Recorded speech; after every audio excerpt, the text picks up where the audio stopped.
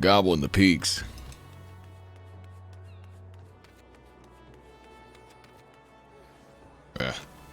Gobble, gobble. Goblin.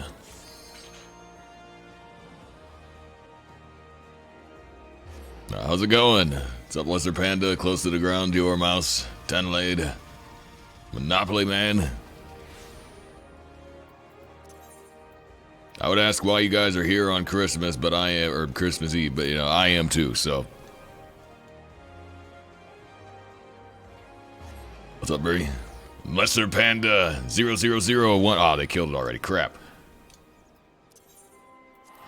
Just trying to get an airstrike. Thank you so much for that tier 1 subscription. You now have access to some pretty awesome cider emotes and several mad babies.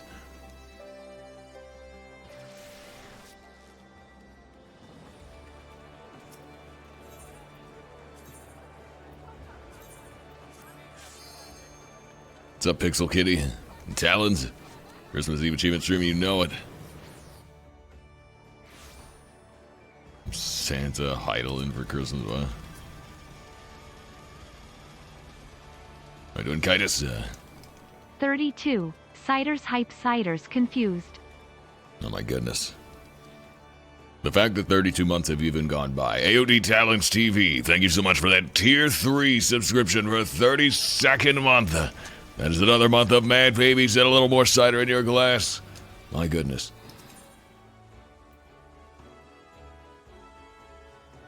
And Darth Hellstrike, thank you so much for that tier 1 subscription for a 22nd month.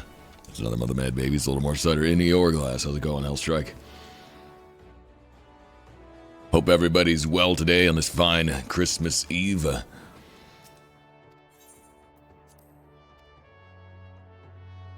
up, Niv?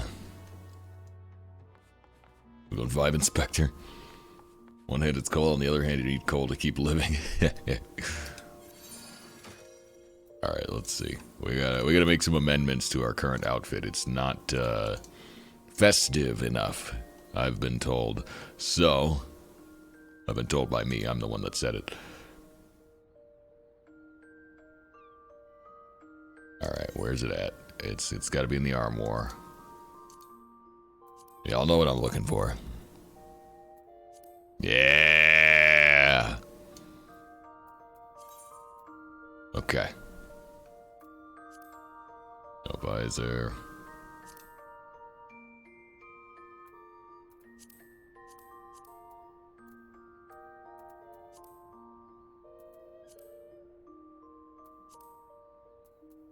We're gonna get those.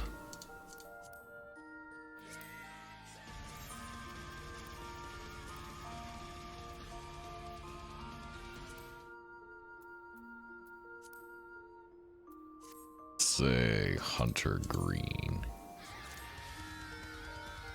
No, it's no good. It's time for small. Yes, it is. I will Legionnaire, welcome to the stream. of this hype train. And to our mouse, thank you so much for that Prime subscription. You now have access to a pretty awesome cider emotes and several mad babies. And Kitus, thank you so much for that 100 bits. You doofus. I saw us at a job yesterday, so I took a personal day. Oh, God. Yeah. Friggin'. I don't know, holiday fever. It sucks. I'm just glad I finally got through the worst part of the Christmas nonsense for my job. And now it's all just kind of downhill, so.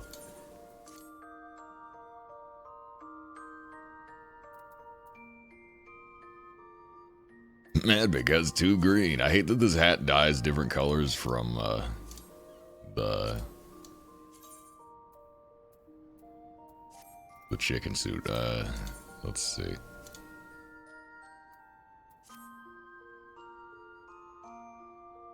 That's not so bad. We could also just color match with the default. Let's try that. Yeah, that's pretty much there. What dye is this? Ochu green.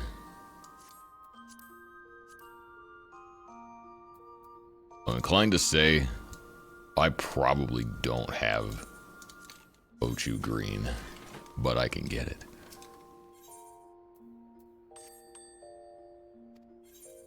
Can no longer find the forest for the trees, lol. Neko Fantasy, welcome. Or sorry, thank you so much for that follow. And yes, welcome to the stream. Ochu, yeah, no, I don't have it. All right. To the market board.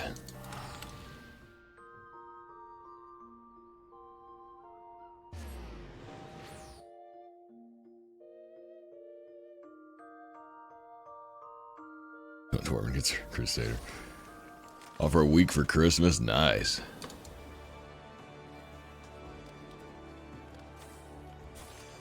There's not 3 more fishing spots. Even nicer. That's the only thing better than being off for a week for Christmas. Let's see. Oh, choo.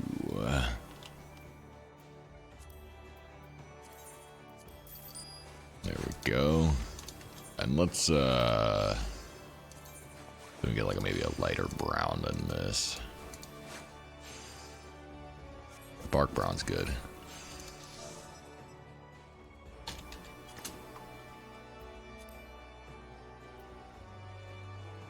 And nobody's got one.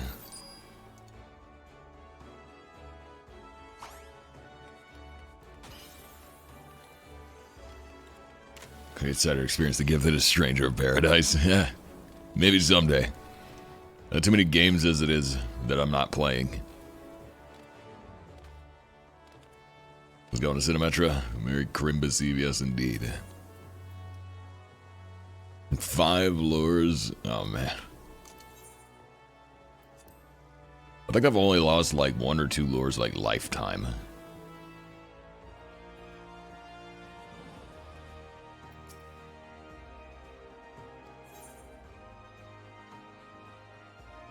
You're playing you because I realized the title from Guild House is good and now I want it lol. Have fun.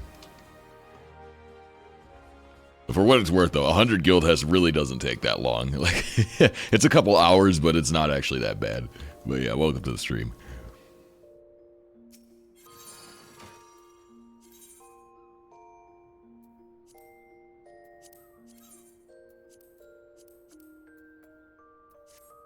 Alright, let's get that.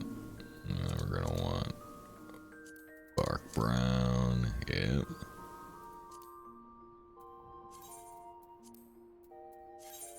Alright, that's our new glam.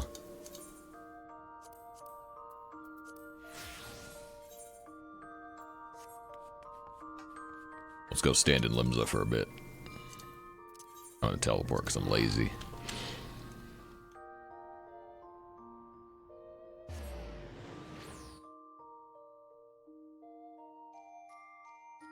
Collecting the Rival Wings achievements. I just gotta wait for Moogle tomestones, that's all.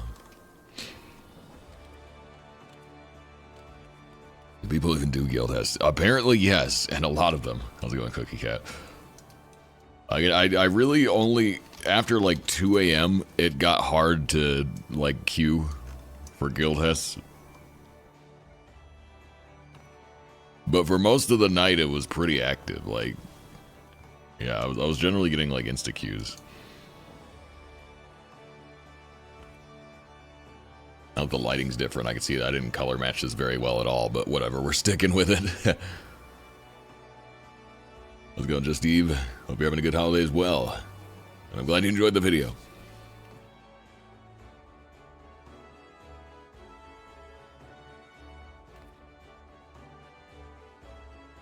Updated version of Discord for Rival Wings now? Oh, that's good. Is your suit white? Because it is? I don't know. You can't just ask why a suit is white.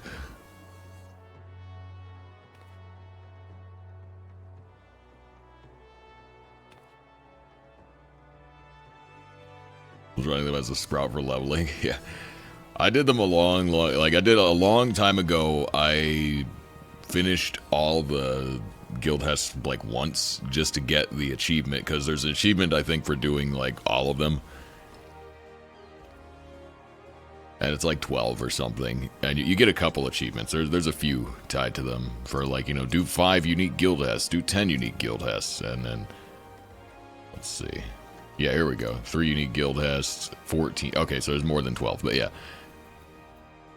And so, like, I did them to knock that out, like, years ago, and after that, I never really touched them. Rival Wings Roulette. I agree. I think they should, like, put some kind of roulette on it so that people will run it more. I've never actually played it, like, not even once. But from what I've heard, it's dead. Everybody says it's basically impossible to queue outside of, like, Saturdays and Moogle Tombstone events, and so, you know, I never even really tried to play it, but I would like to. And it seems dumb to have a whole game mode that, like, is really hard to play just because of the lack of population. So, like, usually they solve that with a roulette, so it seems like it would just make sense.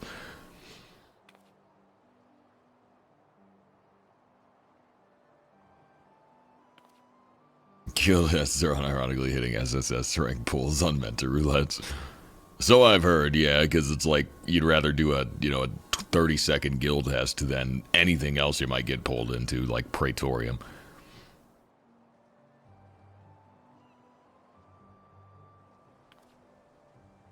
Suit color combo reminds me of something. Is it Christmas? It's supposed to be Christmas. How's it going, Johnny? Garland42, thank you so much for that follow.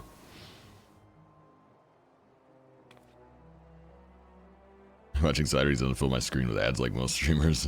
Oh, well, yeah, I try to keep the ads at the least I can have. Unfortunately, I can't turn off the pre-roll ad. There's always going to be an ad, like, when you load into the stream if you're not subbed, and, like, I can't turn that one off. But that's the only ad that you'll have to watch the whole stream. So if you never leave, you never have to watch it again.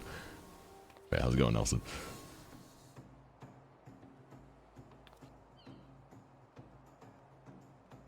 Sorry, suit. Okay, I think the suit accepts your apology.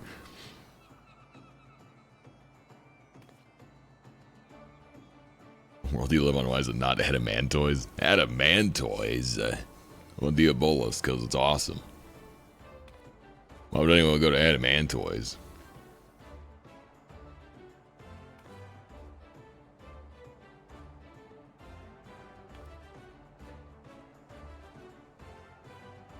If it's dead, it's a super fun mode. Yeah, one of these days I'll try it out, but I know you gotta get like 1,000 victories for achievements or whatever, so obviously I'm gonna do it someday, but...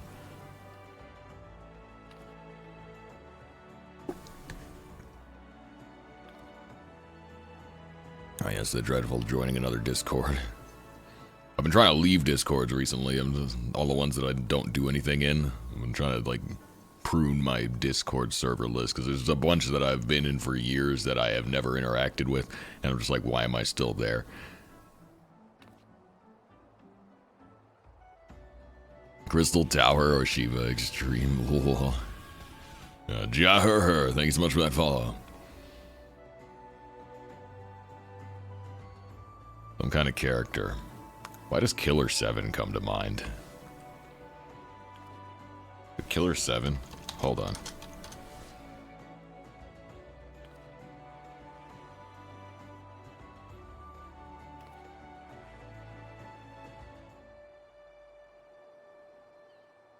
Okay, there's one that's close.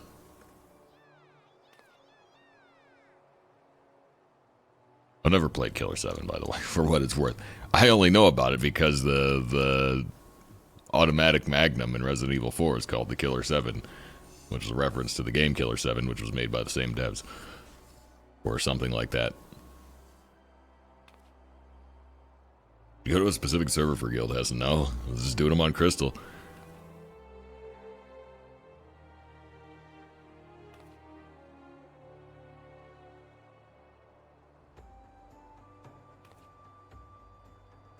How's it going, Elnubby? Welcome to the stream.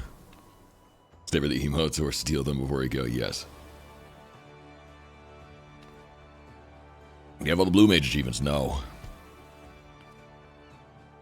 I promised I would only do Blue Mage when I needed it for the Triple Triad cards to get the Triple Triad mount, and it's still like, there's still other cards I need.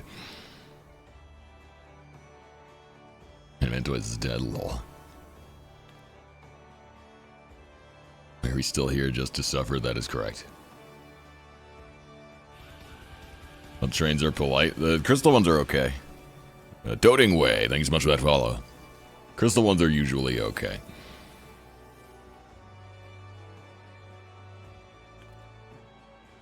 Guild has for challenge log. Player comms, lol.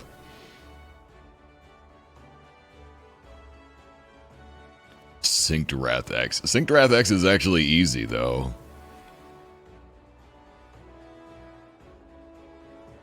How's it going, Bosch? And thank you. What's up, home dog? Pizza slice.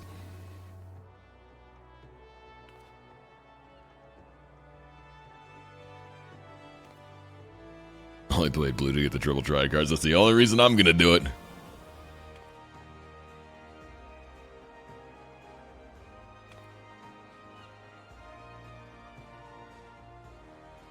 Just do current content. Yeah, I mean, at least it's up to Shadowbringers now. But yeah, I can see why it's not allowed in current content. But it would be cool if they would scale it so that it was, because it does feel a little silly, like having a job that, you know, can't play new stuff. What's the grind? What is the grind? How's it going, Akia? What is the grind? Well, mostly I need to catch up on all the stuff I was neglecting last week, so it's probably gonna be a lot of just boring stuff and hanging out. What's up, Net at Night? Thank you so much for that follow. How's it going, Medikuma?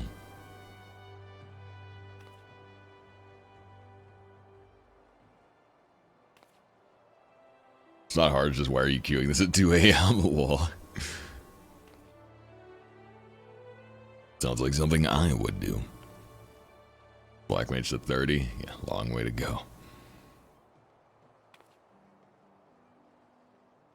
Criterion Savage while taking a break. I gotta get on that.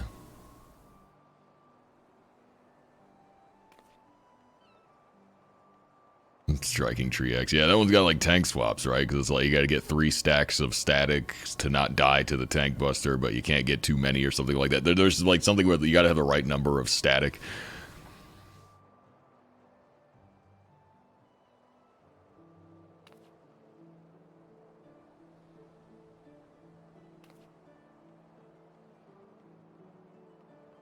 Here's what level the new limited job will cap at. Yeah, hopefully they make it so that it's... Well, I don't know, because they said it's going to be a limited job, which means it'll be limited. You know, it's in the name, so... I guess it probably will still have the same issue of not being able to do modern content.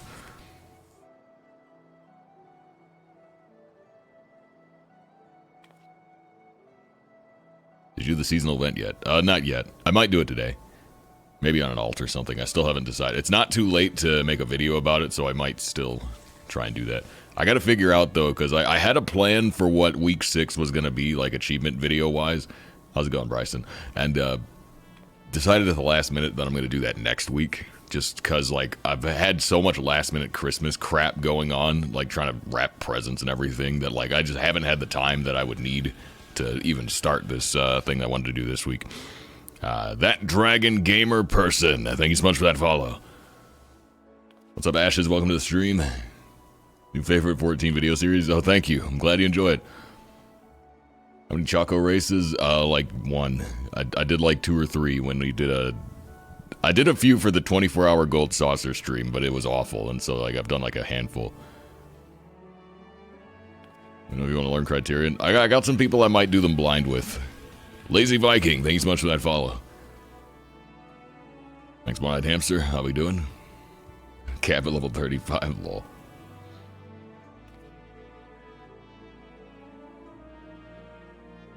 Decent Santa Glam this year. I've been seeing people wear it, so yeah. 7.0 limited job if it can't do 7.0 content. I mean, again, it's labeled as a limited job, so the implication of that is that it won't be able to do 7.0 content. But, I mean, that doesn't make it pointless. That just means, like, yeah, it could potentially offer a new way to play old content that's fun. So, like, I don't think that would be a bad thing. We have the Discord hunt, now I'm in the daily hunt grind. Nice, welcome to the grind. You can never leave.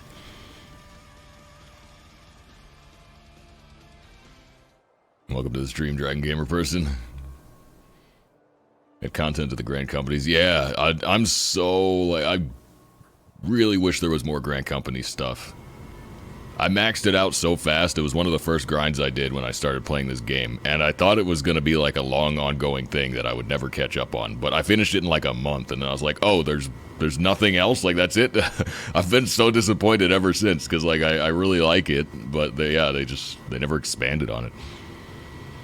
You do the extra stuff after the holiday event. Hope you don't have a certain delivery person in Silly Claw.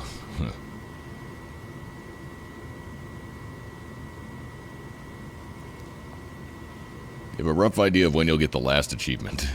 Again, it's a minimum of like 5 years. So, yeah, 5 years from now, I guess. So that's the best I could do. Trying to do the 20 races a week till I hit 3K. Oh my goodness. 3K is rough. I'm not looking forward to that one. Need a body, let me know. Yeah, sure thing. Blind with a who? With the 3 blind mice. Neolitis, thank you so much for that tier 1 subscription for a 6th month. That's another month of Mad Babies, a little more cider in your glass. Like Criterion's legit fun. Yeah, like, because I did the first 2 bosses of the first Criterion dungeon blind with a couple people, and we didn't end up finishing it, because I had to, like, start... I can't remember if that was still the same patch as Savage, or like there was something else that distracted me from it, and I never ended up finishing it. But I don't remember what it was that we did instead. But it was fun, you know, and we were on pace to finish it in like a couple more lockouts, and yeah, I just never did. Marlboro.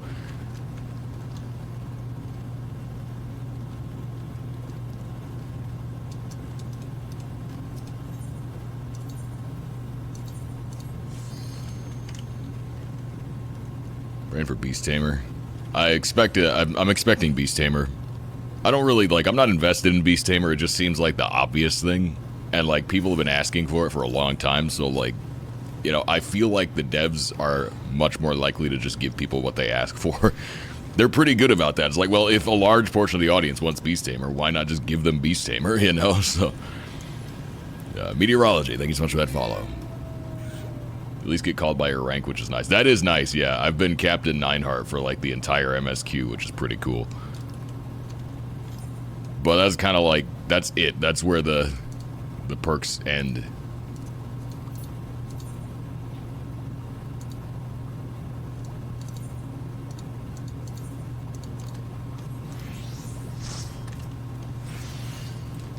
Do the supply and provision achievements. Not yet, no. I'm not even done with my first Grand Company supply and provision achievements. I neglect those really hard, and I need to stop neglecting them really hard, but yeah, I'm lazy. Full Lala team. Yeah, I wish we could do more with squads. Matty T, thank you so much for that follow. Because I had so much fun with the squad system. I wish they'd expand the leveling on it and, like, allow them to enter more stuff, but... Fun Beards, thank you so much for that follow. Squads are beta for trust and are just abandoned content. But the thing is, like, if they were just, like, you know, experimental, like, trust tech, they could, hypothetically, why don't they plug in the trust stuff into squads and update them with it, you know? Like, the programming's already there. So that was close to Abyssos, so something like that, yeah. TOP streams. Yeah, I did like 2 or 3 days of memeing around in TOP and Party Finder, but that was a nightmare, that. Couldn't get past Pantocrator. PF was pretty much a joke,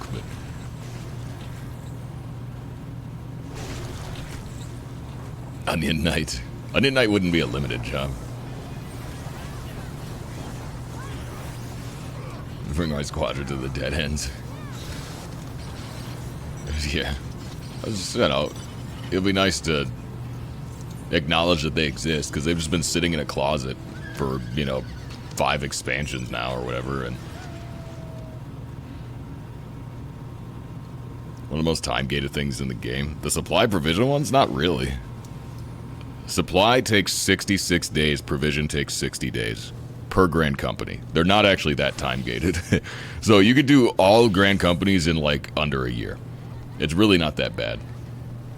It's just annoying because you have to do it daily. And, like, you know, if you had low-level crafters where the materials are cheap to buy off market board, it's not so bad. But at endgame, if you're not gathering the materials yourself, you end up spending a decent amount of money on it. Or a decent amount of time gathering them, so it's annoying either way. Like, and that's the main reason I haven't really kept up with it, is just because it's a hassle. Oh, man. Oh, wait, I'm still on Marlboro. Nice. North Shore. Oh, that's Mateus. Crap.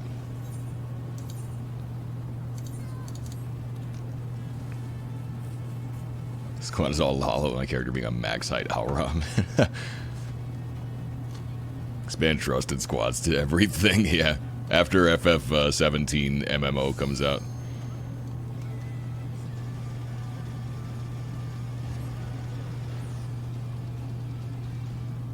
Merry Christmas, Mr. Man with the nice suit.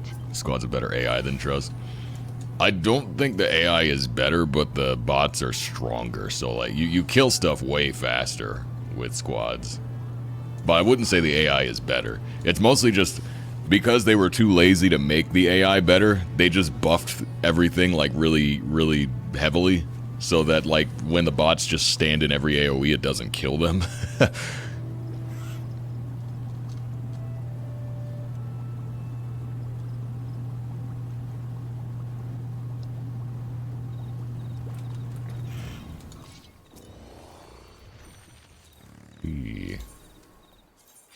Roll 1,000 cast data.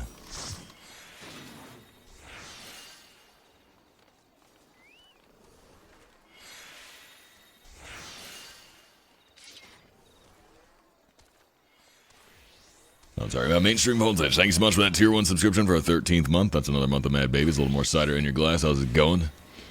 Merry Christmas to you as well. Send your retainer to get him. My retainers aren't leveled. They suck. Squadrons are dead. It's not that I expect them to get updated. I just want them to. I wish they would. You know, it's on the wish list. I don't really have any expectation they're ever going to do it, but it would be nice is all I'm saying.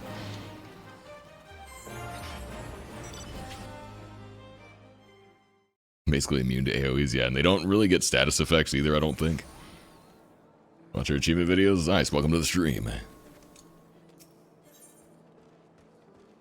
To actively play worse, the better you play to keep completion time consistent. Yeah, it's really annoying.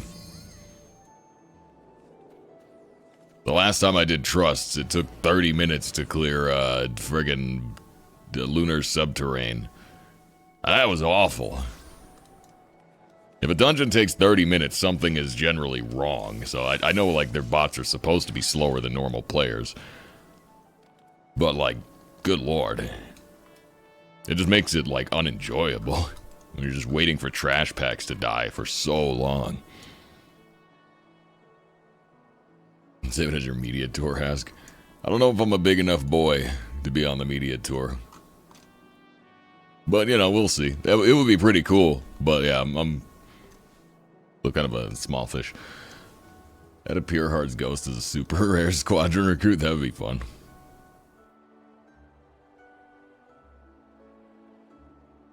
Rihanjay will let you die if you full pull. Lol.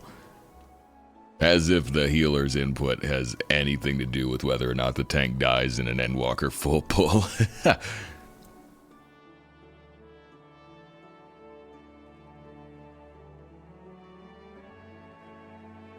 Trust bots don't sing. Yeah. That's awful, though. It's so bad. You sit back as DPS, never press an attack button, it'll still take 30 minutes.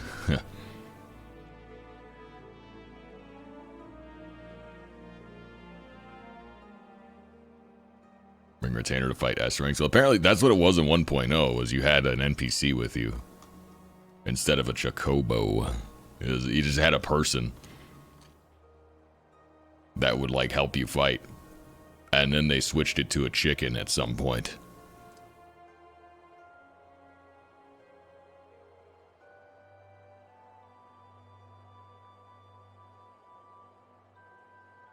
Yeah, I gotta do the trust achievements too. I'm not looking forward to those ones. I'm not looking forward to those ones at all. Now, welcome to the stream, Miss Outbound.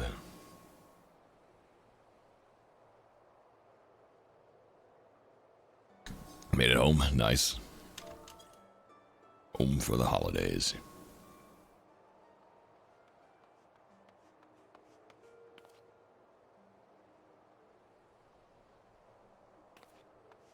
Halfway through Ishgard Restaurant. Wow.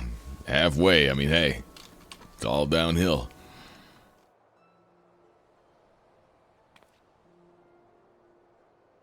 They're on stream brain off for 30 minutes. Yeah, I suppose so. Pretty much just watch videos and stuff. It's probably what I'll do. 83 achievements waiting for you if you don't don the blue mask. One day. One day.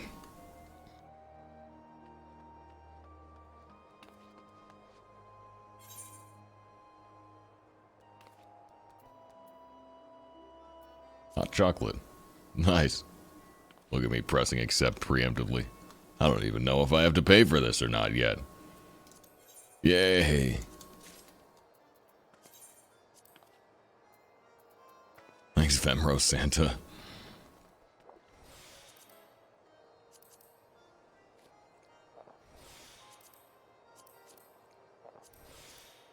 Saint of the Firmament. I wish I had been around at the time, because I would love to be one of the cool kids with Saint of the Firmament, but I just, like, I hadn't even started playing the game when that was going on, so it was not possible.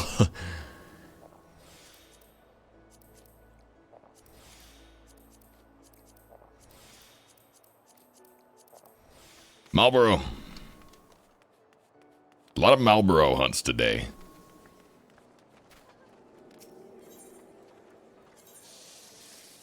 I'm gonna ask a question because I'm too lazy to pull it up. Does anyone have Faloop open? Which world is the, last time I checked, it was basically up everywhere because nobody ever spawns it, but I need the Pale Rider from Heavensward. It's the Hinterlands S rank. And I'm willing to spawn it myself if it's, like, up.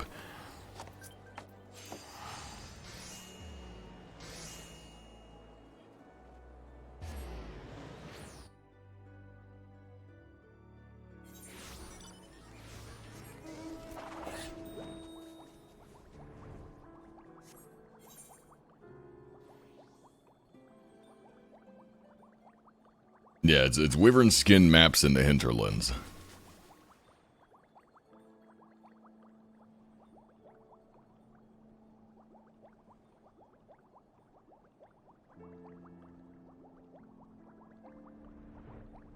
Just popped on Leviathan. Ah, crap. It was up on Primal a few times yesterday.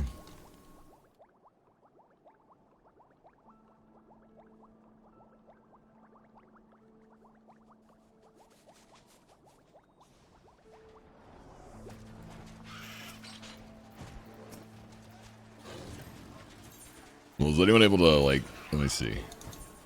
I'll check in a second. I'm on Crystal, so ideally looking for, like, Diabolos. That being my home world, that's just the easy one, but... Oh, that hunt party's no girls allowed. That's probably why I couldn't join it.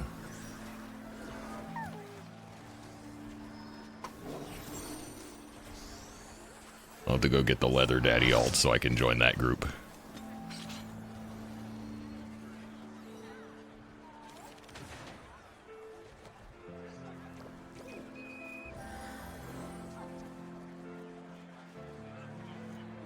Haven't even done all the Firmament quests. Yeah, lol. They've been up yesterday. Up as in, like, able to spawn. Only Mateus and Balma. Oh, okay. Well, somebody spawned them. Ah.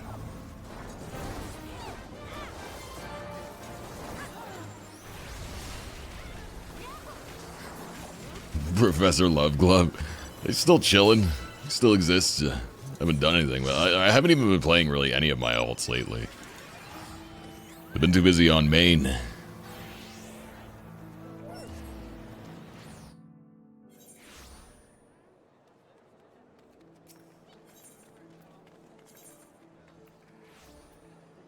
Yeah. Oh. I need those Chad party leaders that instantly disband after the Mark dies.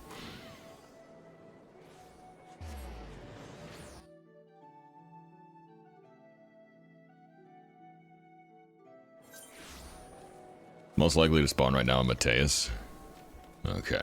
Might have to do some wyvern skin maps on Mateus. I guess I can do that now. I mean, why not? I got nothing better to do. I'm just standing here waiting for things to spawn anyway, so.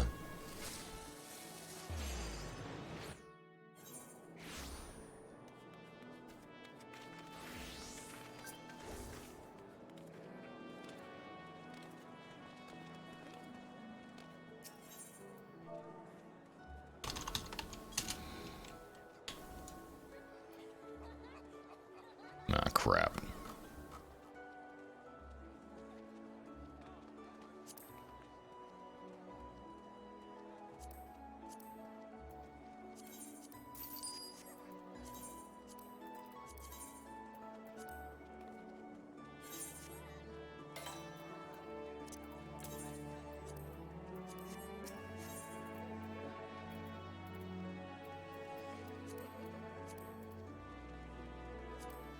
Boop, boop, boop.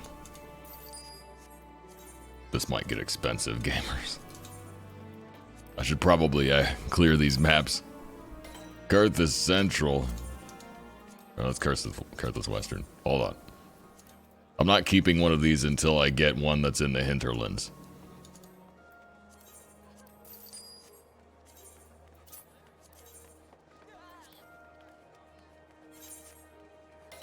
Churning Mists. Wow. Yeah, I can see why this one doesn't get spawned that often. Probably need to clear these maps so I can make back the money. The Forelands.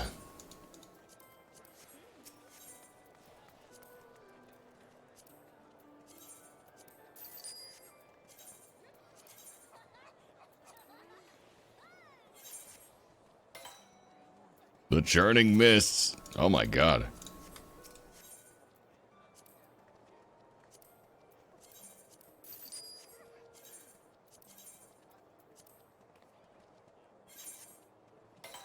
The Forelands again. Wow, yeah, no.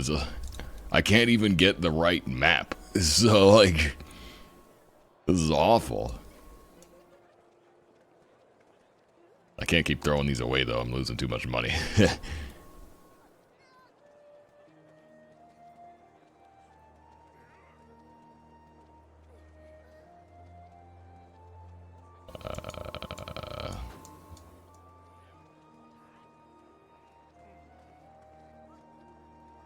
Oh, there it is.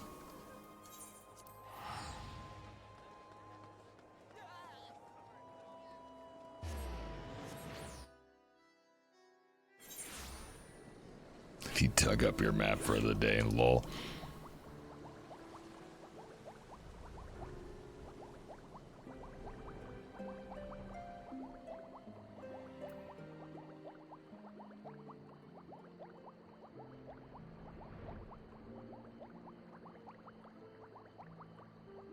Yep, there's Agrippa. They've been pulling these kind of early today, so if I dig up this map, I probably will not make it to that.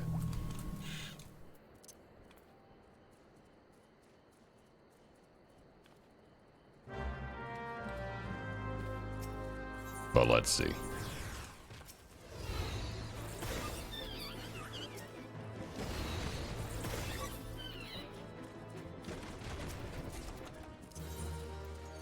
What we get?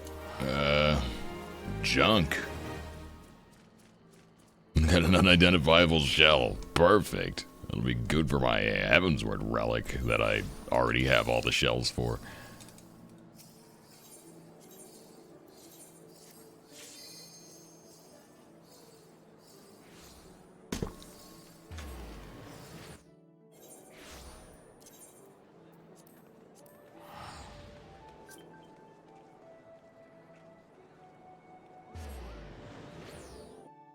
But you don't have to do every recipe for Craft X. It's pretty close, though. Like, you can still have to do, like, tons of them.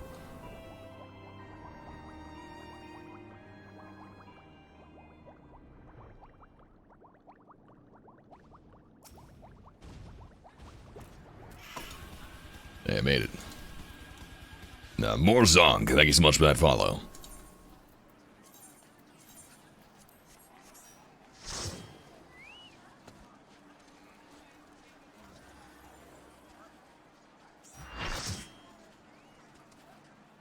Six hunts on Midgard. Or not quite Christmas, yeah. I was going warmonger.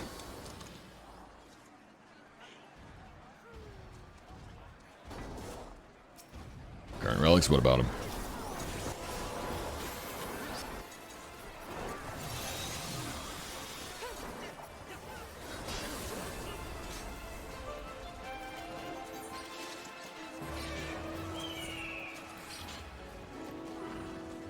Oh, the crafting one, sorry.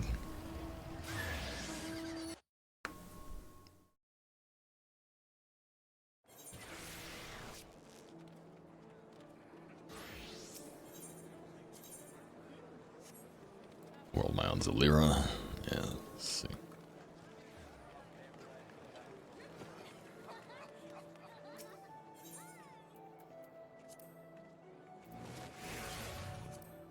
What's everybody got going on for Christmas this year? Anything fun? I'm gonna be hanging out with the family tomorrow, but today is just like last minute day. Which is why, unfortunately, stream can't run long tonight.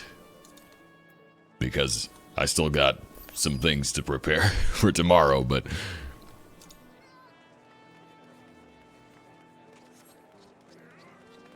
Yeah, with doggo and drinking. Hey, sounds like a good time.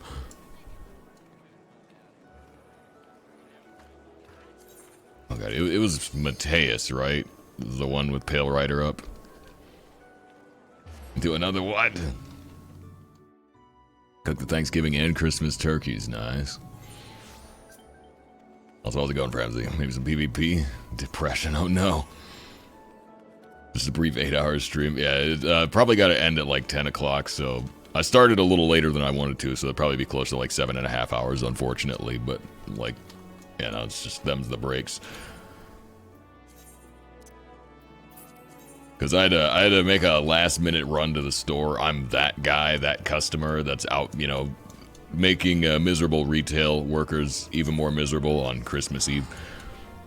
But I also am a miserable retail worker, so, like, I feel like I kind of get a pass, you know? Like, I've had to suffer through all the same crap, but yeah, there's a couple of random things I had to grab last minute before all the stores closed early, and, yeah, I'm still, like, I got all my gifts wrapped, but the thing is, like, we're doing Christmas at my house this year, and so I decided at the last second, I guess I'll, like, just decorate, you know, the interior, just to make it kind of feel Christmassy.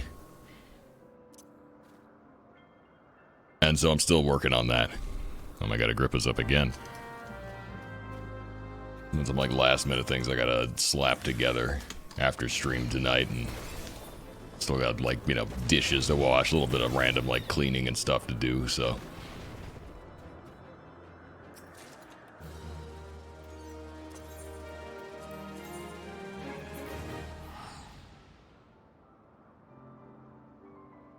Went to Canada to be with my husband's family. Hope you're having a good time in Canada. Wrap up gifts for kids, nice, nice. Yeah, I did all my wrapping last night.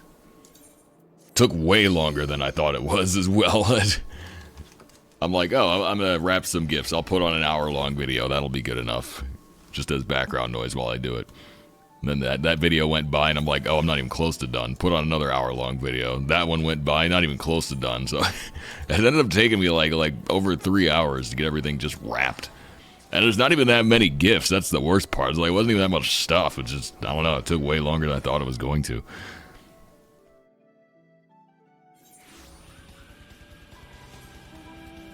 Che-Chi, thank you so much for that follow. Rap on stream, lol.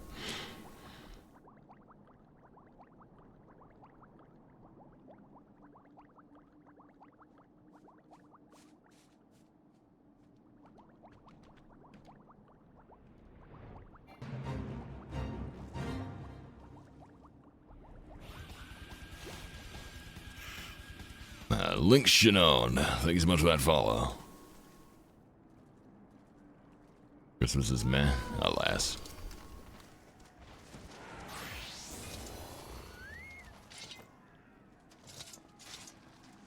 Open a crap box and get your crap. No portal for you. Yeah, I don't think Wyvern's getting bad. I'm pretty sure these don't even have portals. One goal of clearing TOP. Nice, congrats. How many presents is it that can't get done in 2 hours? There's a lot of it's just big boxes. It's like little stuff in big boxes, so that made it take longer because I had to figure out how to even make it work. But yeah, it was, let's see. There's like 8 people. Some of them got more than one thing, so I'd have to think about an official count. But it was probably like 20 things I had to wrap, probably something like that. But they're all awkward. And in some cases, I had to construct the box in a big pile of like spare cardboard, and so like there was stuff that just didn't have a box or wouldn't fit in a normal box, so I had to like fold the cardboard into a box. There was a lot of that. Gift bags. That's probably the way to do it.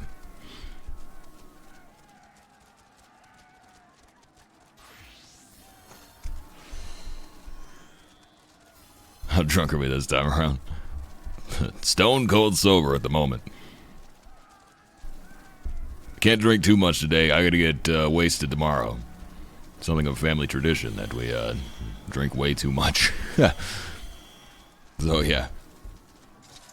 But I don't know. Sometimes like drinking the day before is the best way to prepare for drinking the next day. Like sometimes that helps. Like your body's already acclimated to being, miserable.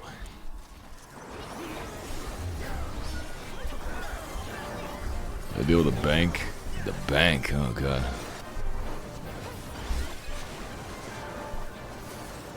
Took a nap and just had the mother of all Charlie horses. Oh, it's the worst. Do you ever get this? I get this sometimes. Well, I used to anyway. Like, it happened a lot this year. It stopped happening, thank goodness. But, I would, like, wake up in the middle of the night. Very specifically. And, like, stretch my legs. But then my calf muscles would just cramp. Like, immensely. And it was the worst pain ever for like 5 minutes. And then I'd just go back to sleep. But like, I don't know why that kept happening. But it happened a lot for like, for several days out of this. Probably like, for a good couple of months, like late summer, that was a thing that just kept happening. Oh my god. Who spawned Pale Rider? How did you do it so fast?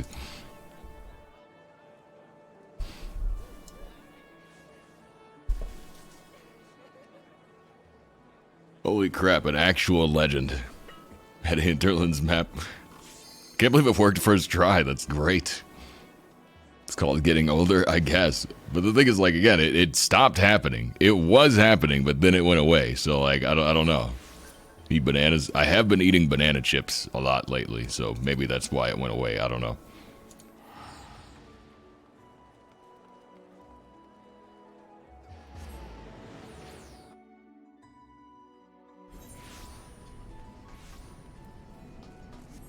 Wake up early for school at 15. My leg cramps up. Yeah. The real worst, the worst one's one I used to get because when I sit in a chair, like first of all, I shift positions constantly. I never sit in the same position for very long, but I'll often like sit on my knees but on the chair, if that makes sense. And sometimes if you sit like just a little bit wrong for too long and you go to like stand up, I don't know if it's like a partial dislocation or what, but like your knee like locks into this position where like if you try to straighten your leg out, it's the worst pain in the world. And the only way to make it go away is to just do it, just to straighten your leg out. And there's just like, I don't know. I don't know how to exactly describe it, but it's very specific. And I used to have it to be a lot because I'd always sit on my knees. But like, I don't know. It's awful. Just awful. A fate worse than death, really.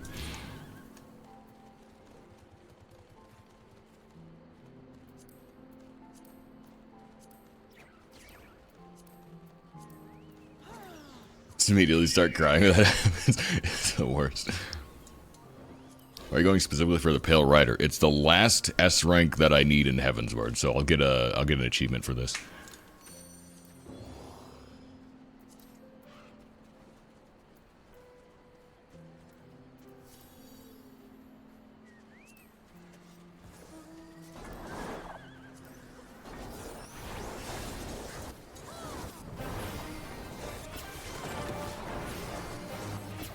Is that why you're standing for the stream? No, that's not why, but like, I will say, since I stand to stream, that doesn't happen, so it's kind of nice. Went from both legs to one for 5 minutes. Oh, that's the worst. Mark of the Dragon S. 5 points. We are gaming.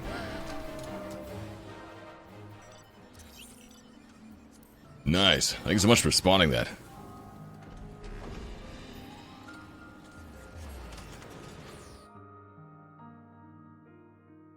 Used to do sports swimming, the cramps were just a given after every single training. Ugh. Just get that as a child would be screaming. It was the absolute worst. And it's like, because you got to stand up, you know, but your leg is like stuck like this.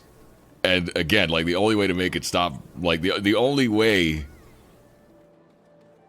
forward is through. So it's like, it doesn't hurt while it's folded, but when you try to extend it, it's the worst pain ever. But if you're trying to stand up, you need to extend it. So it's like, you gotta do it.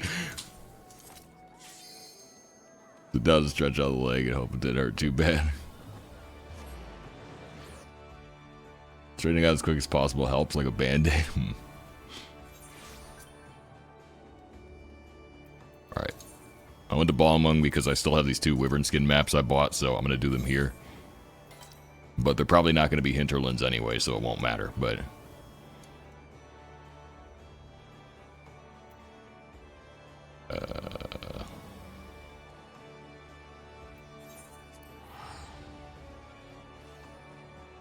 If I felt them coming on, I would straighten my leg and not move it for a little. See, the thing is, I wouldn't notice it until it was too late.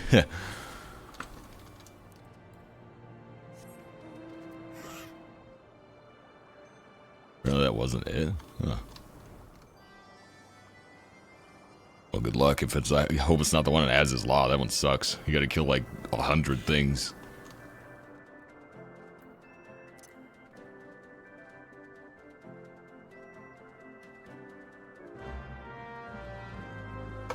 Keep it from hurting for 2 to 3 days. Yeah, I've never had that happen.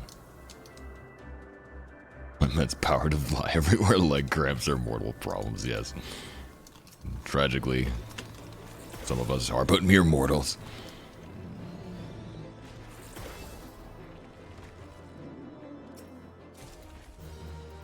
Man, these maps don't drop anything good. They're not even paying back the investment. I know they're solo maps, but like, holy crap.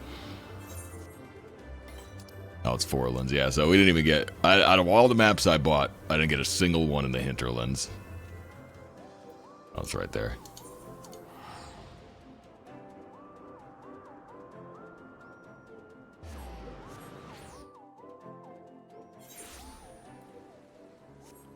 Agrippa on Goblin.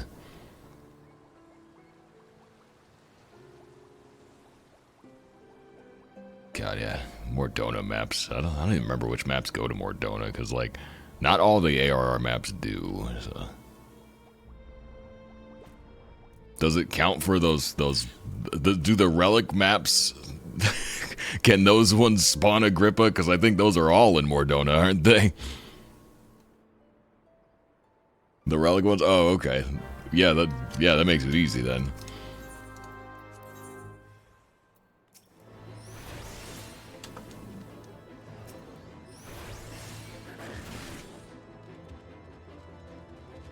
Tourcast rolls around 200k each from that map.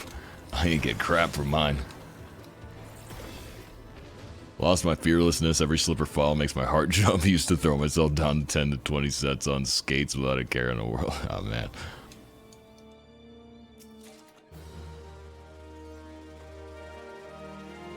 Antique leather, that's a thing, right?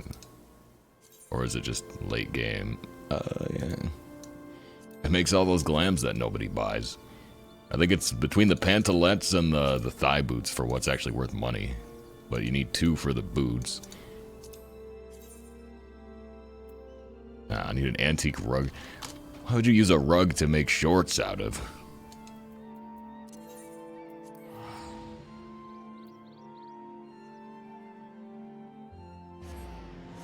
A viewbot? I haven't seen one of those in a while. Hey, God Akia who flies everywhere.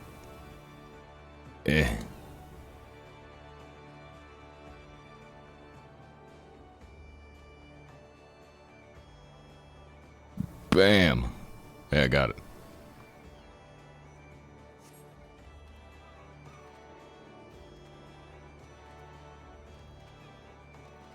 Poetics you can try for Alexandrite maps.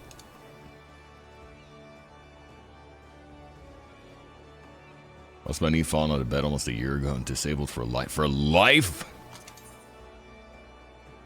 You can't even get like a knee replacement?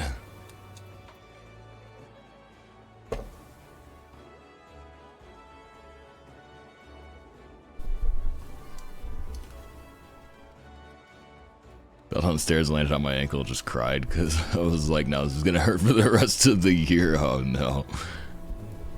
Oh no, like I'm still in my 20s. I got a little bit of good time left, but like I want to believe I'm in okay shape, but I could be a bit more active. I gotta get back on my workout grind. I've been slacking on the workouts. I got the diet sorted out, but my workout sucks.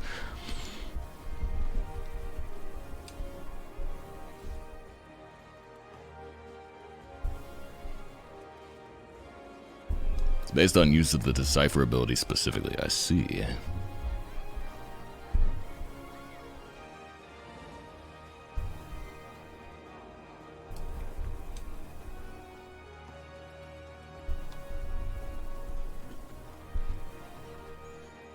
Gonna head out and get some stuff done? Yeah, sure thing. Thanks for hanging out. Mod actions on mobile, yeah. I believe that.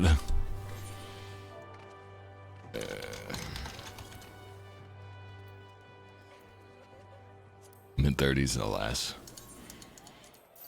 Time waits for no man.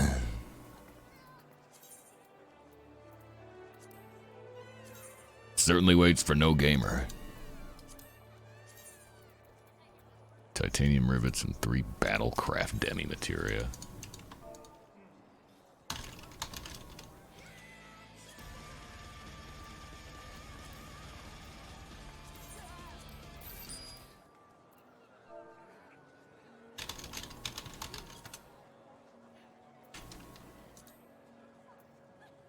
Huh, these are actually cheap.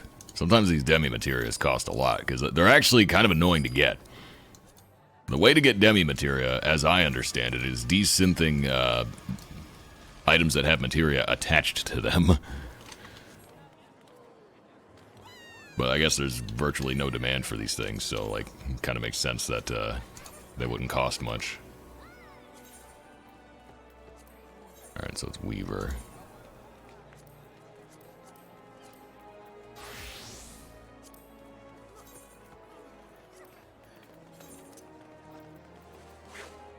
Oh, sorry, Mystic Dewdrops. Thank you so much for that tier 1 subscription. You now have access to some awesome cider emotes and several mad babies. And thank you so much for gifting that tier 1 sub to Gelnek, who also gets some pretty cool emotes. Thank you so much, Mystic Dewdrops. Time waits for each is built different, I guess so.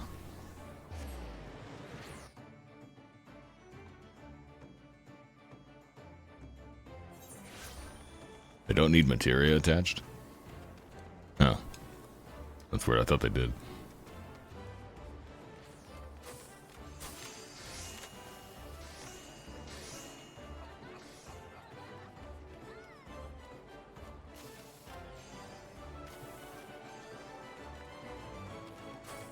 Other styles do? Okay, yeah. But I was trying to get a bunch of, like, I want to say field craft demi materia for some crafting I was doing on an alt. This seems like a nice ledge. But, yeah, I was looking up how to get them, and apparently, allegedly, it had to be, like, materia-attached crafting gear. I didn't need demi materia. Well, I don't, but, like, there was a point when I did, and so, like, I was looking into it. And I was reading up on, like, spirit bonding and stuff like that, and oh my god.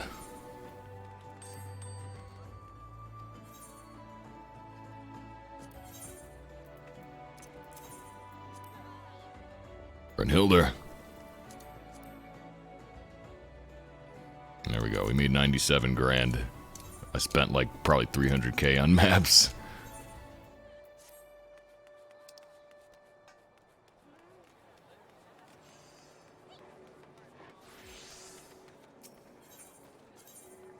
About the amount of time it took me to put that on the market board. Okay, I'm only 13 in queue. 13 in queue, I might actually make it.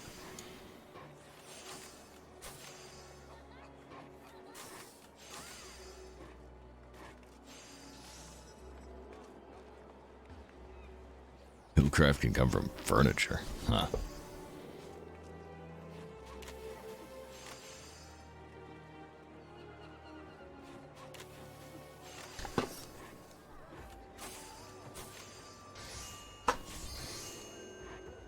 Oh, wait, actually, guys, if I get to this one, this is also an achievement.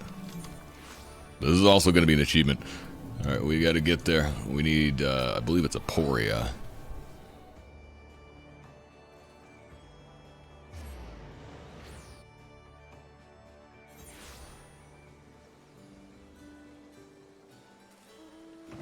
Oh. I'm like, why is my mount, hotkey not working? It's because I'm on the wrong job.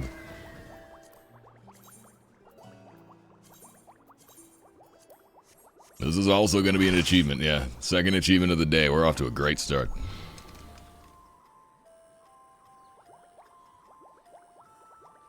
Legionary masks.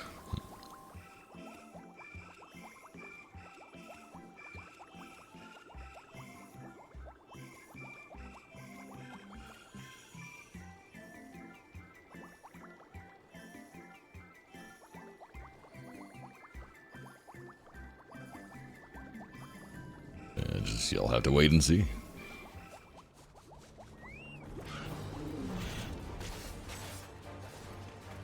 Look at this idiot sleeping. Gaping manhole. Yeah. I'll blame that one on the whiskey. That might have been after I started drinking gin. There was one day I recorded where I sipped a little bit of whiskey. There was another day where I sipped a little bit more than a little bit of gin. But a lot of that got cut out because like I talked about this in Discord, but there was 11 hours of footage for that last video. And so like when I trimmed everything down, like most of the footage, mind you, is just like silence as I'm playing the game. Because I usually only commentate when there's something interesting to talk about. That way, when I'm going to edit, you know, I can look at the audio waveform to find where all the good parts are. Because if it's just silence, then I know that nothing happened. And so I just trim those parts out. So yeah, but the majority of it was, you know, just like throwaway footage. But it was 11 hours of footage. And so when I cut it all down, it was like 40 minutes.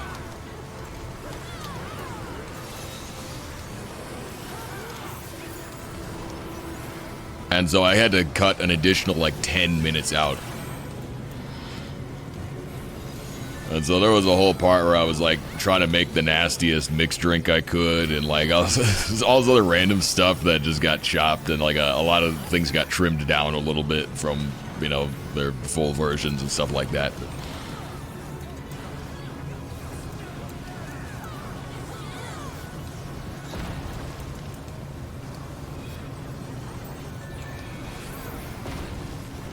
I don't know how to do the sneeze mechanic. I don't know how to do any mechanics. I'm a scholar.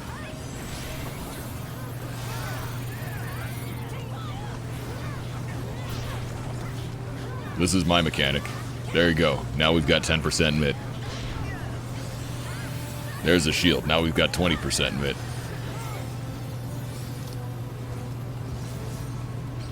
And there it is. Take your S game further 1. 10 points. That was indeed 30 Endwalker S ranks. Oh man, what a good day. I gotta start remembering to put clip markers though, because sometimes I forget to do that and it makes it really annoying to find the clips later. What's up, Jatirism?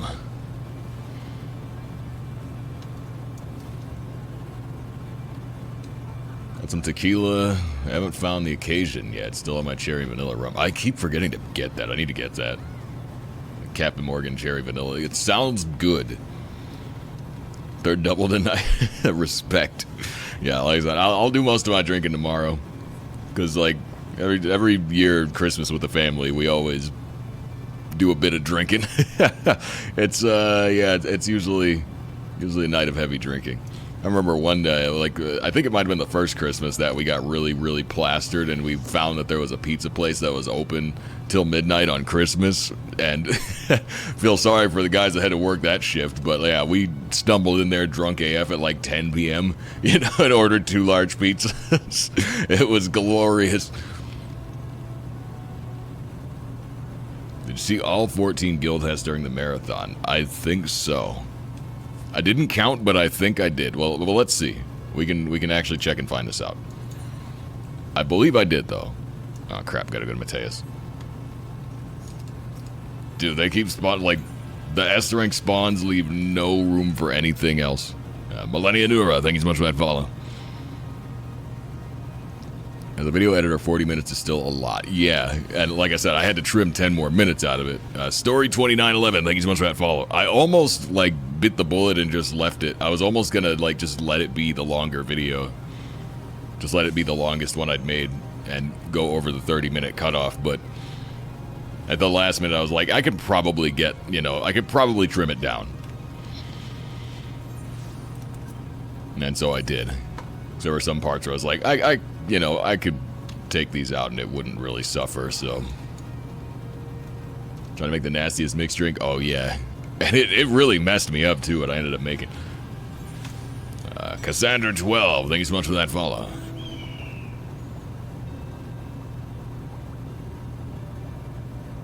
Certainly wouldn't mind a slightly longer video. I figured, like, most people would probably be okay with it, but, like, I don't want to delve into, like, really long videos just yet. I want to keep it to 30 minutes for a bit. Let's let the series get established. We'll experiment with longer run times, you know, after a little bit. Fire Dancer, thanks so much for that follow.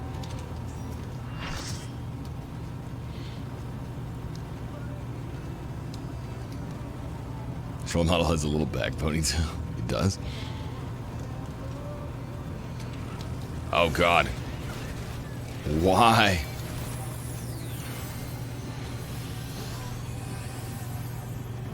The nastiest drink you made / came up with. Okay, so. I wish I had the version. I should have saved the version of the video that had the original clip in it, because it would be easier to just show you that rather than re-explain it again. But I'll try and walk you through it. So, I made a gin and tonic. And I put a little bit of the lychee liqueur in it, just because I was curious. And it wasn't good. And so I was like, this might be one of the worst drinks I've ever made. I wonder if I can make a worse drink. And so my thought process as well is, well, the Pisco was the nastiest liquor I've ever tried. It's like South American brandy, but it's really bad. It tastes similar to moonshine, but not like flavored moonshine, just like proper moonshine, which tastes like moldy bread, and that's what the pisco tasted like. Nothing at all like brandy, even though apparently like the process of making it is very similar. And so I'm like, I'll start with a base of brandy. So I poured a double shot of brandy, and then let's see. Let's put it like this: it was 1 part pisco, 3 parts lychee. I called it peachy. And at first, when I started sipping it, all I really tasted was the lychee, which is sweet and, you know, like almost not quite citrusy, but it has a very particular flavor to it. It's very syrupy. And so I'm like, okay, this isn't so bad. But the further down the cup I got, the more I started to hit the pisco, which is disgusting. And yeah, it was not a very good drink. And after I drank it, I just felt the overwhelming urge to go to sleep. Like, after I finished it, I just lost all will to be awake. And so at some point in the video, I just took a 2-hour nap. And so it was rough.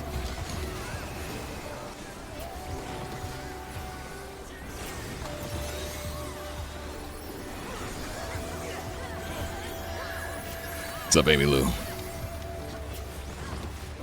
Quick clip button. Oh, there still is. There still is. That's just, I always forget to press it as well.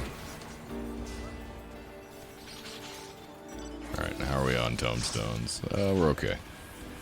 Star Towers, thank you so much for that follow.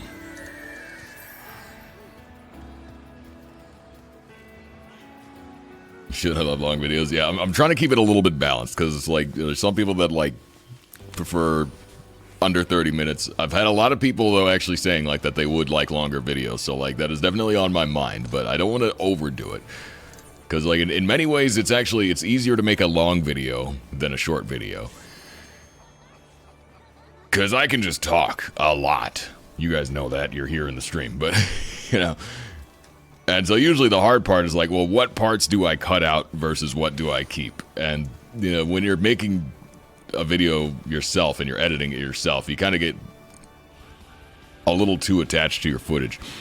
Choco Kobo, thank you so much for that follow. And so you think, oh, but this is all good stuff, I want to leave this all in, but then you kind of gotta, like, pare it down. It's like, okay, well, maybe this isn't as good, maybe this stuff can go, like. But yeah, it's harder to cut stuff sometimes than it is to just leave it in, so, but yeah, I think, I want to keep it under 30 minutes for now. I'll experiment with longer video lengths in the future. I think if I do end up making the Mentor Roulette series, which I want to, it's just a matter of if I have the time to actually do it, that one will not have a set length. It'll just be however long the footage turns out to be, so. Well, thank you, Jet. I'm very glad you enjoy them. Can't wait to make more.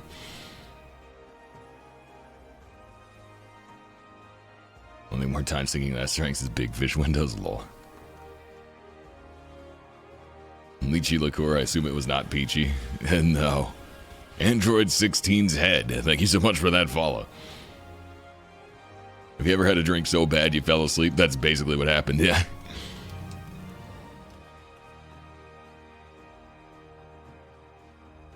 Video length is a myth. If something is fun to listen to, who cares how long it is? I'm trying to keep it kind of balanced, though. Because the thing is, like, yeah, people that are already watching the series, especially a lot of people say, oh, I use this as background noise while I'm playing the game, which is what I figured, like, would be the audience anyway. But, you know, the people that are already watching it probably won't mind longer because they're already, you know, invested. But as far as, like, reaching a new audience, you don't want to overdo it. You know, a lot of people are like, if somebody sees a 2-hour Let's Play of some guy doing guild tests, you know, they're probably going to hesitate to click on it. So it's a balancing act. It's like, yeah, I could make 5-hour videos, and I'm sure a handful of people would appreciate them. But, you know, it's going to have diminishing returns.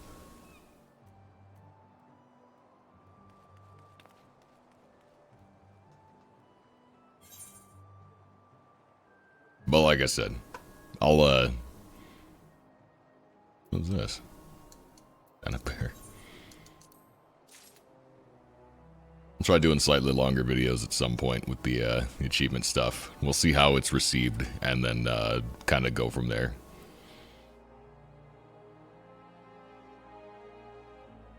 You put your VODs on YouTube? Not really, no. I probably should, but I'm lazy. We got to unlock mentor status yet? Not yet. I think I still need to do SOSX. Pretty sure that's the only thing I haven't done yet.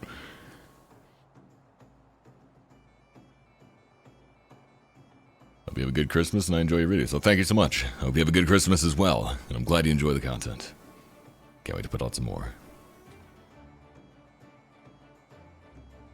Sending a bill for my broken mouse for how fast I clicked on it, lol. Well, yeah, well, like I said, I can experiment with longer stuff in the future. But for now, I want to keep it at 30 minutes. For the achievement series, anyway.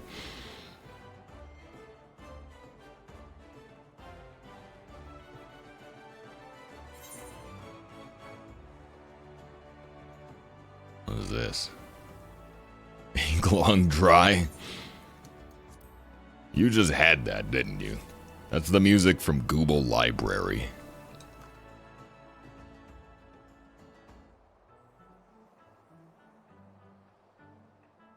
Oh, I'll tell you what I need to do today. This. See this right here? 79 allowances. The other day I checked because I'd been putting them off and I was at 99. I came very close to overcapping on leave quest allowances, which is sacrilege. So I really need to do those today.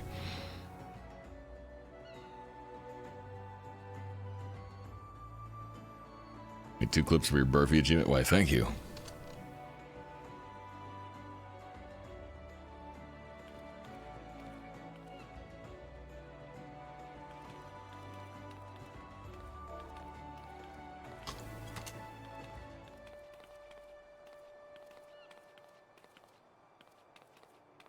They need to make a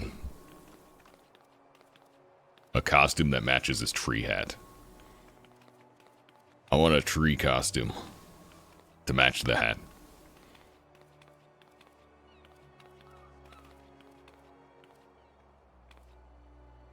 Done any of the ultimate raids yet? No, not yet.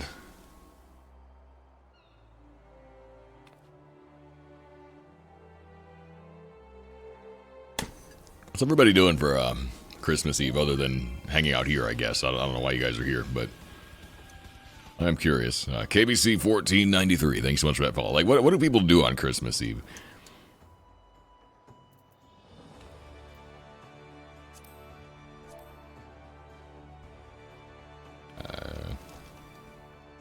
Thanks. Debating starting the drinking. Fair. Straight to TLV, it'll be funny. Lol. Are you happy with being a Christmas chicken? I'd rather be a Christmas, well, tree.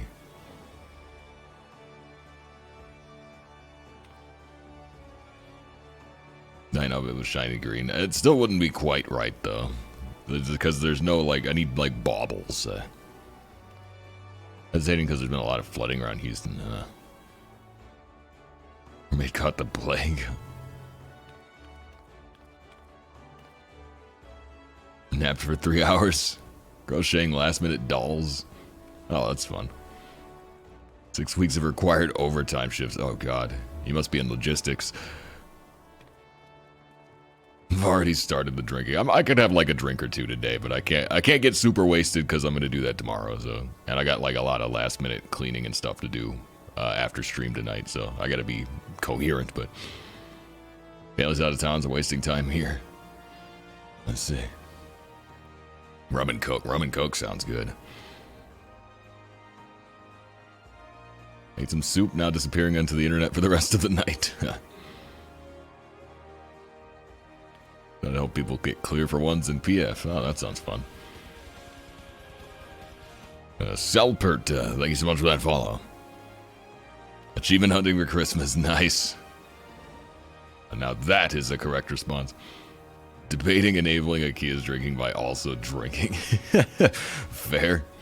Used to do family things, but lost a lot of family members, so I'm sorry to hear that. I hope you can still enjoy it nevertheless. Just relax and chill and enjoy some good food. Yeah, like I generally like most of my like immediate family, we all get together, make a big Christmas dinner. We do the gifts and all that, and then yeah, we just get wasted. So I'm looking forward to that part. I got a handle of Fireball and a gallon of apple cider. For the past few weeks, this has been kind of the go-to mixed drink. Turns out it's pretty good. It's also cheap, which really helps. Curl Amarong.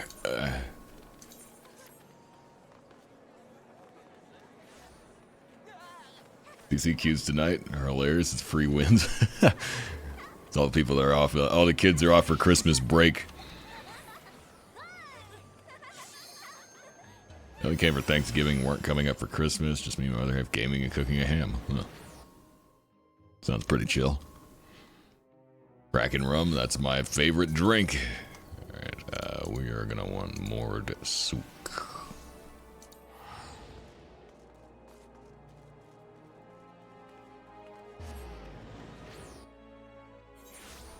Yeah, good old Fall Guys event going away. I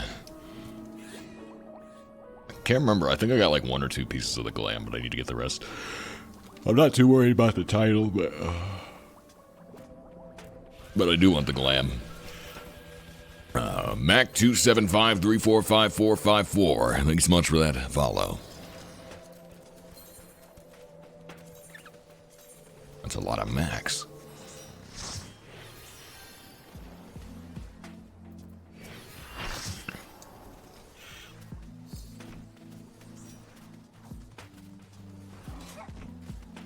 Free teleports everywhere, nice.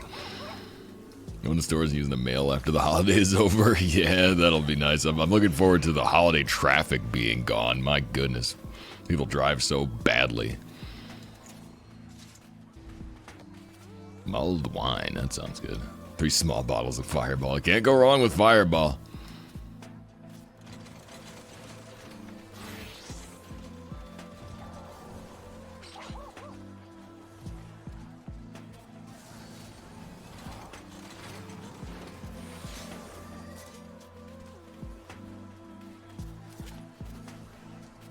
Yeah, I got the Fireball in a apple cider is like just the general purpose mixing drink.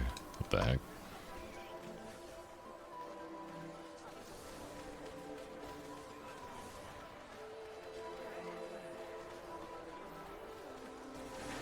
Huh.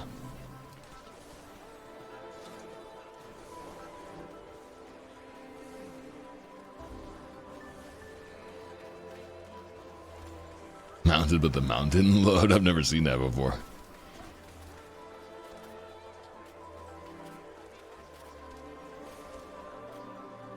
Well, thanks, Pachi.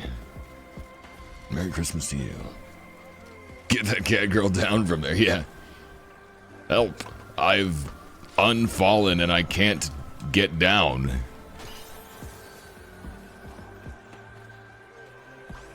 This is like she needs an Australian life alert. Cinnamon liquor and any sort of apple-based drink. Yeah, I've been favoring Fireball lately because again, it's cheap. Tanooms, thank you so much for that follow.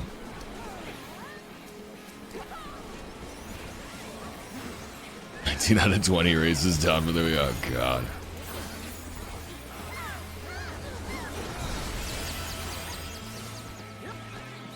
Forest fire. There's not even a forest out here.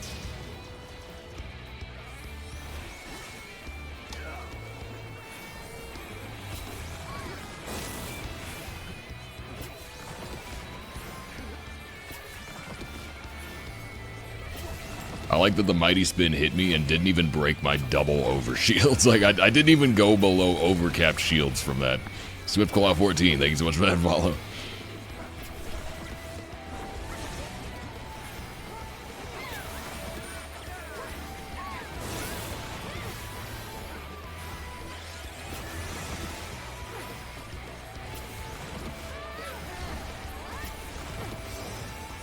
100 sacks of nuts.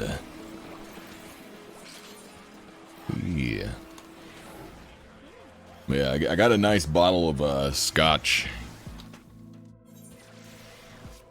for Christmas dinner that I'm really looking forward to trying. Yeah. I'll let you guys know if it's good. But I don't know. I'm not like a high. I'm not like a classy drinker. You know. Usually I just drink cheap crap or like mixed drinks or stuff that's like relatively big brand. Whereas when you get into like the fancier side of liquor, people get like really like snobbish about it. And talk about like nosing whiskey, and I'm like, bro, who's sitting here sniffing their glass before drinking it? Like, literally, who cares?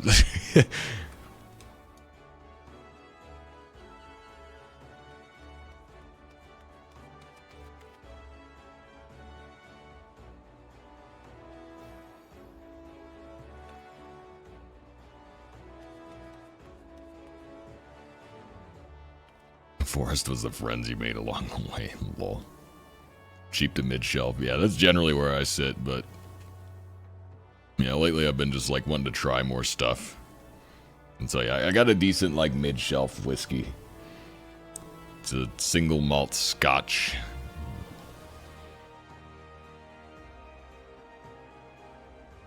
It's definitely the nicest whiskey I've ever purchased, so we'll see if it's any good. I know at one point at a convention I was at, some guy let me try his $200 whiskey, but I was already drunk by that point, so I don't remember what it tasted like. I don't remember if it was good or not. I mean, it wasn't bad. I would remember if it was bad, but like, it's like I was already too far gone to appreciate it, so. It has to taste like juice for me. Yeah, I don't mind like bitter flavors and like, I don't mind the taste of alcohol and the different styles of liquor and whatnot. It doesn't bother me. But I can appreciate a sweet drink as well. Only the classiest gas station vodka. Oh, God. I can't tolerate gas station liquor because, like, most gas stations don't sell real liquor. Like, they can only go up to, like, whatever the amount is that you're allowed to sell in a normal store without having to be like a designated liquor store. And so it'll just be like 20% at the highest. And so basically it's all watered down. and so it's like the worst. And so not only does it taste like trash, it's not even strong enough to really do anything.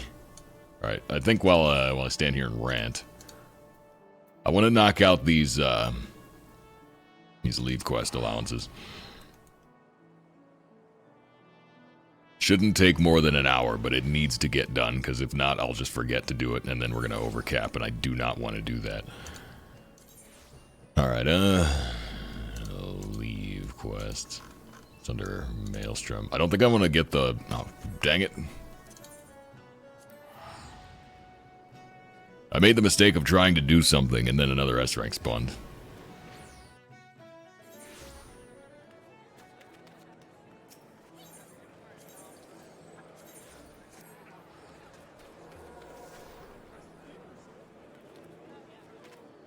Forgot the whole snobbery around posh wine or spirit drinking. The problem is, like, after a certain price point, the difference in quality, or rather the difference in flavor for, like, fancy alcohol is very minute. It's extremely nuanced. One of my nuanced. favorite FF14 streamers. Thank you for so many good memories. Here's to more in the new year. Merry Christmas. Oh, thank you so much, Lily Statera. How very sweet. And thank you so much for that tier 1 subscription for a 24th month. That is, of course, another month of Mad Babies. Add a little more cider in your glass. How's it going? But yeah, like, the differences in, like, flavor for, like, after a certain price point when it comes to, like, wine and liquor and whatnot, it's, like, extremely small. And so it's not shocking that it gets snobbish because people are like picking out like the smallest hints of flavors and whatnot. Because after a certain amount, like after like 50, 60 bucks-ish, that's like how much, you know, it's either going to be a good smooth drink or it's not, you know, like in terms of like actual quality, the differences aren't going to be that big, so.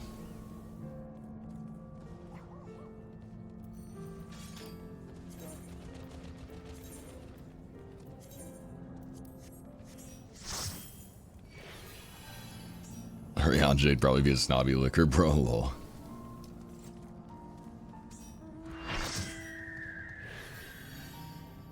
With an MO, we could sell anything. Wish it was like that where I'm at. That would be convenient, but I'm in one of those annoying Midwestern states where a liquor store has to be in a separate building.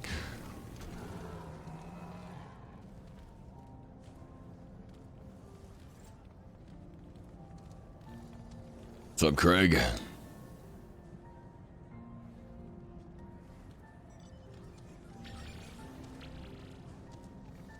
His coffee order was so long, people forgot he was ordering coffee. Lol.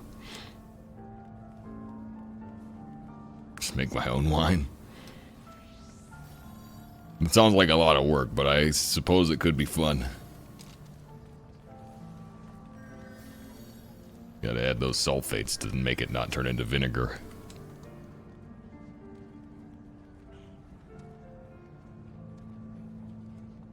The gift and launched it to my parents and got a bottle of Crown. Crown XO. I don't know what the XO stands for, but I know that's a thing. It usually means it's like fancier, right? Because there's an XO variety of most like common brands also have an XO version that's like slightly fancier. And for lunch, I got a bourbon flight. Nice. Sounds like a good lunch.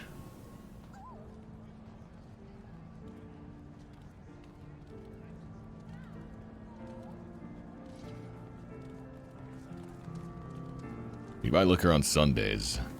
For me, it's like liquor you can and wine. It has to be after like a certain time or something. It's some stupid crap like that. It's like, yeah, the Sunday thing is like kind of like iffy.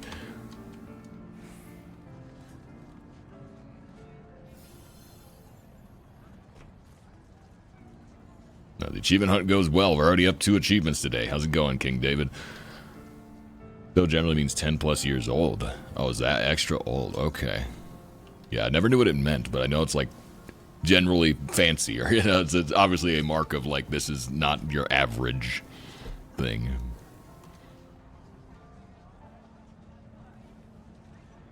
Because yeah, Bumbu's got an XO.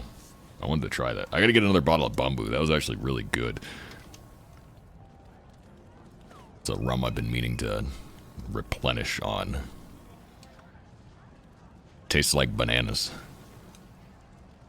but not like banana candy. It tastes very like when you drink it, it very much is rum, but it has an aftertaste of banana. So it's like you get the taste of rum, and then like after that, it just like feels like you ate a banana. I don't know. It's really good.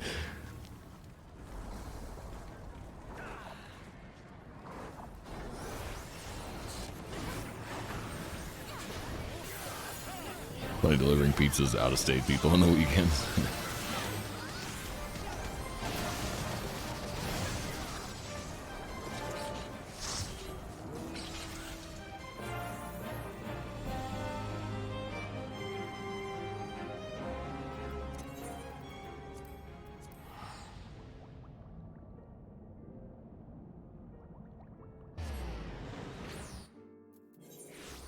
Let's see, gotta be getting close to 200 S ranks soon.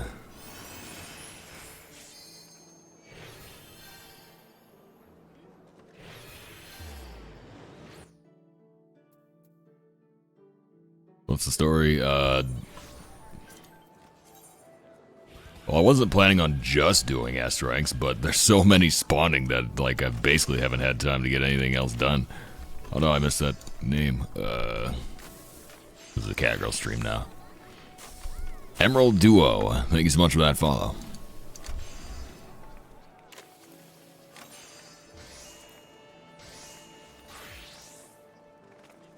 Alright, I wanted to see how many out of 200 I've got on S ranks. Okay, so we're 39 away from Captain of the Hunt. What's crazy is like 39 could actually happen today. That's a stretch, but it is possible.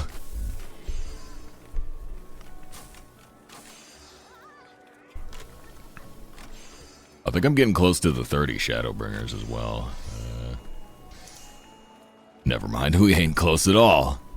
Not even halfway on that.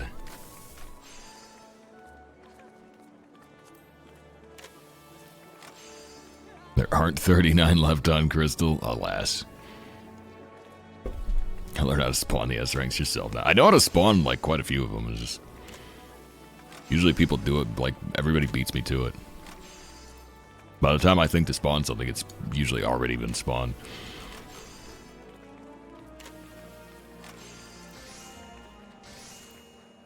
Might have to grind this one out. I'm trying to decide because like I said earlier, I had a plan for what the achievement video this week was going to be.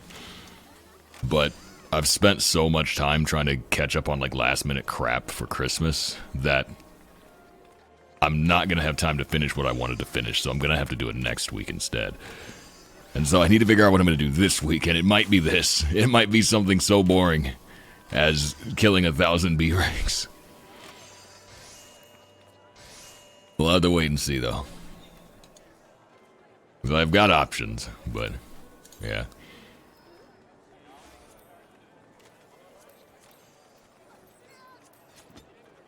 Technically, I could finish 500 company leave quests for Maelstrom today as well.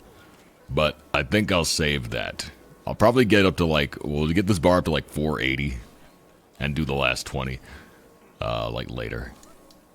So, yeah. But I do need to get on these.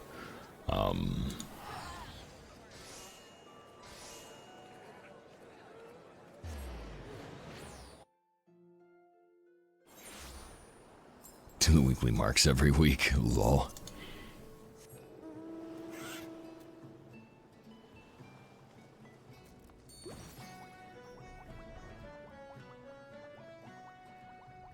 Oops, where am I going? I haven't accepted a single quest yet.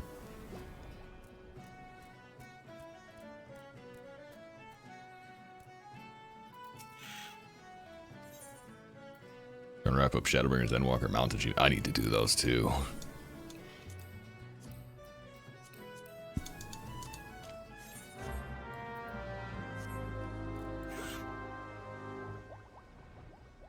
Alright, we gotta do like 37, I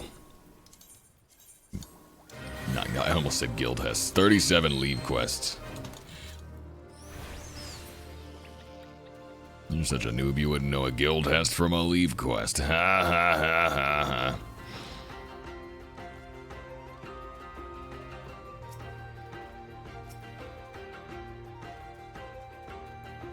Ah, crap. Quick, hurry. I'm missing one on Mateus right now. I think I've got time. This is gonna take like 30 seconds. So.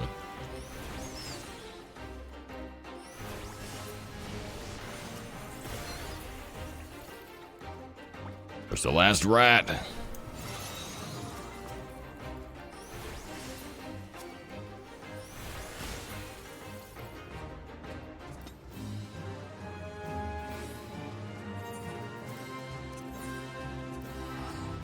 No. Here. Organizing inventory. My inventory is actually relatively organized right now. It's been a lot worse in the past. I think there's some like random clutter that I could get rid of, but I've got a page and a half of free space, so we're doing pretty well. Oh, but yeah, sorry, when you said mount achievements, I was thinking of the, like the extreme mount achievements. That's what I thought you were talking about, but. Like crit material is strawberry and direct hit is cherry.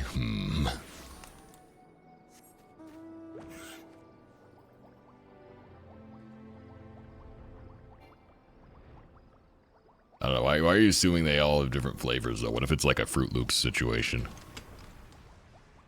Aw, man, come on. They're pulling everything so early today. I don't know what's up with that. Oops, I just...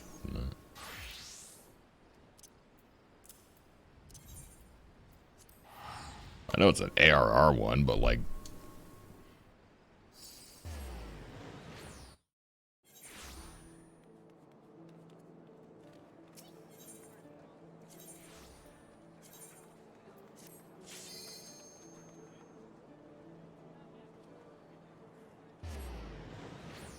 The ugliest dog. It took a while, and I fell off hunts, except for when I need Manderville totem. Oh, yeah.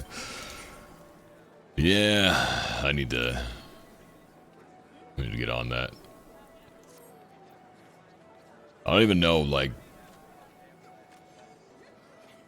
I probably lost so many causalities, because I was overcapped on causalities for a really long time. So, like, there's probably a ton of, Manderville relics that I could have already if I had simply, you know, spent my tomestones. Oh, wait, I don't need to talk to this guy. DVD House, thank you so much for that follow.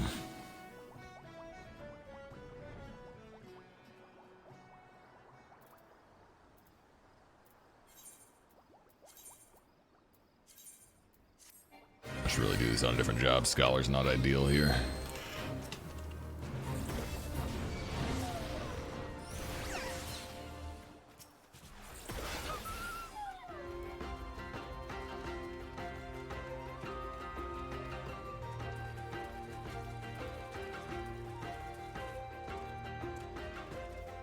How's it going, you later? We die, wet rat.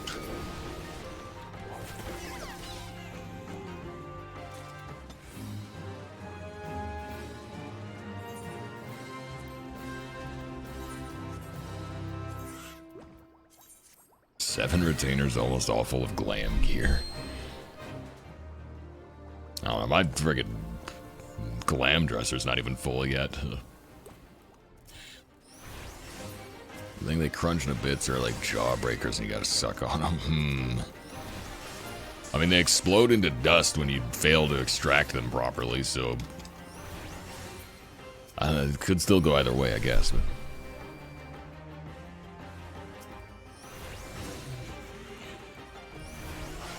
How badly do you think we all messed our teeth up chewing on jawbreakers as kids?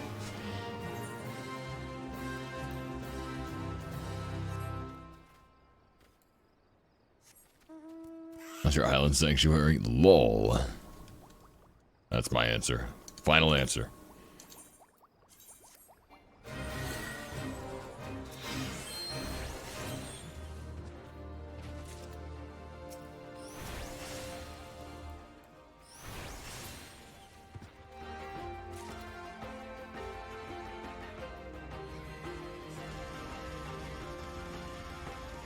Answer is how many dentists are in your town. I haven't been to a dentist in a really long time. I probably should go at some point. DVD House, what the heck? Thank you so much for that tier 1 subscription for 6 months in advance. Good lord.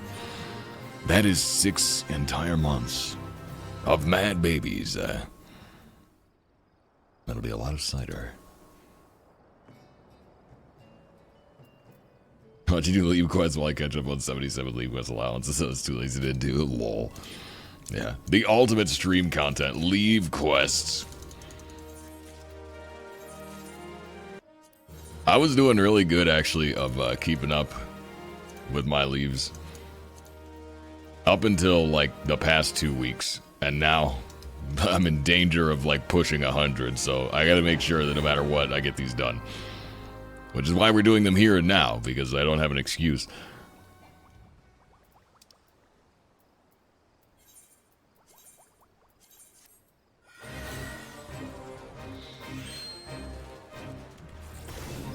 It messed one of my teeth up trying to open a bottle of Irish cream that was already open. Oh no.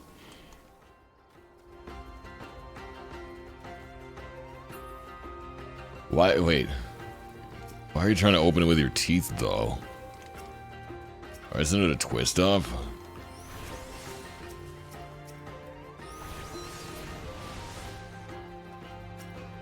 By the heavens, there are leaves that cost 10. The problem is, you don't get 10 credits for that. You still only get 1. And so you spend 10 allowances, but you only get 1 clear credit toward achievements. And so if all you care about is getting the... Yeah, you get the unique ones, yeah. But I already have all those. So basically, that's just like that's throwing allowances away, same as overcapping, so... It's no good to me.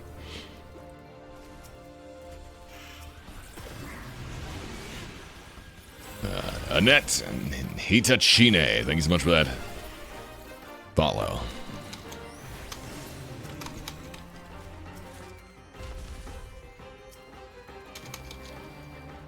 I have no idea. That name escapes me, because we see Annette, which is like French, but then the last name looks like, I assume, Japanese enunciation. I have no idea.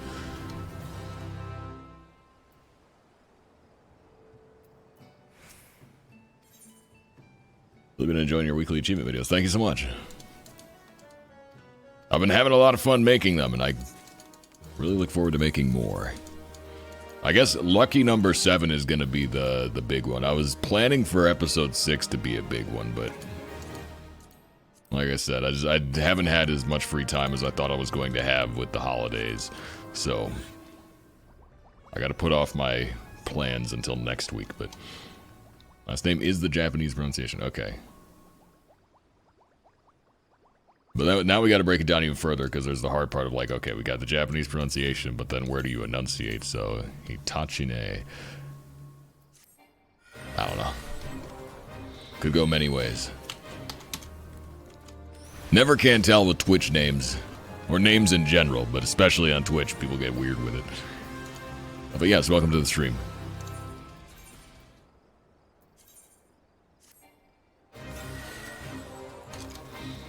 Balmong.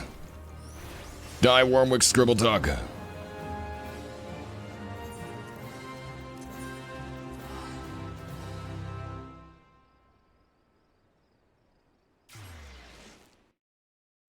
That's all right. Akeno 721. Thank you so much for that Prime subscription. You now have access to some pretty awesome cider emotes and several mad babies.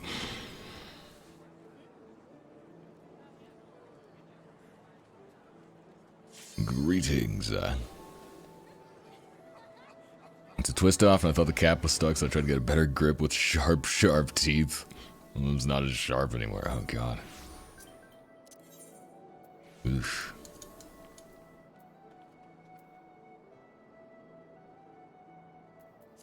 I'm not looking at that. There we go. FF character name? Ah, gotcha. What's up, Django? And Moose, Yeah.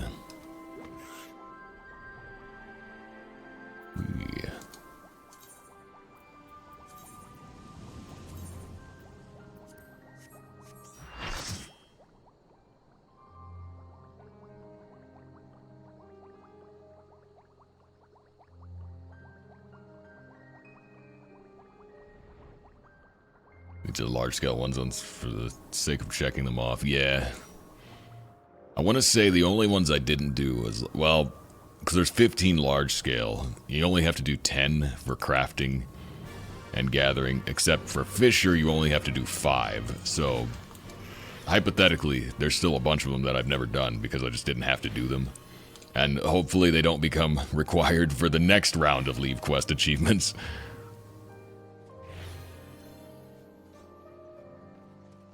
What's up, Argent Lupus? I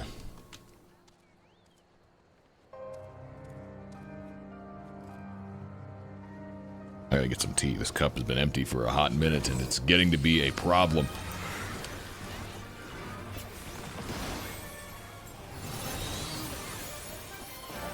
Alright.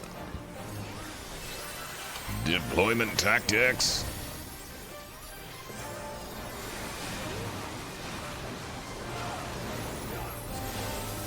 Working as rank V2, yep.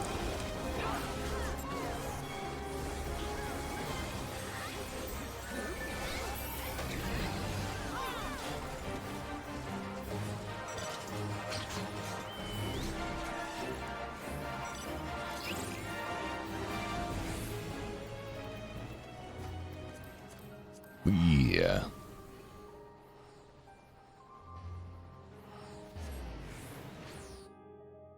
Just own a bunch of suits. I don't have that many. I got a couple. I want to get more.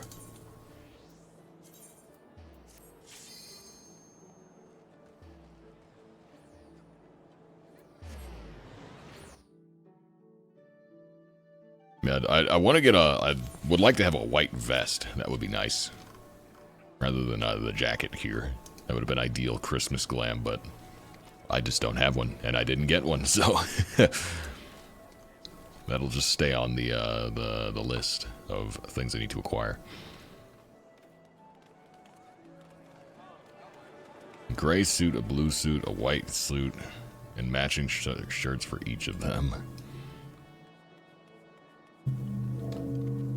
That seems reasonable, yeah. Although this ain't even really like white. This one's like shiny. It's got like flowers on it. Like, I mean, it is white, but it's got like silver like flowers in it.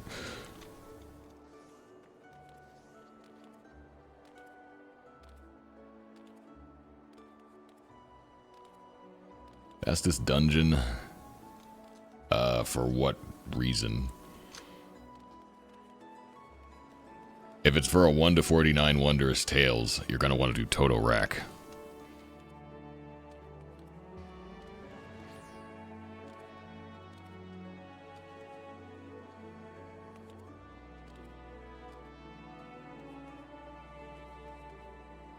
What's up, Silvermantle? Thank you. Let's do a duties achievement. Yeah.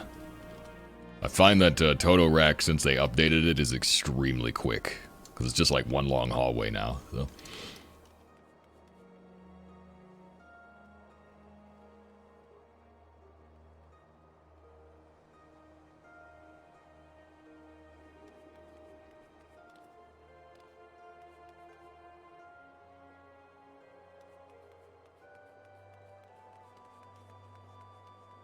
Oh, right. Supposed to be doing leave quests, and here I am coming back to Limsa, but more than that, I'm supposed to be making some tea. I need some tea. I'm gonna make some tea. I bet as soon as I walk away, another S-Ring spawns, too.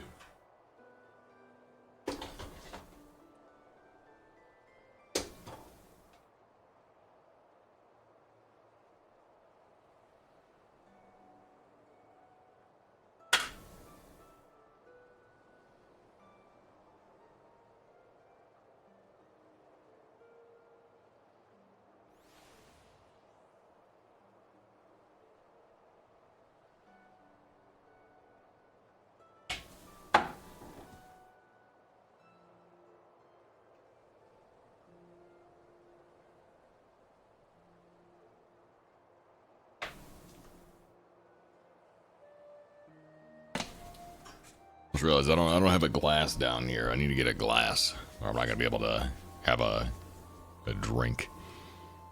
I want to sip a drink. Leave computer at the spawn condition. Yeah, pretty much.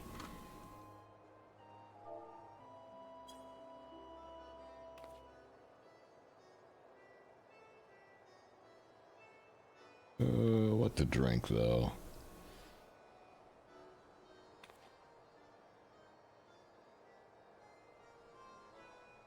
Just want something chill. Might do some rye again. I'm gonna go get a glass. I'll be right back.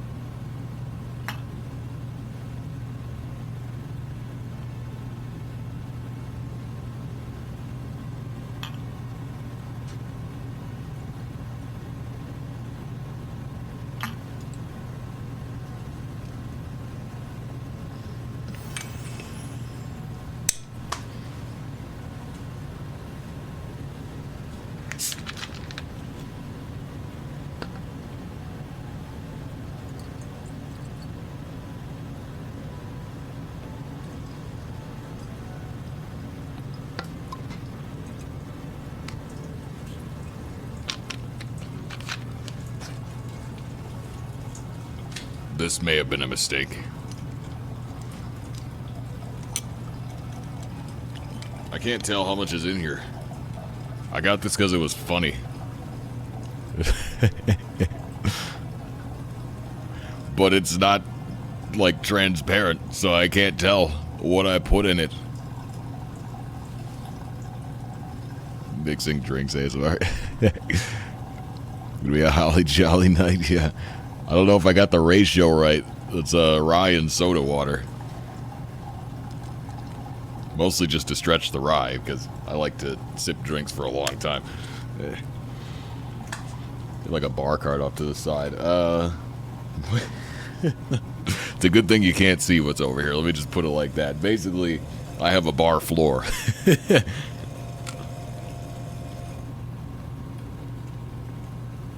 Oh. It's pretty strong. Drinking whiskey through a straw is weird. Our bill's 157? Oh, wow.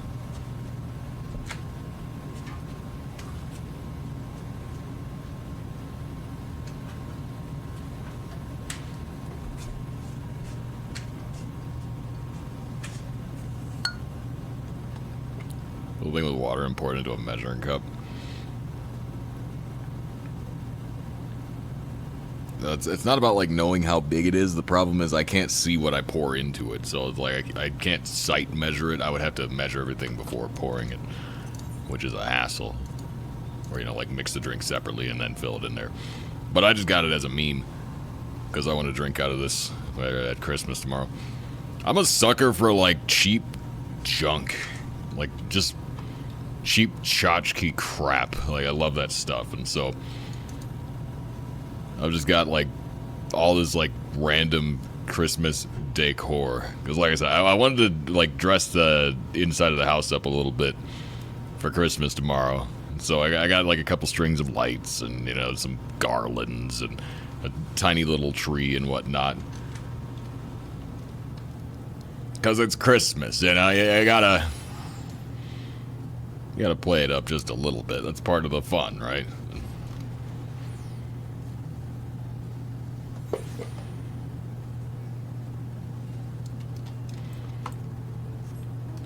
Got my stupid nephews and whatnot, like, gonna give them something dumb to remember.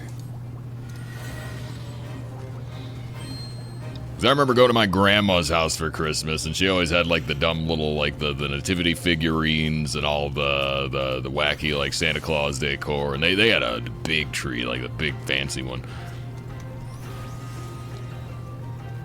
There'd be, like, a full table spread and, like, candy canes everywhere and, like, Christmas books and, like, you know, just grandma stuff. I always loved stuff like that. So since, yeah, Christmas is my house this year, I want to, at least on a small scale, replicate some of that. I don't have grandma levels of Christmas decoration skill, but I could put up a couple of dollar store things and it'll be fine. Are you secretly a grandma? Maybe I am.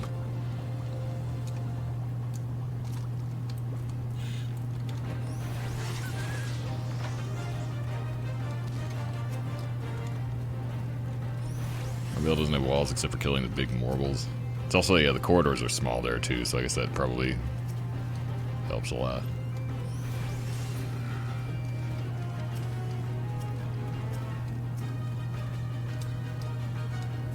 There's a little pot. No, it's a Christmas ornament. I would have got enough for everybody, but I don't want to spend that much.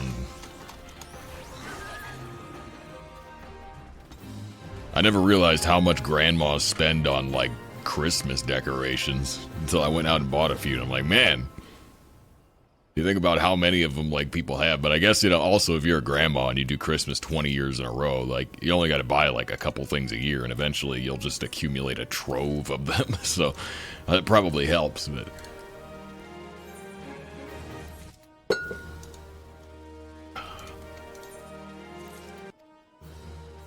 yeah, whiskey through a straw is no good, I gotta say.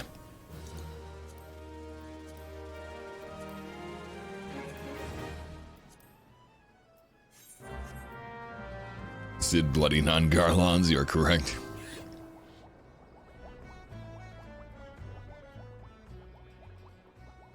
He's always in whispered smooth to indicate an extremely strong. Yeah, smooth.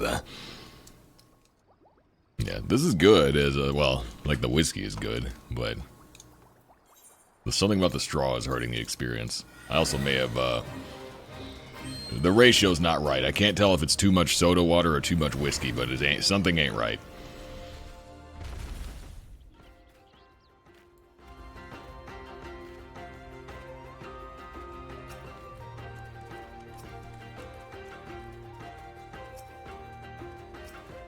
The Jaeger bomb. I saw an article, I didn't click on it because I didn't care, but I scrolled past it, an article the other day at work that said doing Jaeger bombs has the same negative health effects as doing cocaine. That was the headline. Study shows that drinking Jaeger bombs has the same effect as doing cocaine, like the negatives, not the, you know, whatever high you get from coke. You don't get that from a Jaeger bomb, but the detriments are apparently there. Which isn't shocking because it's like, you know, you're shooting an upper and a downer at the same time mixed together. And anytime you're mixing an upper and a downer, it's always like, it's a weird thing to do, you know. That's why they had to stop selling Four Loko or whatever.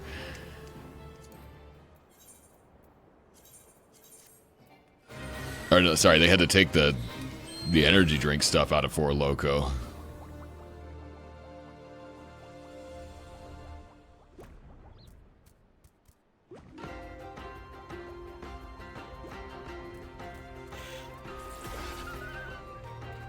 Got some Coke and bourbon. I'm just chilling while watching you. Nice. Welcome to the stream. Hope you're having a lovely holiday.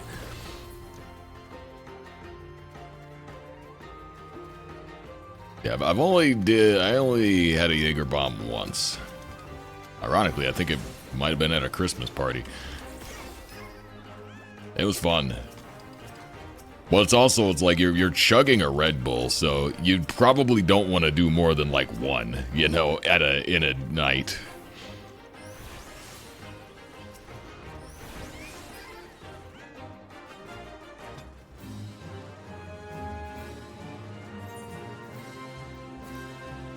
Irish coffees, yeah, those sound good.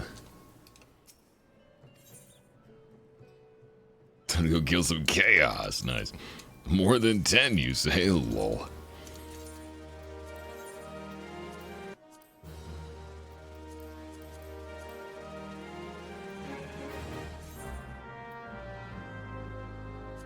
Crappy drinks like Sparks and Tilt. Or Rockstar 21, no. I tried the alcoholic Mountain Dew. It was okay. I tried the alcoholic Monster. That was dumb because you think, oh, it's a pre-mixed Monster with alcohol in it. But if you read the label, there's no caffeine in it, so it's not a real Monster. It's just Monster flavored seltzer, basically. So it's basically a scam, and it does taste like Monster, but like there's no energy in it. So. There's alcoholic Mountain Dew. Yeah, there was like Mountain Dew Black Label or something. They did one of those things where it was like the 12 packs of basically Mountain Dew seltzer, and it was fine. Hard Arizona teased out too. That's not surprising. They'll make anything. Like there's alcoholic ice cream. They'll make anything.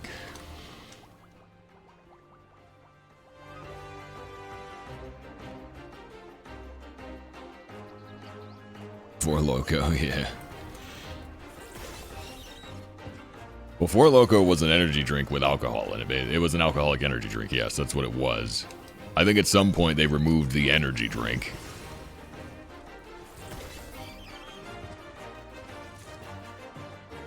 Juice. What leave quest for Honest Gillionaire? There's two in Endwalker that you're gonna want to do. There's an alchemist one and a culinarian one. It's the Sai Su Vanu and I don't remember what the alchemist one is, but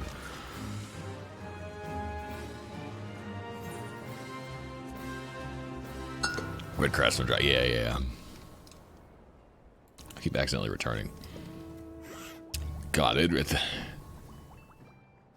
I can't say this. Well, I can. I probably will. But I should stop. Like, I've said this every time I took a sip of this drink, but yeah, just the straw is ruining it.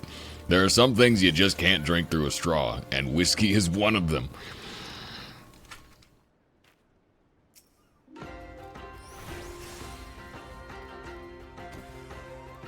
MD 2020. That sounds familiar, but I don't remember what that is.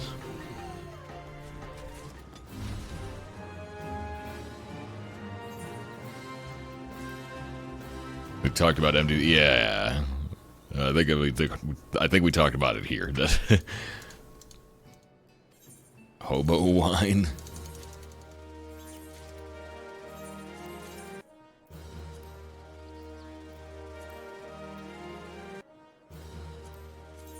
Alright, so the goal is to go up to 480. We are 21 away from that. So.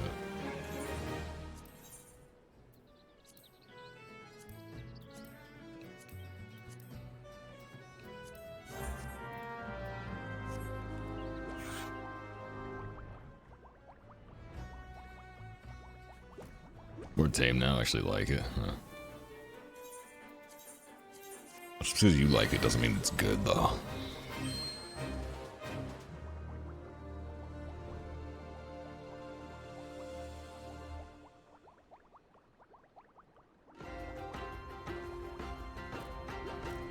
$20 ounces, 20%, but it isn't 20% anymore. I see. Steel Reserve. Tried one not too long ago, and they're disgusting now. Alas.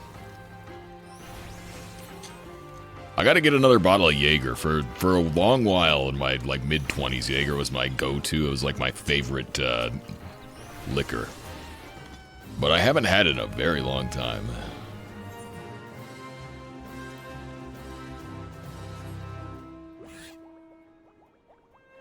There's a fun-looking bottle at the liquor store. It's like Jaeger mixed with cold brew. I'm curious about that.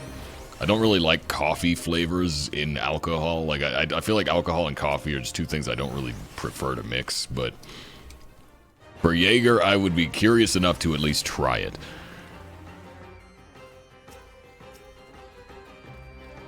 Maybe a battle and a trade mentor. Oh, God.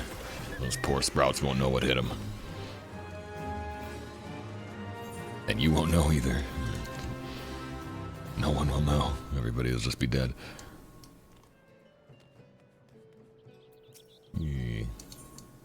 Jaeger cold brew was great. Yeah, I'm curious about it. Like I said, I don't generally like coffee alcohol, but I would at least try it. On my quest to just try random drinks. Hunting someone grinding achievements while grinding Fall Guys. Lol. Welcome to the stream, man.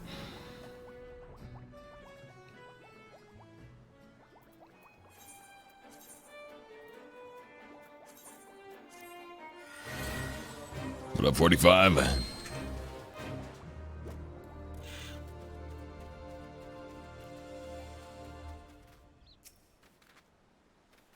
Kahlua and Bailey's ice cream, yeah.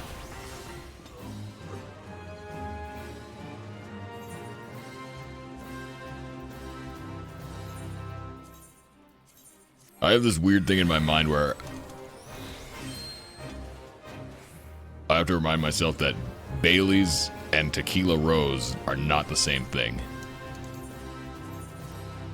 I don't know where that mental bridge came from, but my mind draws parallels between them. They're not the same at all. Buttery nipple shots. That's like my mom's favorite drink. Or at least, bar order shot, from what I have heard. But I can't say I've ever tried the buttery nipple. Never had one myself.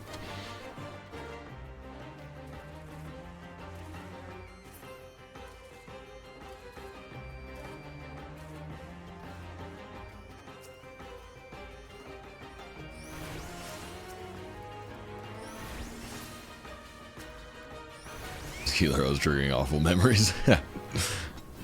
I want to get into tequila more. It's something I haven't really like messed with much. Maybe I'll break out the Patron. I'll have a little Patron because like the 1800 Añejo that I was drinking for the Devour stream was actually great. I was really loving that.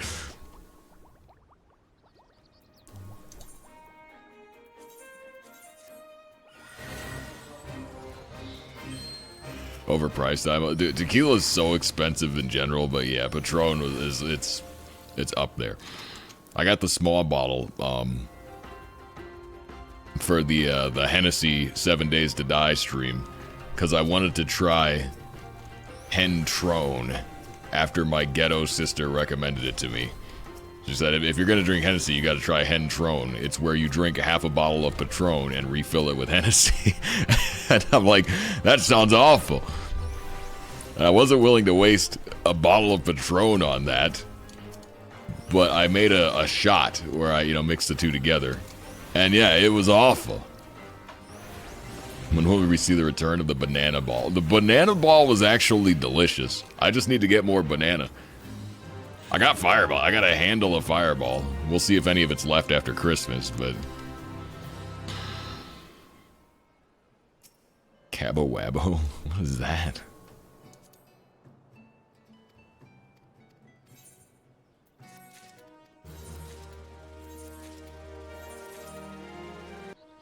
Terramana.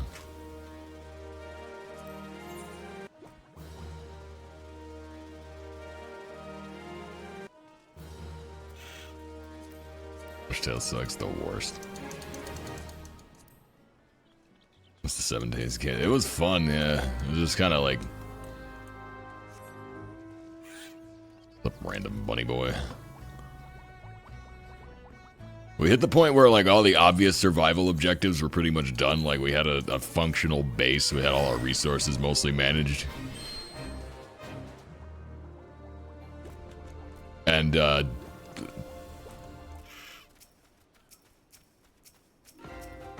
we're at that point where like the zombies weren't really a threat anymore. So I'd have to rebalance the difficulty if we do that again with the chat interactions. Huh? Onion Man. Of course he's giving me an onion. What else would Onion Man give me?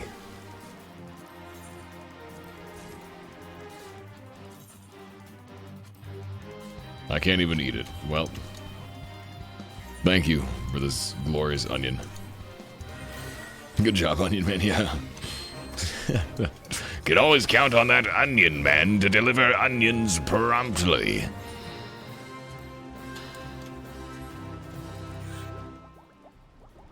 What I'm missing is the last guild has lol GG idiot. Apple Wabo is a clear tequila that generally runs about 40 bucks. 40 bucks for a clear tequila? I don't know a whole lot about tequila lore, but here's what I know. There's 3 types of tequila. There's, is it Rojo? I think it's Rojo tequila, or Blanco or something like, which is the, silver stuff, the clear stuff. That means it's only been aged for about a year. Añejo is aged for like 5 years.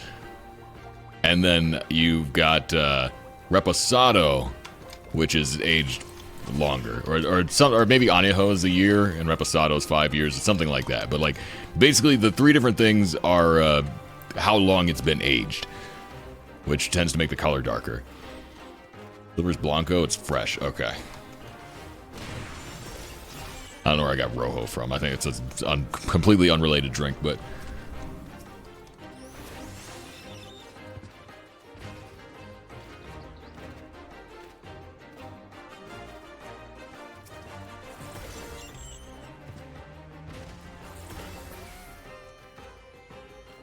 on a critical roll, I give you a Thabnarian onion law. But my Choco is fully leveled. Don Julio's best.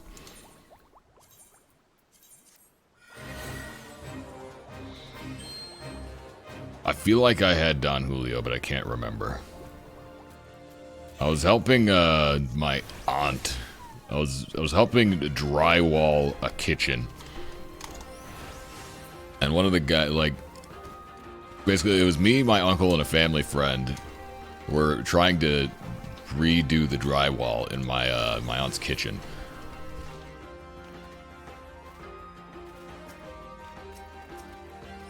And between us, we had a nice bottle of tequila, which was gifted as thanks for drywalling the kitchen. And we passed it around. I think it was Don Julio, but I don't remember what it actually was. I just know it was a nice bottle of tequila, but I don't remember what brand it was. It was one of those ones that comes in like a little like cylinder, and then you open that and the bottle's in there. Like it had a box.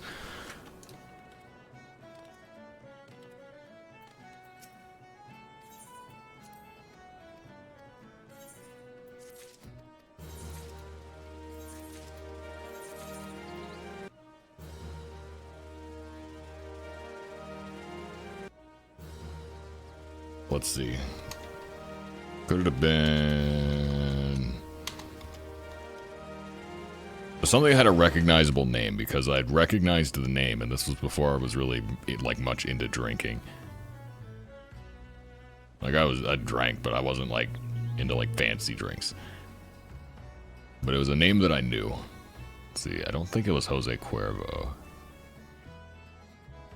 Let's see. Don Julio. No, that doesn't look like the right bottle. No. It wasn't that. The bottle was like a traditional style. Like it was a fairly normal bottle.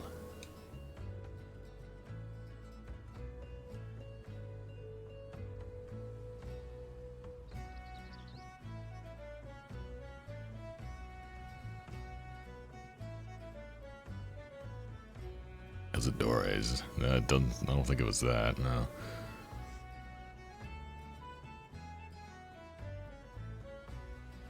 Tequila Ocho. I'll have to get some. 30, not 40. Yeah, 30 I could do 30. 30 ain't so bad. Heck was that noise?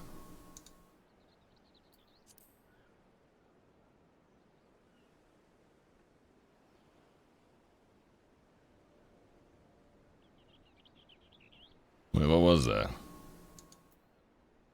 Merry Christmas, it hit. Wait. Like a Steam achievement? I don't even have Steam open. Do I? No. Out of context, Chris. Thank you so much for that follow. Alright, let's see. I don't think I didn't even have Steam open. How did it... The noise was me. Oh, I see. You're forgiven.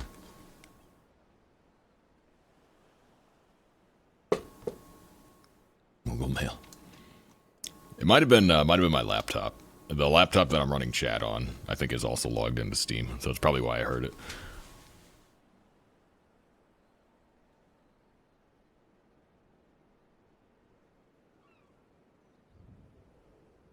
Oh, access your Steam year in review. Yeah, wait. Let's pull this up. Let's see. Why is everybody doing these yearly reviews now? I mean, I'm for it because I love data, but... Cider's Steam Year in Review 2023. 16 games played. 83 achievements unlocked. 5 days longest streak. Let's see. 40% of playtime was in Project Zomboid. I had 27 sessions played. 17% of playtime was 7 Days to Die. 8 sessions played. 9% was Resident Evil 4. So, like, basically, I played 3 games.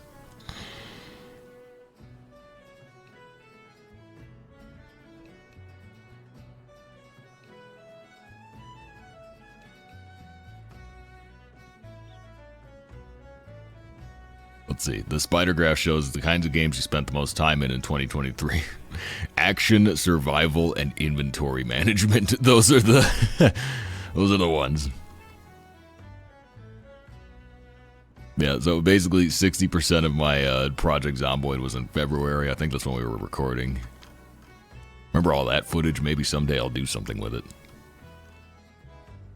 Yeah, my entire Steam yearly review is Project Zomboid, 7 Days to Die, and then like just various Resident Evil games. That's it. Did not do a lot of Steam this year.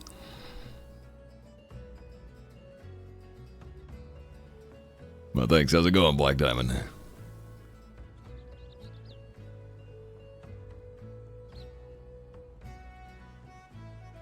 Alright, let's see. What? Why? Oh wait, that's it.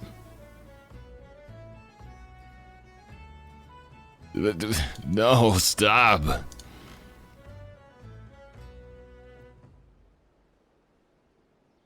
I have like 3 friggin' Steam gifts in my notifications, and I'm never gonna have time to play any of these. Okay. Okay, you don't have 14 through Steam? No, I made the correct choice. I used the launcher. But anyway, thank you very much. This one's from last week. Thank you very much, Calf, for Monster Hunter World Iceborne, which I will never have time to play.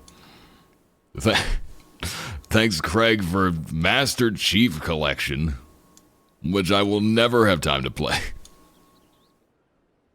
And apparently, for Christmas, Baldur's Gate 3. Which I actually was planning to get at some point, because I do want to play this game. But yeah, I'm never going to have time to play it. Oh, but thank you so much. I really appreciate it, though. I will actually try and play these games, but like literally I say that about every game I get, and like half the time it doesn't happen. So like all I can really say is like someday I want to play this, and hopefully I'm able to. But this is the type of thing where it's like I'll have to take time off work for it. Like I'm not going to be able to just like work this into my schedule. Try playing 2 games at once. I barely have time to play 1 game at once.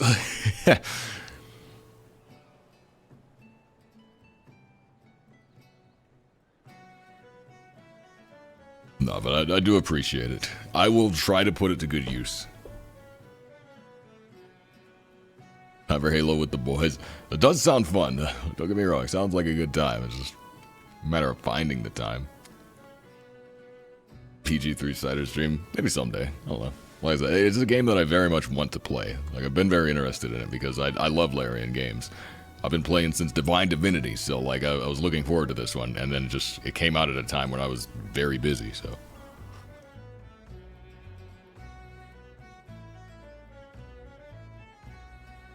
Then give the good ballers. I already have 1 and 2, yeah. I have the other ones too. Did you? Are you the one that gave me those, Craig? I guess that would make sense, yeah.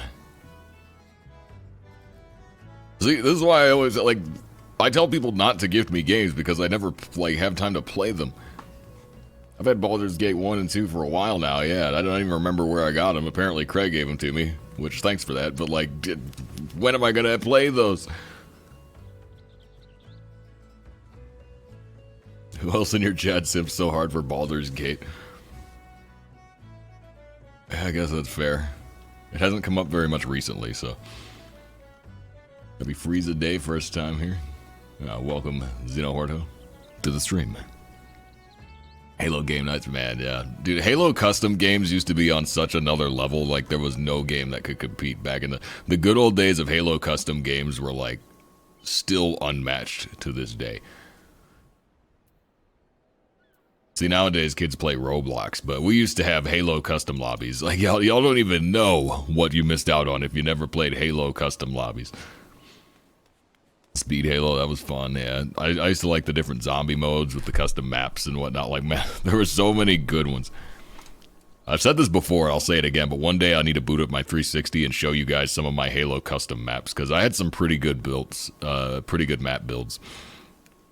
Like, I would sit around and build maps in Forge World on Reach that I never even got the chance to play. Yeah, I would build maps, but I didn't even have people to play on the maps with. So they just exist, but like they never got used for anything. And some of them are actually pretty good.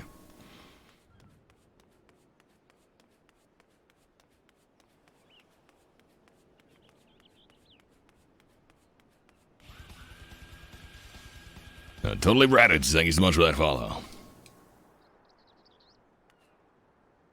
Halo 1 and 2 LAN parties? Oh, man. Yeah, I was a little too young for the LAN party days. I played Halo 1, and I played Halo 2 online. But, like, I was a kid back then. I was too young for LAN parties.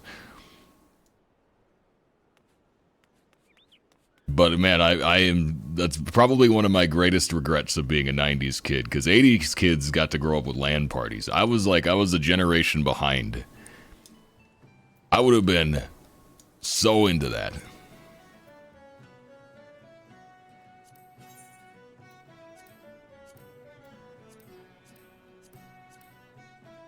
I always thought they were neat, but they never really stuck with me. I grew up with Halo, so like it's always had a special place in my heart, Halo.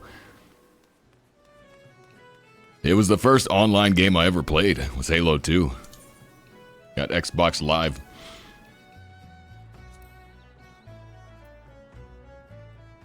Actually, nope, that's not true. Okay, if we're counting console games, sorry. First online console game I ever played would be Halo 2. But I did play StarCraft online on PC. I did play StarCraft back when I was like 10. Brood War. And I was awful at it.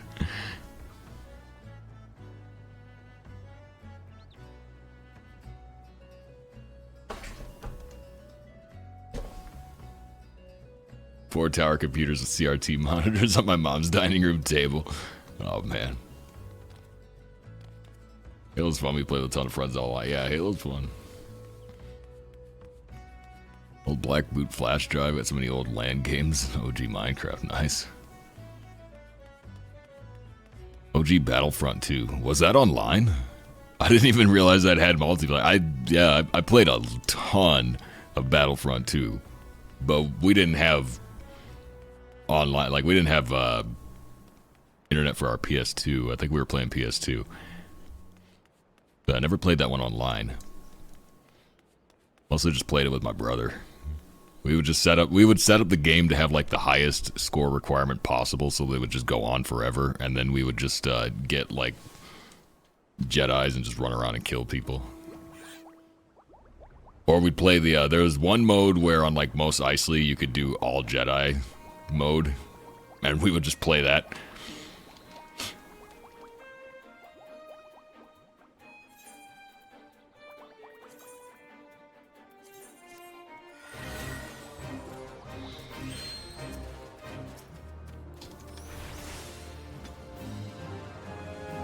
Any Unreal Tournament gamers? I never ever played Unreal Tournament. It was just one of those ones that escaped me. I don't know.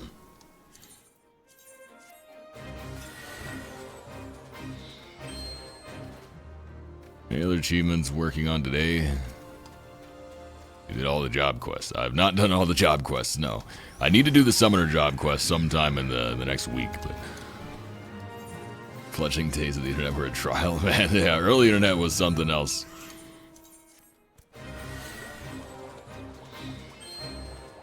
The original Xbox controllers, oh, they're great.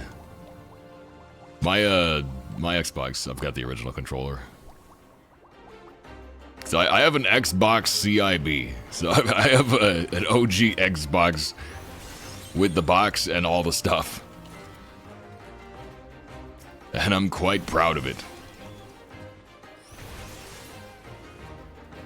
I used to love the Xbox. It was one of my favorite consoles as a kid.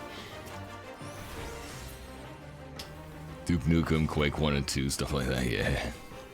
Play StarCraft on dial-up, same.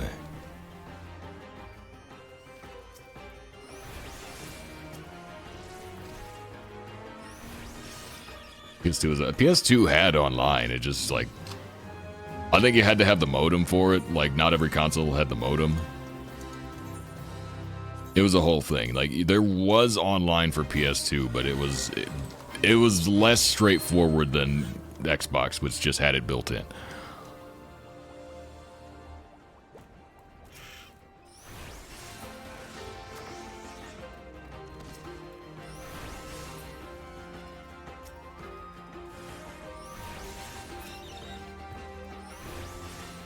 So everyone's job leveling prog right now, trying to get Samurai to 90. Nice. Well, I mean, I'm a gamer now, so I don't know. I like the current Xbox controllers, but at least assuming we're talking like 360. I don't know if they've changed since 360, but like RuneScape Classic. Every time I try to wake up early to dial up with my parents, oh man.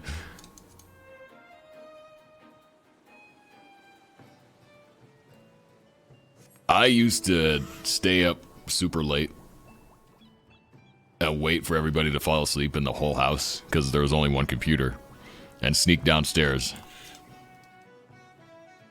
and get on the computer. And I had to sit through that dial-up tone and hope that nobody would wake up and catch me. Usually I got away with it, but yeah, I did that. I know that struggle.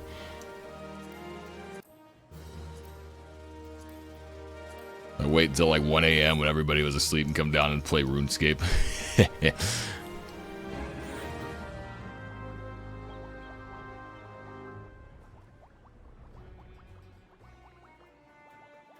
There's so many people say so many things good and bad. You learned how to get good and grow a thick skin when some squeaker.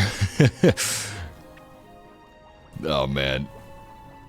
The trash talking, yeah, the trash talking at early online gaming was like totally unhinged. Like you could still find that if you know where to go, like depending on like which games you're playing. Usually more off-brand stuff. But yeah, it used to be like, man, like Mutiny, thank you so much for that follow. It was a combination of like less strict rules and also just like a different culture. You know, things were a little bit different, 15 years ago. Or even further back than that, 17, 18 years ago, I would say. But yeah, it's a little different back then.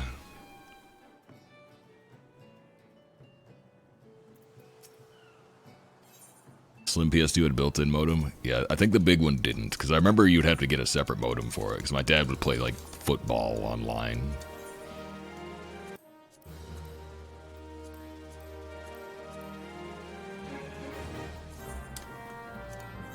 How's a non-combat class leveling? Oh, I've been done with that for a long time.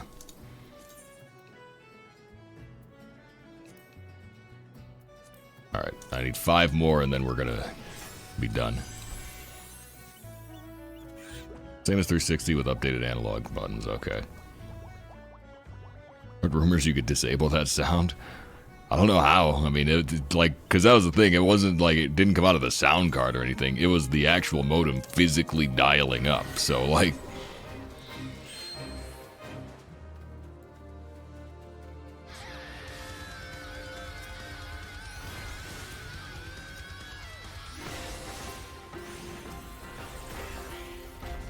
Mira One Echo, thank you so much for that raid. How was your stream? Happy Christmas Eve. I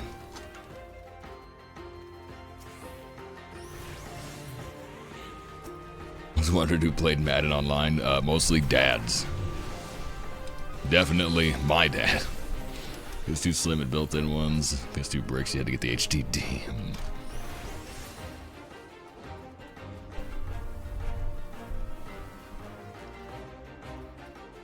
Rainbow Six Vegas getting voice messages.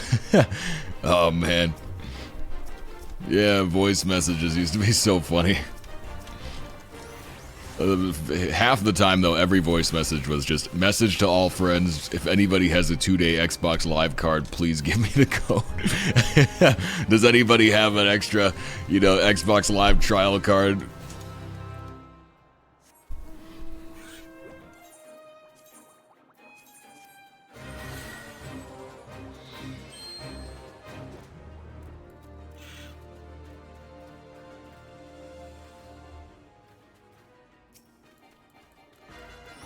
It's an 8-layer Atelier Ryza.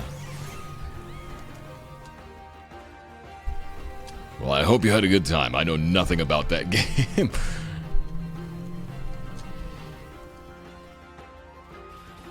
Love the sound of the hand or cloth during the dial-up sound. Dorian Art Play, thank you so much for that follow.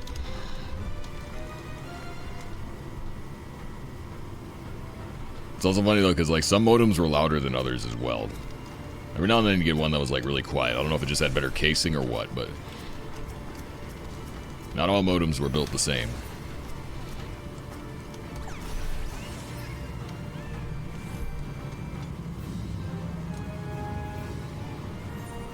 New quests in 1.0 were not great. You had to chase the mob across the map. Hey, that sounds fun.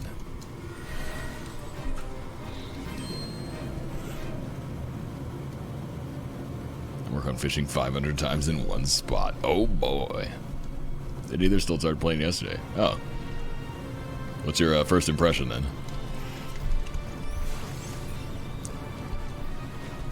It's a Johnny type franchise? That doesn't surprise me. Riley, thank you so much for that follow. I support my fellow 14 folk, sure thing. 14 is quality.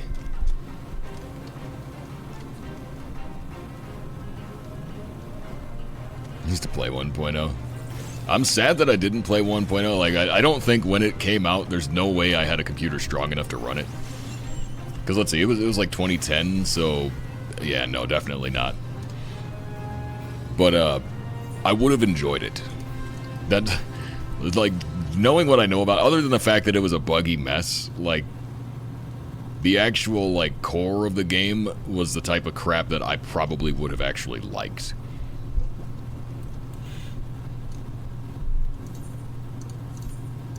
Granted, this version of the game is clearly much better. You know, like I don't think I would miss it per se, but I think I would have enjoyed it for what it was.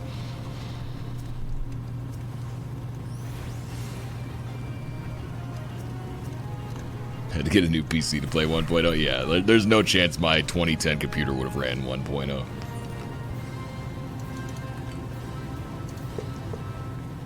Ever play in the air? Nope.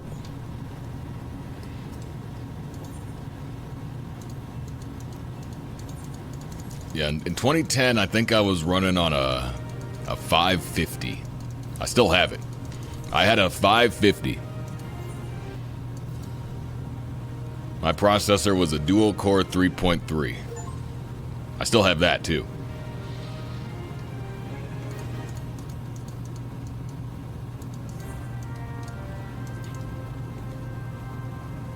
Now you have what? Stop! I just went on a whole rant about how people keep gifting me games that I don't have time to play. Oh my god. Add another one to the can't play list. Enjoy, idiot. Well, thank you.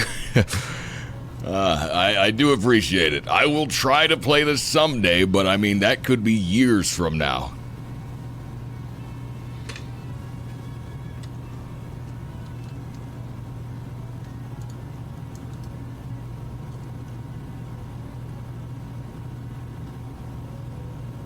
Reads the trilogy is supposedly the best in the series.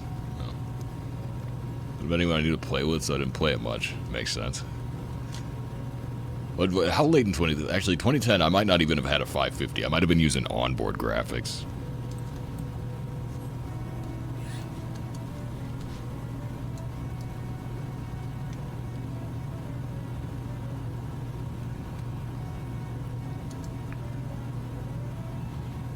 When 11 first came out, my brother and I spent 6 hours downloading it. It learned like 5 discs. Turned out the GPU sucked, so we couldn't play it. Lol. That's rough. I remember those days, actually. Yeah, like where nobody knew how to read. Like, you know, it wasn't evident from system requirements if a computer was going to run something or not. Or actually, a lot of games didn't even have system requirements listed, or like they were hard to find or hard to understand because there were a million different manufacturers for all the different parts. So like it wasn't as standardized as it is now. And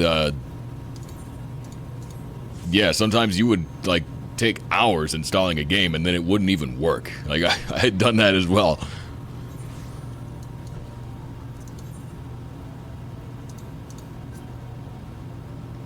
That's House of the Fierce.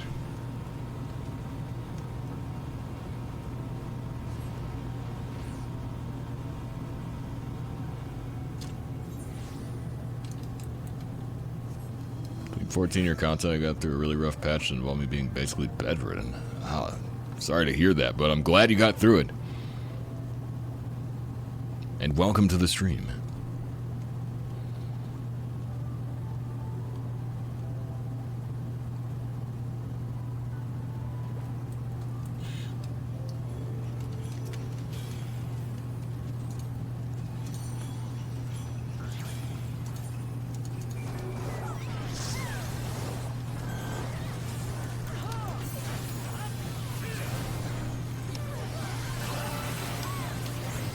11's installation process. Dude, 14 takes a long time. It takes like 4 or 5 hours to download 14. It has no relation to your actual download speed either. It's because like my internet download is actually really good. I just have bad upgrade, but yeah, when I installed this game, it took way longer than it like mathematically should have based solely on download speed. So like whatever server Square is like hosting the download from just sucks.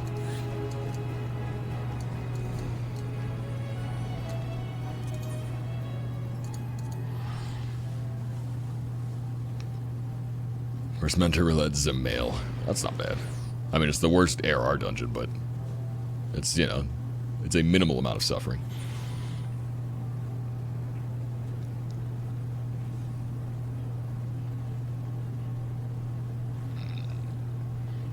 The Voodoo Black GPU from 98 still plays Doom 3 at min settings. What the heck?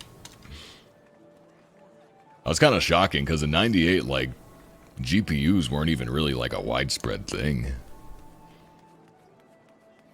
It took a long time before GPUs became like a standard, you know? Like, it was...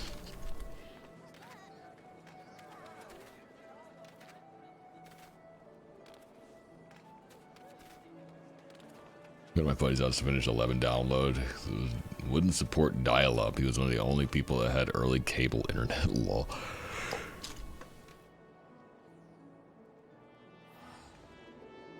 At 11 for a bit, it was cool seeing such an old MMO. Yeah, I think I would actually enjoy 11, I just don't have time to play it. I'm too invested in this game to pick up another game, you know.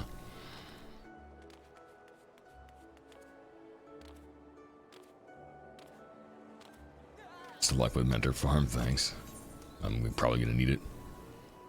Will they get rid of the Mentor system? They won't. There's achievements tied to it, so like they would either have to change those to be connected to something else, or simply revamp the system, but it's rare that they ever get rid of systems. But it is pretty outdated, yeah. Dual Core Pentium 3 law.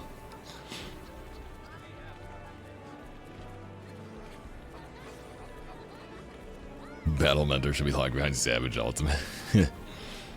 I don't know, you don't have to raid Savage to be able to teach Sprouts how to pull in dungeons, but I do think, like, the fact that there's no vetting process does lead to some weird situations where it's like, I don't know. The system definitely doesn't function the way it was intended to, let's put it like that.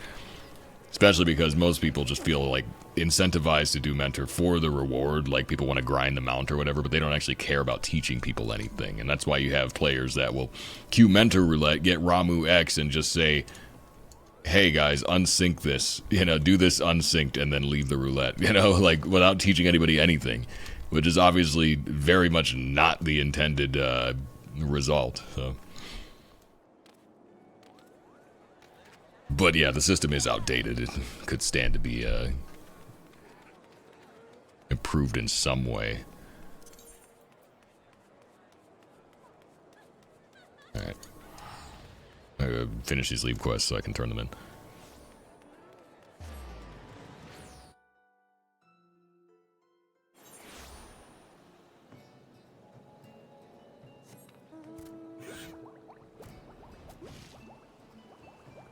But also, like, the mentor thing is, like, I don't feel like it's really needed anyway. There's not really a demand for it, you know? Because, like, the game doesn't teach you much about job rotations. But in terms of, like, what mechanics to pay attention to, what to avoid, you know, how you're expected to perform in dungeons and stuff like that, they do actually cover most of that stuff in the in-game tutorials and, like, just various duties and things. And so there comes a point where it's like, well, what is a mentor even going to teach anybody? I mean,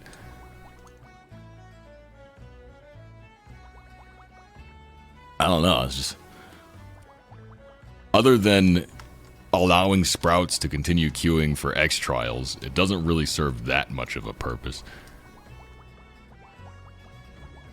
especially because you also have the situation where like people could get mentor without themselves knowing the external knowledge that they would need to, fully optimize their jobs, or know the meta behind some of the mechanics and stuff like that. Like you could get mentor without knowing any of that. So it could be even they can't teach anybody anything because they don't know it themselves. Like it's fully possible because there's no vetting process. So.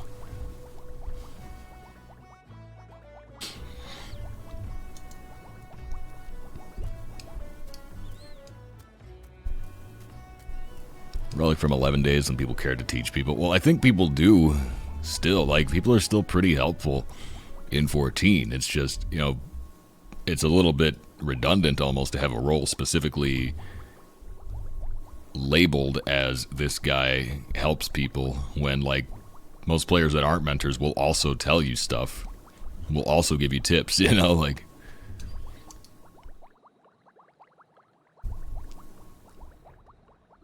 Well, yeah, the greatest justification for it is just that the roulette allows them to ease the load on other roulettes. So, like, if nobody's queuing for this thing, they can just throw mentors into it. So it allows them to, like, keep queue times lower.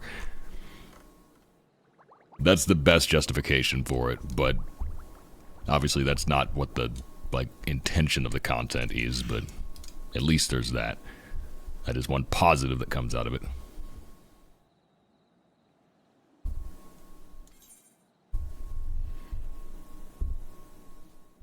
Line of Lala's doing synchronized dance in Marlboro. Yeah, I've been to Marlboro.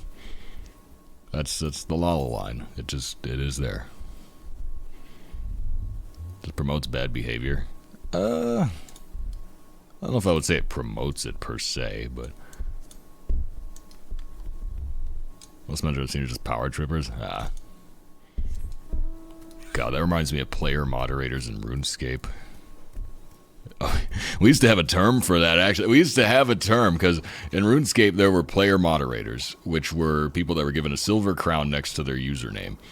And they had low-level powers, which was like they could mute players that were spamming offensive things, and like little things like that. They couldn't like ban anybody, but they usually had a direct line of contact to actual like Jagex moderators that could ban people, and just, they were there to just kind of like keep an eye on things and make sure everything was friendly and whatnot. And they had to be chosen specifically by Jagex moderators. You didn't really apply for it, you just got offered it if you just happened to be a good player that, had a good reputation. And so a lot of people wanted that silver crown because it was prestigious. And so we had a term for people that would act like they thought a player moderator was supposed to act. Like they would always have this really fake like cadence, They would always like write in a way, because it's all text, based game, but like they would always like type in a way that was like overly friendly and like overly positive to a point where it was clearly like putting on like airs.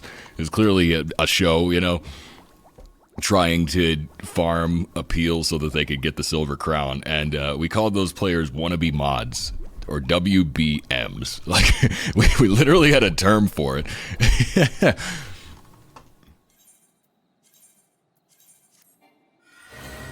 It was people that would say stuff like, "What you're doing is offensive, and therefore I have reported you for it. Please stop doing offensive things." Like they would. That's how they would structure their stuff. It was very like customer servicey.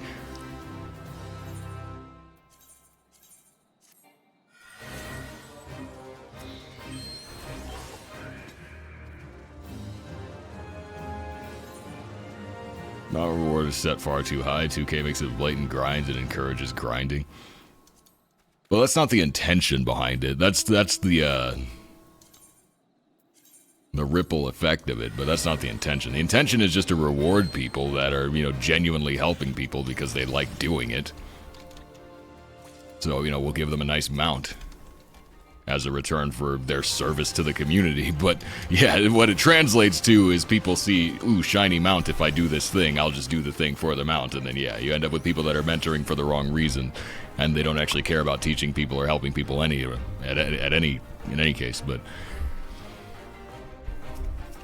yeah, I think the intention behind the mount and the roulette achievements is fine. It's just, yeah, obviously it doesn't translate practically.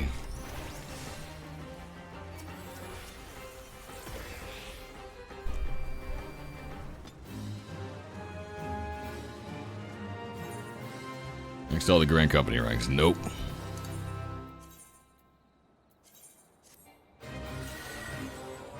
I mean, I'm max rank in Maelstrom, but like I haven't done it for the other two. RuneScape player mods are the worst. Yeah, it is so bad.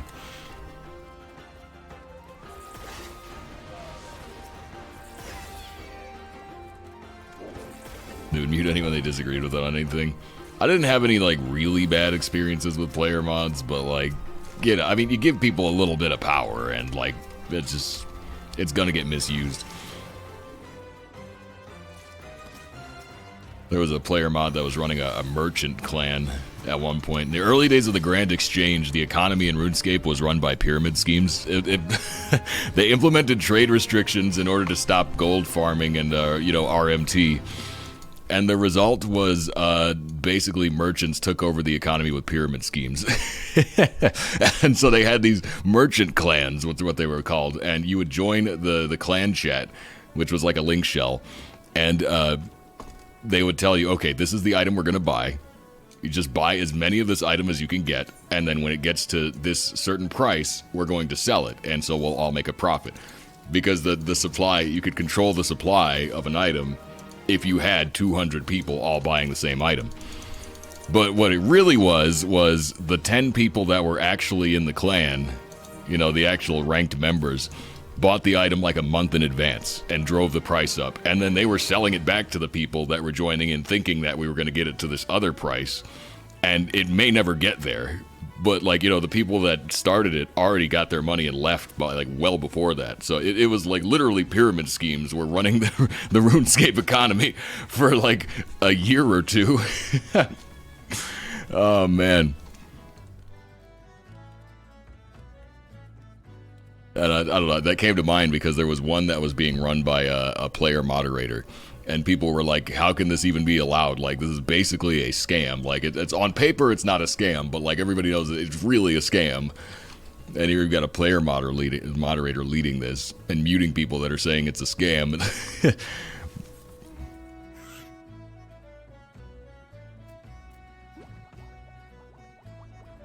Losing a mentor problem is make it locked behind commendations and mentor roulette. Make it 2K or the funnier answer, make it 10K commendations across all the content.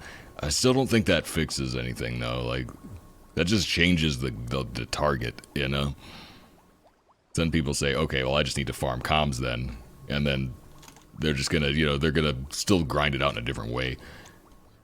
If it's ever presented in any form as a grind, people are going to approach it as a grind. That's the ultimate problem. Like, the fact that it's an achievement with a progress bar and a reward is why people treat it like a grind.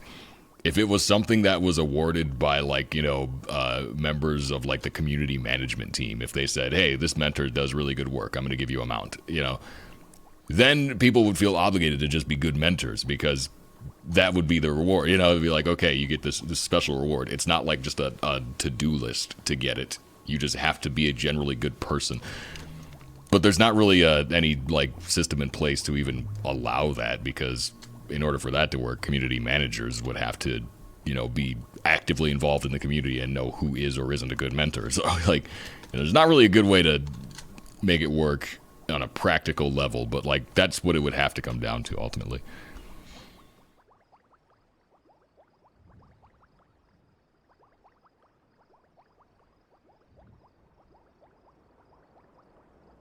For mentor roulette, you have to be a PvE mentor in good standing and have completed a laundry list, basically every content. Yeah.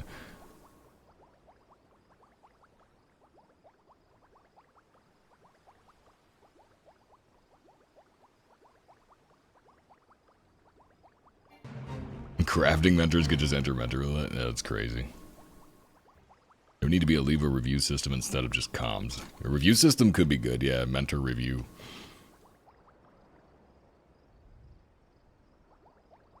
But then, like, most people aren't going to do that, you know. It's very rare that people are going to take the extra, because that's just extra time. So it's like dungeon ends, and now, like, what, I'm going to write a review? Like, no. Most people want the dungeon to be over as soon as possible. They're not going to sit there and, like, you know, they're not going to write Yelp ratings. Because then there has to be an incentive for people to leave the reviews, and then people treat that like a grind. And then, like, it's...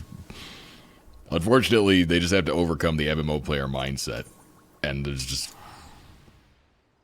nothing you can do about it. Everything's a grind. That's why we're here.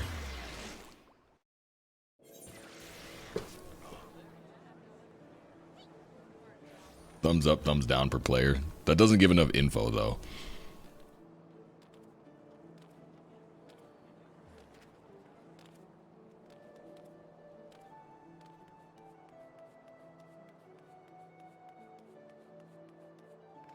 Like, it's better than nothing, I suppose, because, like, if somebody has an unusual amount of thumbs down compared to other mentors, then you could, you know, look at that and say, like, well, why is that?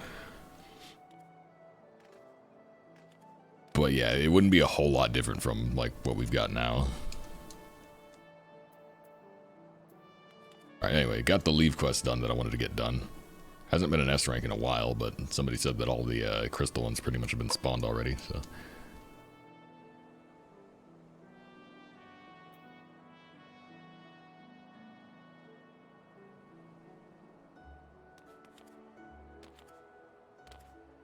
There's no battle trade mentors. You had to meet both requirements to be a mentor. Then they split it into both.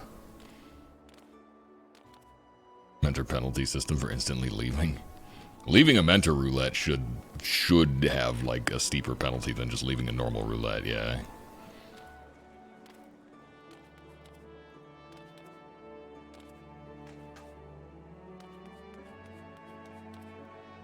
Like, if you leave too many mentor roulettes, you should lose a mentor. I don't know how you would get it back, but, like, that's, like...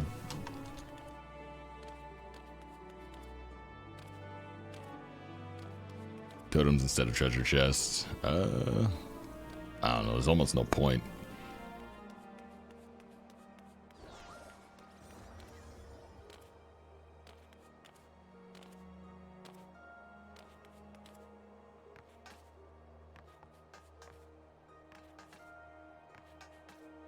Sometimes leaving really is the best option. I guess that's fair. I mean, there could be people that are literally just wasting time and, like, are never going to clear the content that they are queued for, but...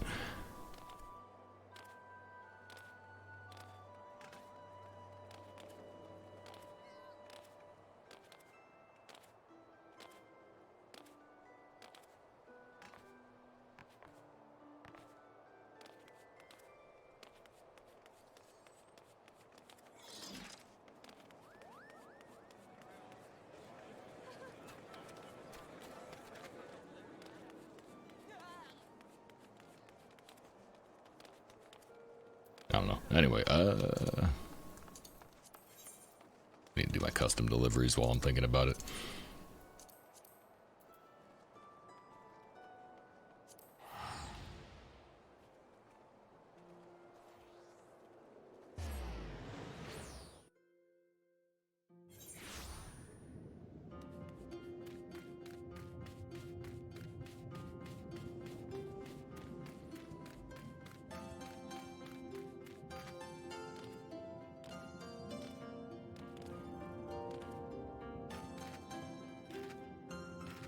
Boat kick option, that is true, yeah. Alchemist. What's Kira and I want today? Garabanian remedies. And that she shall have.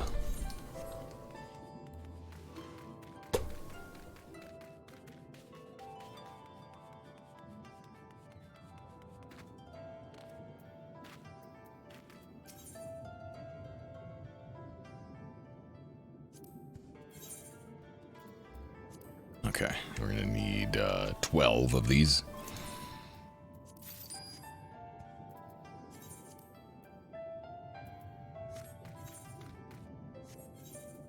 I gotta figure out, I'll have to ask tomorrow, but I need to figure out if my family is doing anything for New Year's. Because New Year's Eve is next Sunday. Which, hypothetically, makes it a stream day.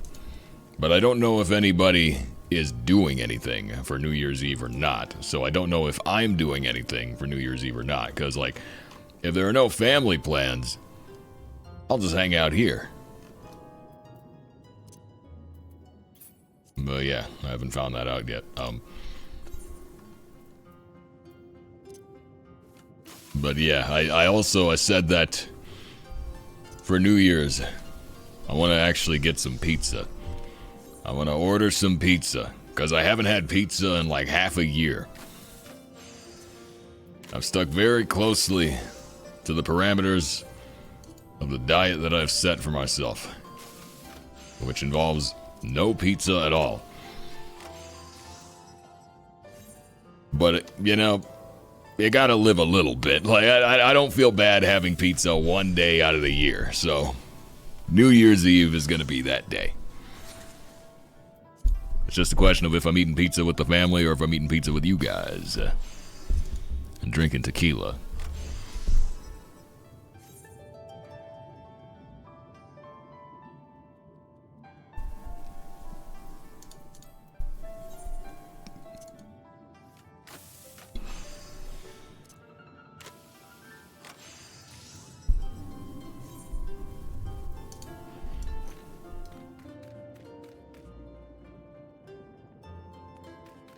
What kind of pizza? I don't know.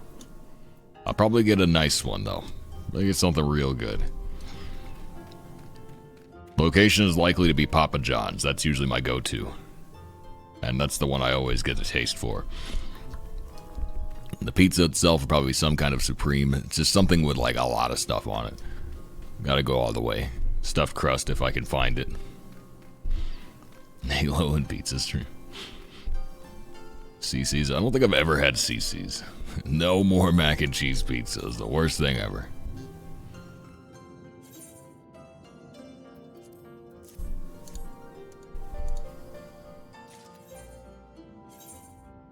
Pizza misses you. I miss it too. It's the thing that's been the hardest to live without. You know? I don't miss wheat at all. I don't miss bread at all. Like, I don't care. Like, I don't feel like I'm missing anything by not eating grain. It hasn't really affected me at all. You know, and I was already avoiding sugar, so, like, you know, avoiding sugar is easy to me. It's like second nature, basically. I've been doing that for, like, already a couple of years, so, you know, no sugar, that's easy. But pizza. I think about pizza often.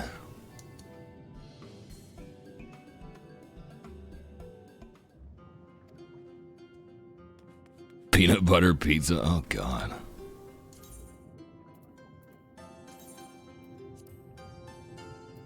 Alright, we're not gonna overcap.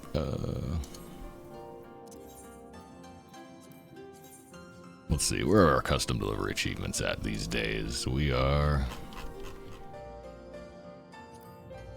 We're 2 weeks away from being done with Kurenai. So at the turn of the new year, like, Kurenai is gonna be done forever. Man, that's awesome. And I'll be Kurenai's partner. Upset the pizza I loved for years at CC's was a ranch pizza. Zesty pepperoni. Thought it was an Alfredo sauce, but it's ranch. Why are you upset? What? I mean, if you enjoy it, who cares? Nothing has changed.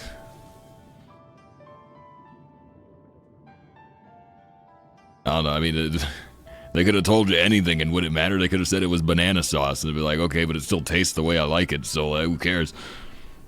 The shakaroni, that thing sucks. The shakaroni, that thing sucks. For a while, like, used to be when my family got together on Fridays for dinner, pizza was usually what we had. It was Pizza Friday. It all started because my brother-in-law, well, like, Friday was the day that he was, like, tasked with cooking dinner for his kids and the house, because it used to be more family members lived together. Now everybody lives in different houses, but... And he was lazy, so he would just order pizza instead of cooking anything. And he always told everybody, if you guys come over on Friday, there's going to be pizza there. And so we all just kind of started coming over on Friday, and so that's been like a thing for like 2 years now, is we just all hang out on Fridays and have dinner. But it used to be Pizza Friday. And for a while, like last year or whatever, whenever they first brought out that stupid shakaroni, they would always order one of those with the rest of the pizza, like if it was Papa John's that week. And it's just like the most underwhelming pizza ever. It's like a really wide, thin crust pizza with a ton of pepperoni on it, and that's it. It tastes like a store-bought, like, frozen pizza. It's just the lamest thing. But we always got it because the name was funny. So, good old Shaq-a-roni.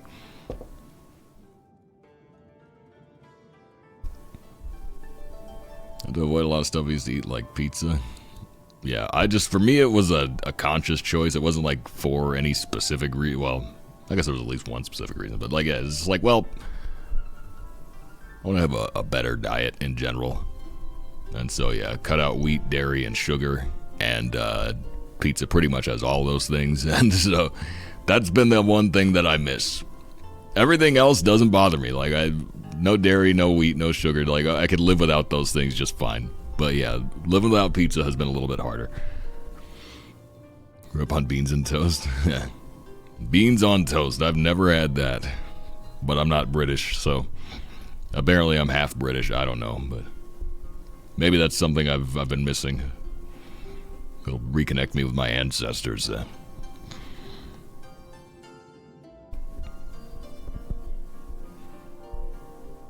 Can't wait till they added crafted weapons using Seed of Sacrifice, Plates of Light.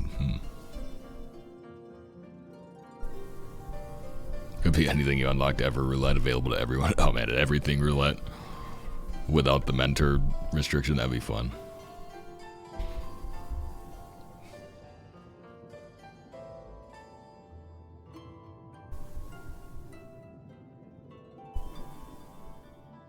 No, I'm not a fan of ranch on pizza unless it's a chicken bacon ranch pizza. That's the only context in which I'll allow it. I don't really like ranch, though. I like chicken bacon ranch as a combination, but in any other context, I'd never eat ranch.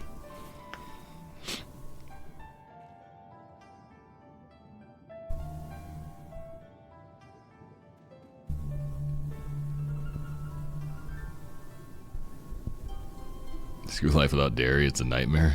I don't know, it doesn't bother me. I haven't missed it. Every now and then I'll have butter.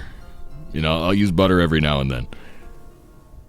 And by that I mean like maybe once a month. It's still pretty rare. But yeah, I never drank milk. And cheese, I am a big fan of cheese, but like it hasn't been that hard to live without. Because I find that a well-seasoned dish doesn't really need cheese. So it's whatever, like.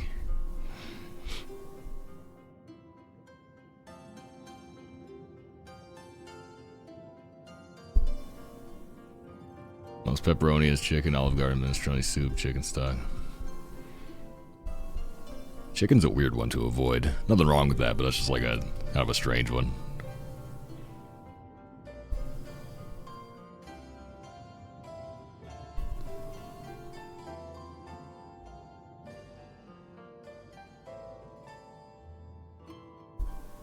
CBR is the pinnacle ranch combo. They're certainly my favorite, but again, I don't like ranch, so. We don't sell canned beans and mediocre ketchup, except in imports and mediocre ketchup. Oh god, we've got like baked beans here. I don't know what specific beans they use in Britain, but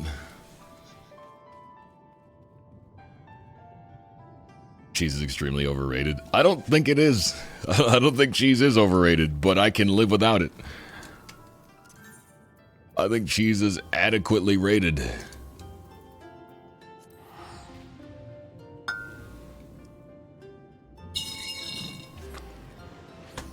I'll tell you one thing I've been loving lately, though. This is kind of random, but like, I've been really getting into sardines. The sardines are like extra. Speaking of things that are not adequately rated, sardines are highly underrated. I love a tin of sardines and olive oil.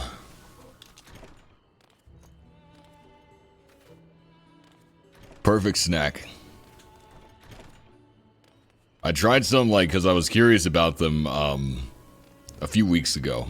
I found some on sale at a pretty good price. They were like organic, you know, fancy ones. Organic, boneless, skinless sardines and olive oil. And they were on a pretty good sale price. And I had like a Thanksgiving discount. So I'm like okay, I'll give these a try. And they're delicious. But, you know, the boneless, skinless ones cost like twice as much as the not boneless, not skinless ones. And so I'm like, what's the deal with the regular ones? But apparently, like, the bones aren't like bones. They're like different. And so even the ones that have bones and skin, you still just eat the whole thing. And you don't even notice, I guess. I haven't tried it yet, but I'm going to. I've got some in the cabinet now.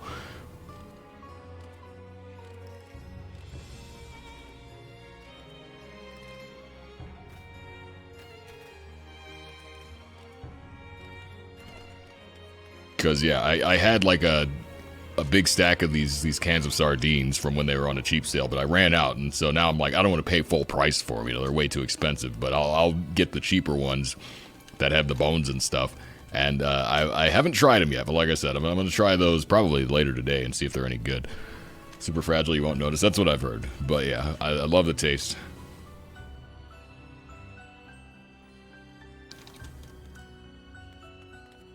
Yeah, anchovies are the ones that are like really, really salty. I'm a big fish person. Oh, I love fish. Huge fan of salmon. Anytime salmon's on sale, I always get a ton of it.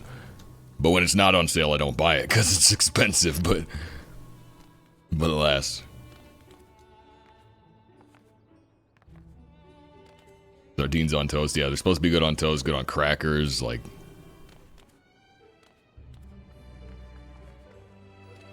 canned Wolf brand chili. Price on that has jumped in recent years to unaffordable. Yeah, so much stuff is like...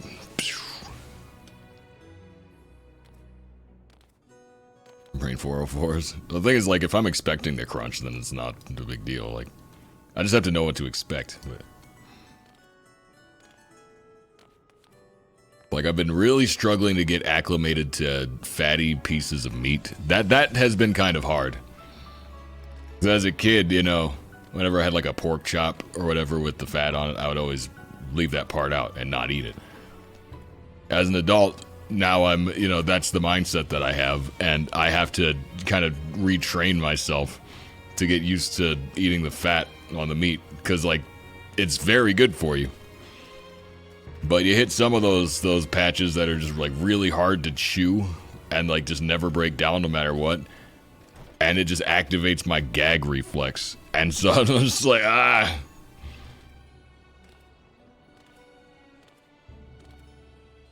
So yeah, I usually have to go for like leaner steaks, because if it's like too much fat, like I just can't handle it.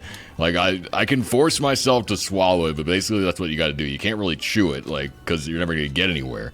So I kind of just have to like cut it smaller and just try and swallow it.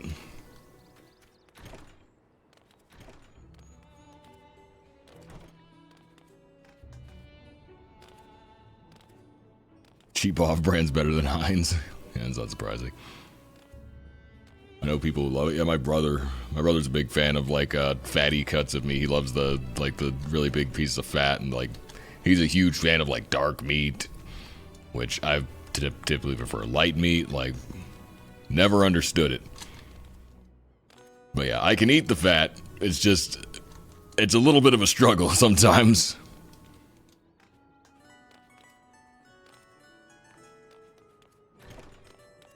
Ever had Wagyu?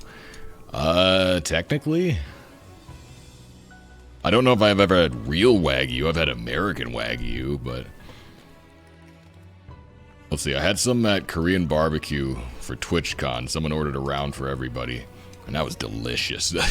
That was really good, so I don't know if that was authentic or not. It was probably still American, but, like, that was great. And then I had like ground Wagyu at one point because it was really cheap on sale. So I was like, yeah, I'll try this. I made like a hamburger out of it, and it's not really hamburger making meat, but I mean, what else do you do with ground meat? Well, thanks, DJ Not So Fly. How we doing? Animal fat's not good for you. It's actually the opposite. There's a lot of nutrients stored in the fat. It's like the most nutritious part of the meat usually. Like it's really good. Or at least that's my understanding, but yeah, just those pieces that are hard to chew, they really throw me off.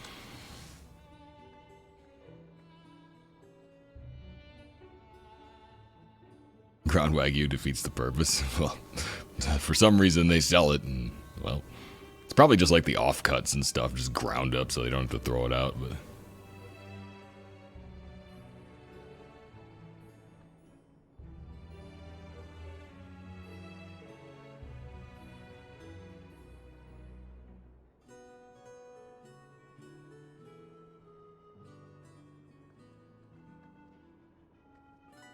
If you make chili but don't like kidney beans, use baked beans. They work as well. Just as well. Well, when you say baked beans, what kind of bean even is it? I know baked beans is a thing, but like, what kind of bean even is it?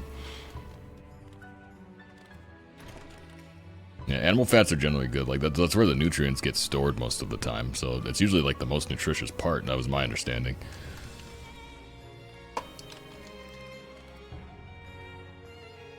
Because the thing is, like, the thing with fat is like, they say like high fat stuff is bad for you. That's not really like the case. It's trans fat that you don't want. Just regular fat is okay. Trans fats are the ones that, you know, mess up with your arteries and whatnot. Like, of course, the hard part about trans fats is they could be in places where you don't think they are. Like, there's a popular example that everybody brings up, but it's true. It's at least in the US, I believe, the FDA will allow you to label your product as like no trans fat, as long as it has under a certain threshold per serving, which could be like 0.5 of whatever the measurement is. I don't know. I'm like the worst person to relay this information because I don't remember the science offhand and I've been drinking whiskey. But basically, like, if it's below a certain threshold, you can label it as... If it's below a certain threshold per serving, you can label it as having 0 trans fats. But if it's like a bag of chips and the serving size is like half a cup, then, like, basically, for the whole bag, it adds up to actually being quite a lot. So...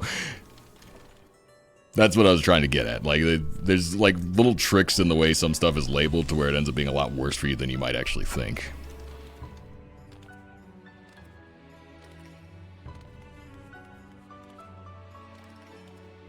Small enough to be 0 numbers are funny, yeah. Serving size is 3/10 of the package, yeah.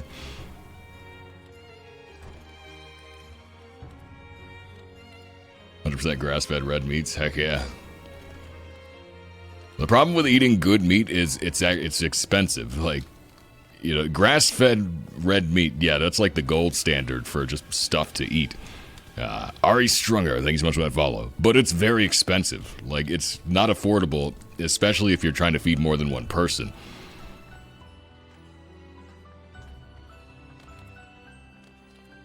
And that's kind of the crux of the whole thing, is like it's very cheap and easy to mass produce low quality food, which is kind of why we are where we're at now, because it's so easy to, you know, make all these cereal grains and stuff and all the sugars and whatnot, and like it'll fill you up enough to get you through the day, but it's not like very nutritious, so it's not like healthy for you in the long run, but it's extremely easy to produce and like sell on the cheap.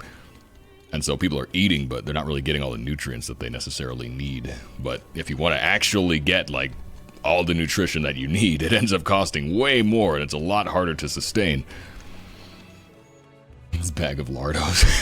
Lardos has no trans fat. Yeah, but, like, a lot of the agencies and whatnot, there's a lot of, like, weird stuff with the labeling and what is allowed versus what's not allowed and whatnot. It's a whole rabbit hole. I mean, ice chest of Omaha steaks for Christmas. Can your aunt be my aunt too? I want that.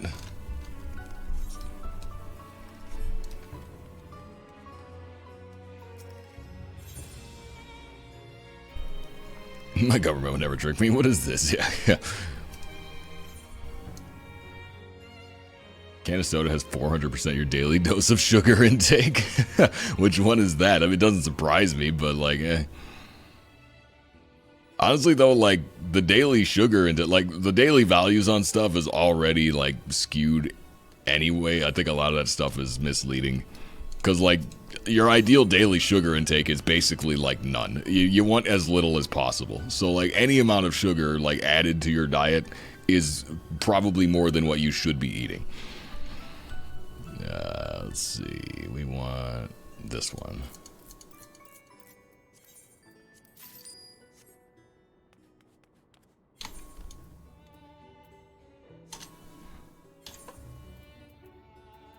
Alright, Margaret. There we go. If it's under 0.5 grams per serving, they don't have to list the trans fat. Yeah, so they could say 0 trans fat, but if it's a 10 serving bag of chips, it could have, 4 grams of trans fat. But if to fortify cereal with vitamins, yeah.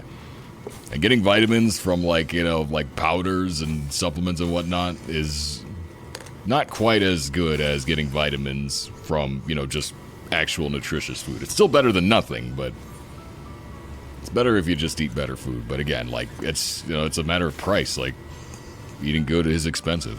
Z Foxel, thank you so much for that follow.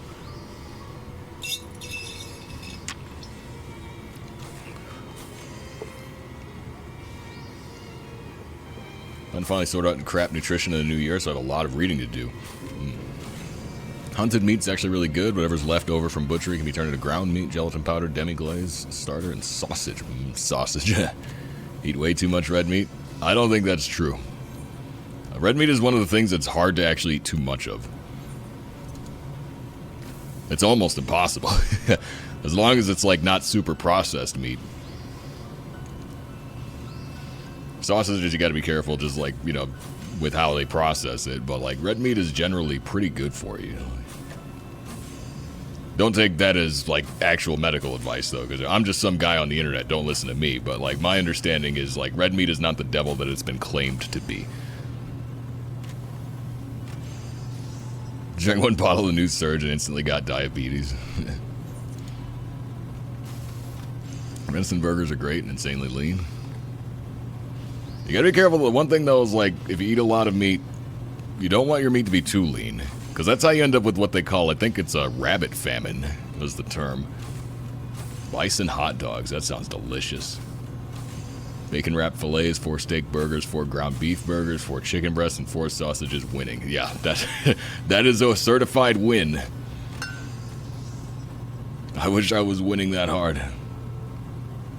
But, yeah, like a rabbit famine. I think it was early America where, like, there was a situation where there was a specific location, but the idea is, or might even have been Europe, might have been England. The idea is that, like, basically there was this people, these settlers that had, like, an absolute overabundance of rabbit. And so, like, okay, we'll just eat the rabbits. But they didn't have anything else. But the problem is rabbit meat is so lean that it doesn't have all the nutrients you need. It doesn't have all the saturated fat. It's just really lean. And so despite the fact that they were, like, gorging themselves on rabbit meat, they were actually starving to death. And so, like, you could eat enough to be full, but still actually be starving if you're not getting the nutrients that you need.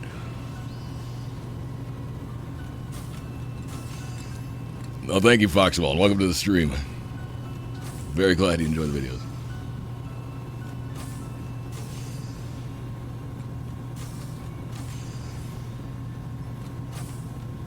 Red meat has CLAs. CLAs have an appetite suppressant effect, which is great. Most red meat is a lot of processed. Yeah, you want unprocessed stuff as much as possible. Whole foods and particularly good foods. That's what you want to generally try and eat as much as possible. Lovely fall. Thank you so much for that follow.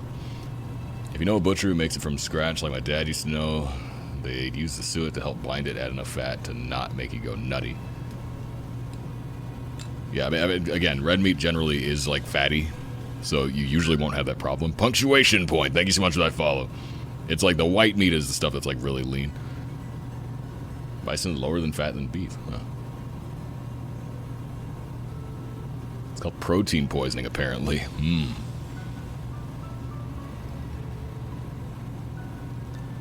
Last 20 years, pretty much everything has been the worst possible thing you can eat, and you need more of this in your diet. Yeah, for me, it's like there's a handful of just, like, general rules that I try to stick to, because, I mean, like, again, all this, the information goes back and forth constantly, and the studies swing in either direction constantly, so, like, you never really know what to do. It's kind of just, like, what feels good to you and, like, seems to be healthy is probably, like, ultimately what's going to work out, but... Because you can't even say do your own research, because all the research is contradictory, and a lot of it is, like, industry-led, so it's like, it's, the grain industry versus the meat industry are both putting out, studies, they're, like, biasing studies to, like, favor one versus the other and whatnot, so it's like, you can't even trust that, You can't even trust the studies half the time. But, yeah, generally, just avoiding processed stuff, period, is probably a good move. Like, the less processed food you eat, the better off you're probably going to be.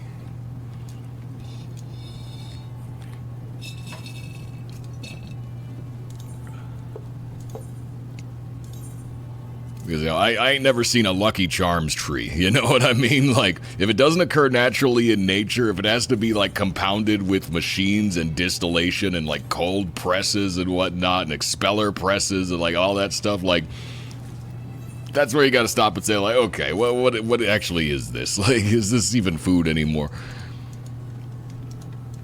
Cold press is fine, expeller press is the one you don't want, sorry, but... Distillation like whiskey, oh yeah. Alcohol is my one cheat. I'll allow myself to cheat by having the occasional drink. Steroided out jalapenos got from the store the other day. Oh, man.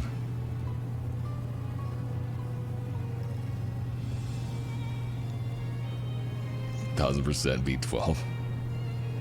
All healer stuff I see just looks so bad. There's options.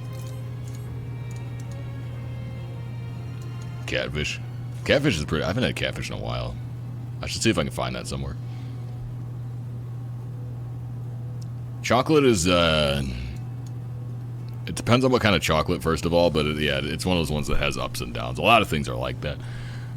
The wine is good for you myth came from the French paradox, actually, wherein they're saying, like, well, French people eat all this fatty food, but their rate of heart disease is lower than America, where they were trying to create the narrative that eating a lot of fats increased your risk of heart disease, which was, you know, some claim to have been falsified. But basically, in France, they're like, well, they eat all these fatty foods. Why is their heart health so good there, despite the really fatty diet? And so someone drew the conclusion that, well, it must be because they drink a lot of red wine. Yeah, so that's kind of where that came from. And then there's some correlation that like a half a glass of red wine every day makes you live longer or something like that. I don't know the science behind that study, but like that's apparently a thing. But I would have to look at it to see, like, what do they base that on? Because, like, you really got to dig into some of that stuff and see, like, well, this was a study with a sample size of maybe like 10 people, and here are the results, which scientifically would never hold up to review. But there's a lot of stuff like that. You know, the information is very conflicting.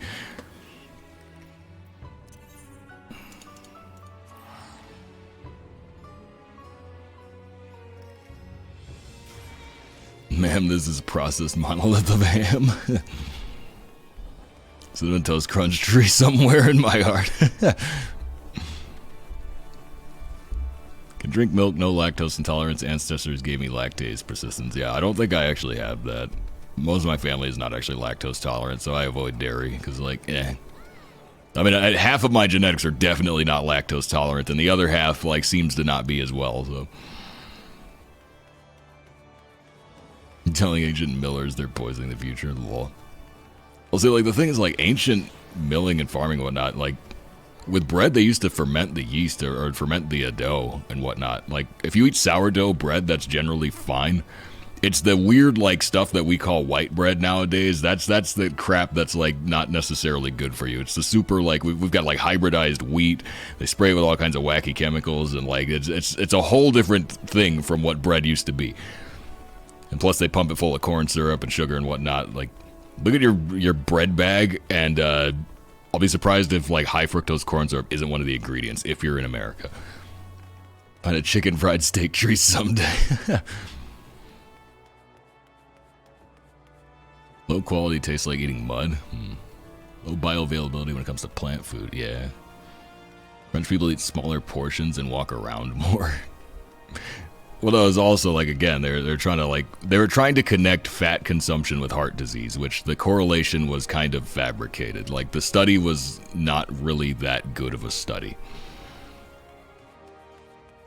Asian countries and high sodium. Well, see, salts is also one of those things that, like, gets demonized a lot, but, like, it's not as bad for you as it's made out to be. That doesn't mean you can go drink seawater, but, you know, like, it's not salt that's going to get you in most cases. It's usually, like, what it's paired with that's going to get you.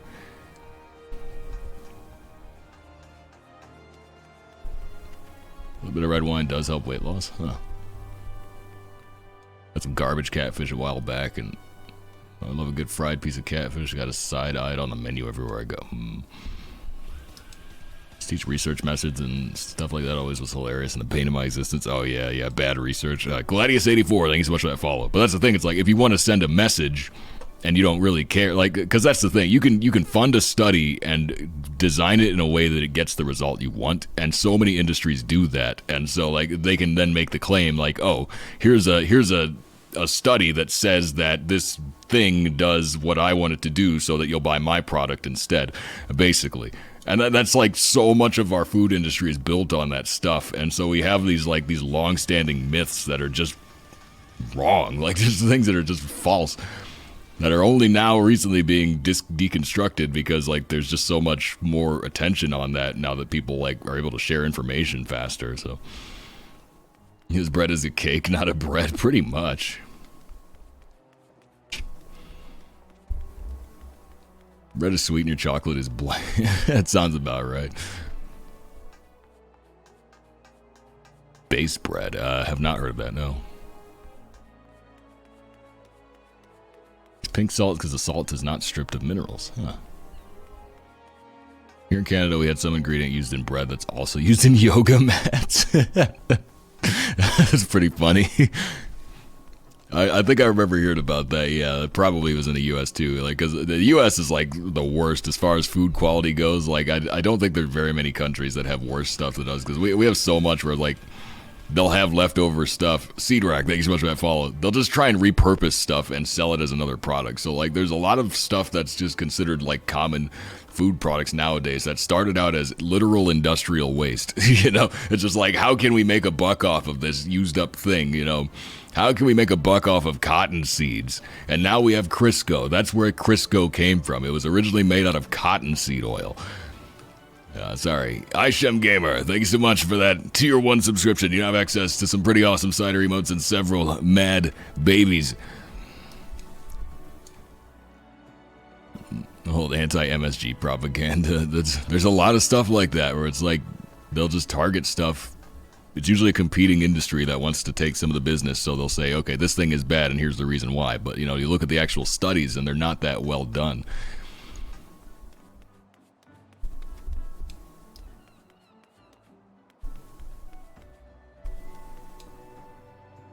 Four to five doctors agree with the check I wrote. Yeah. Robert Kwok, who was that?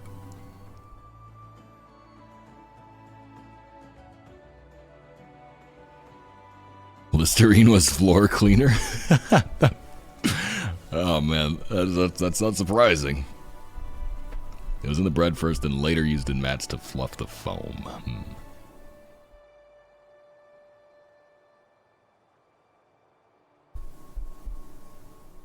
Phytosterols? I don't even know what those are.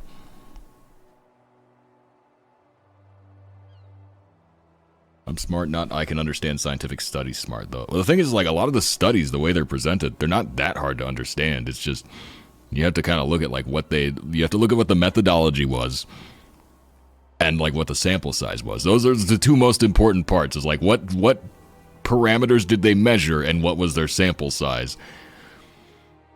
And also, like, where did they get the subjects from? Like, who were the subjects? What was the sample size? What were the parameters? Like, I don't know. You like... It breaks down to a simple level. It's just like, it's the type of thing that, like, if you're not into that sort of stuff, it's going to be very boring to read it. But, like,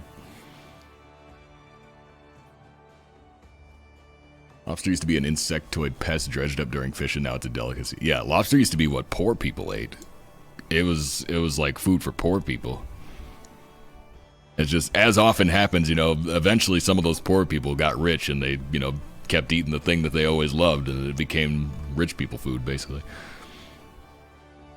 Food and drug studies are good. On the other hand, bias is far too easy to make. Yeah, like the studies, it's good to study things if the studies are good. That's how I would say it. Like, the study has to be done in a way that is balanced and doesn't, like, try to push for a specific result. It has to be an objective study. And it has to take into account as many variables as it possibly can so that you know that your study is not being, like, you know, polluted in some way. Halitosis? I don't know what that is. First non-sugar sweetener was glue. Robert Kwok was the dude who started the MSG is bad for you, Chris. Gotcha. All you need is the abstract unless you're in deep. Yeah, see, I'm such an idiot, I don't even really know what that means offhand, but... We found eating bananas had harmful effects after we gave rats only bananas for 3 months. Yeah.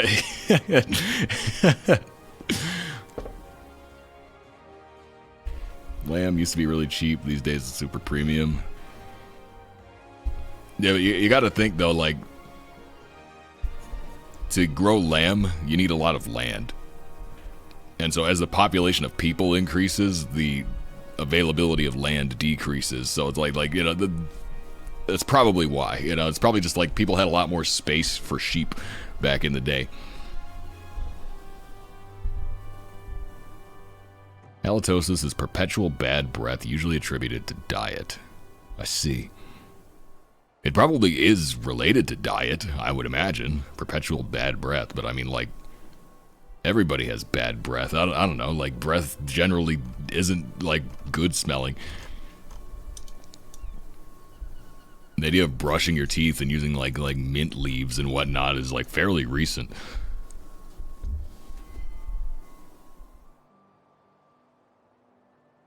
Elevated cancer levels in rats after giving them nothing but water.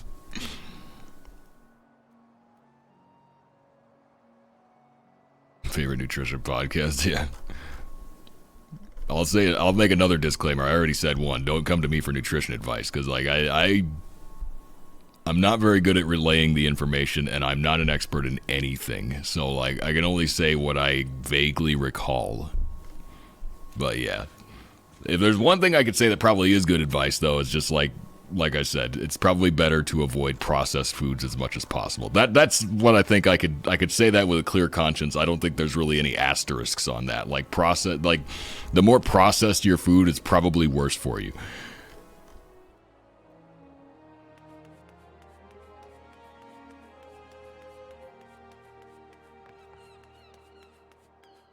Should take less space than cattle, though. I feel like cattle probably has a bigger net reward, though, net return. You know, because like a cow gets bigger than a sheep, so it's going to have more meat output. I'm sure there's some kind of cost benefit in why, like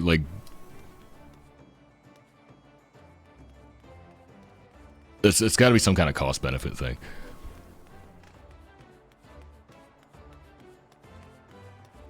Type of pasture we have.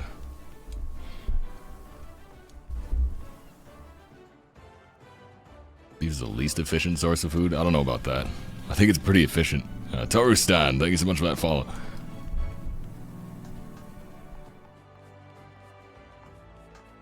I don't know if I could say it's the most efficient, but I don't know if it's the least. I'm sure there's worse.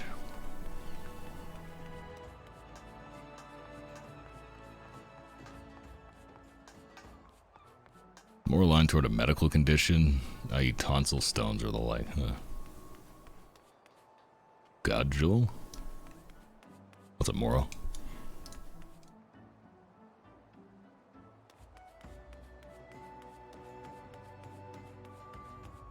Who's the frontliner PvP coat you're going for?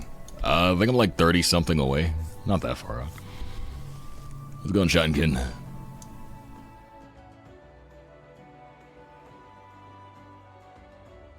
Take the words of a whiskey sipping Lala player with some grains of salt. Yeah. I just speak thoughts off the top of my head. There's only a handful of things that I'm actually like really well learned on, and most of them are irrelevant things like metal bands. Potatoes have more potassium than bananas. Huh.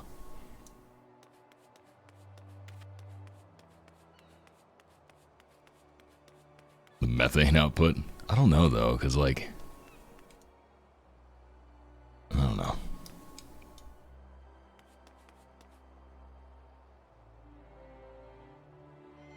You also have to factor in, like, almost every living thing outputs methane to some extent. So, like, what about the human population? Like, as that grows, that's also putting out more methane, you know? So it's like, That's not to say that, I guess that's like a whataboutism, I suppose. That doesn't change the fact that the cows could be a problem, but like, what do you do about that? You know what I mean? Like, I don't know if getting rid of the cows necessarily solves that. Like, 7 billion? I thought we were up to 8.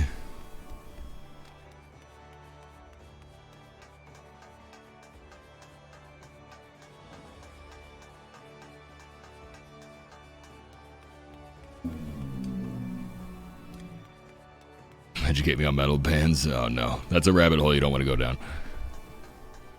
What's your opinion on Amaranth? I feel like they're a little stale now, and they're definitely worse since what's-his-name left. I think Amaranth was really fun the first few albums, but like their sound didn't really evolve, and so they kind of just keep putting out the same album over and over again. So yeah, that's all I really got.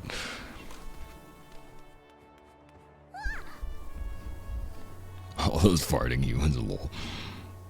Mark02953, thanks so much for that Prime subscription. You now have access to some pretty awesome cider emotes and several mad babies. Thank you so much.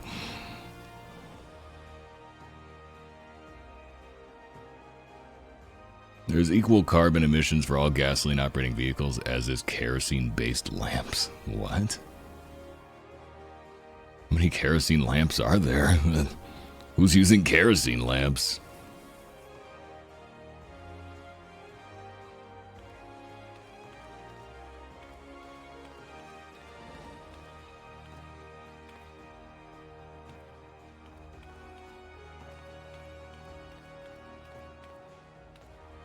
It's all relative. Yeah.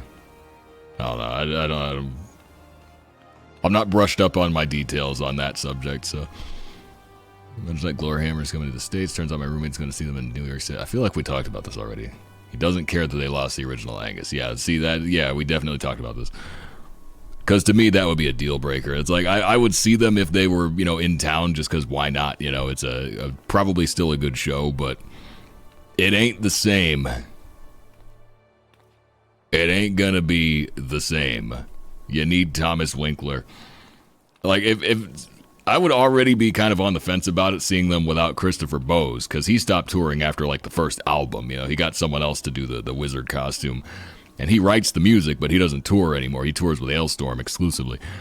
And so it's like, you know, no Christopher Bowes, I could probably still justify seeing the show, but no Thomas Winkler, like, come on. It's I could go see any power metal band to get that experience. Like, I would want it to be those two guys. But it's probably still a fun show. Like, I would say it's probably still worth seeing, but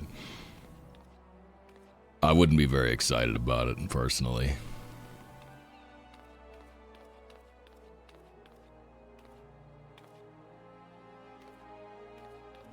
Have you given thought to doing a viewer suggest music stream? Oh god. That would devolve quickly. Still really like having them on as background rock, but it's kind of samey. Yeah. I liked Nexus a lot. Trinity was okay. It was basically all downhill from there, from my opinion. Nexus was where I jumped on, because I saw them live with In Temptation, I think it was. Yeah, they were. I saw them live supporting Within Temptation, and I'd already known about them before, but I didn't really dig deep into their music. And after their live show, I was like, "Oh, these guys are actually pretty good." And this was they were touring for Trinity, Massive Addictive. I think it was Massive Addictive was the name of the album. I don't remember. Whatever the name of the album with Trinity. The song Trinity was on the album. I think it was Massive Addictive. But they were touring in support of that.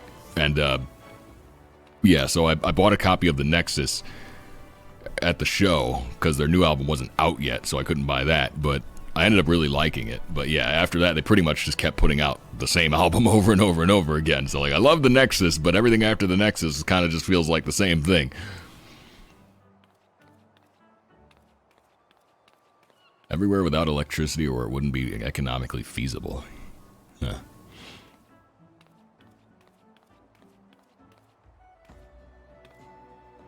Question, that's a drink hole.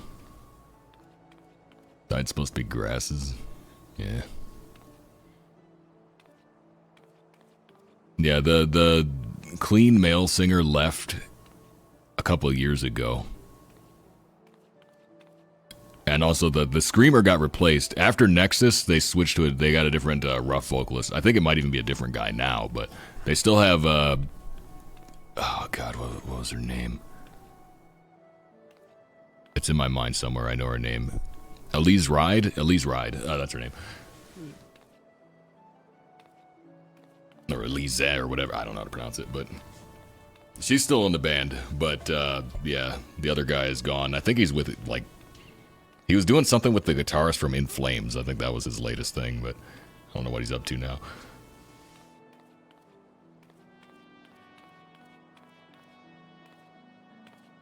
How's it going, Dark Monkin? Are any bands which lost a key member and immediately went into garbage, in your opinion? Oh, that's a tough one. Stratovarius almost had that happen. Because Stratovarius, like, just about all their music, like 90% of their music was written by their lead guitarist, Timo Tolkki. He left the band. He was going to dissolve the band, but the rest of the members convinced him to sign it over to them so that they could keep it going without him. And so he did. And the first album that they released after he left was probably their worst album ever. It was really bad. But then they got really good after that. And so I was like, oh, okay, there's still something here. But like, yeah, Stratovarius Polaris was like a pile of crap. I was not a fan of Polaris. But then they released Elysium, and that's probably one of their best albums. So yeah.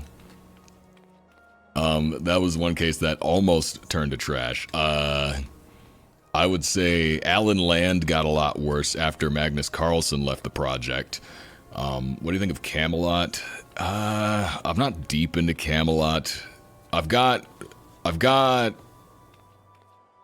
3 albums by Camelot. It's Karma, The Black Halo, and whichever one Center of the Universe is on. It's the one that comes before Black Halo. They're a 2-part concept album. But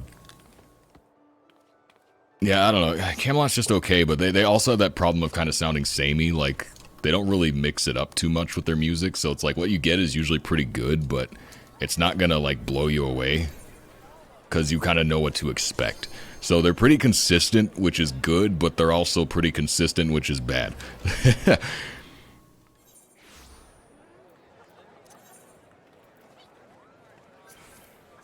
Alright, North Shroud. Welcome to the stream, Red Hatter. It is massive addictive? Okay. I don't think Nightwish dropped off. I still consider Imaginarum to be Nightwish's best album. So I think their best work was done with Annette on lead vocals. I don't think Tarja was all that. You know, she was very good, and she was very important to their early sound. But there are a lot of songs that I don't think she sounds that good on, and you could tell that they were written with a different style of vocal in mind. And so, yeah, I consider Imaginarum to be Nightwish's best work. Odd way to say Oceanborn. Oceanborn is good. Ever listen to Leprous or Igor? Yeah, I love both of those. I need to listen to more Leprous. I only know a handful of Leprous songs, but everything I've heard by them is great. I really like Running Low. That's probably my favorite one so far, but I know they've got like a ton of other stuff I haven't heard. For Igor, it's going to be either Homus or Cheval. I think I've played them on stream before, Igor.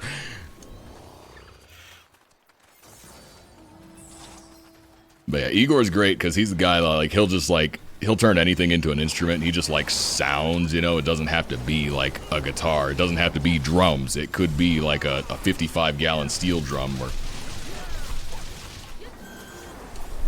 Oh, my God, I'm on Alchemist. I can't hunt on Alchemist. I was trying to get autos in, but I think I missed it. Alright. Curl. Camelot's vocalist has a far bigger range than the band uses.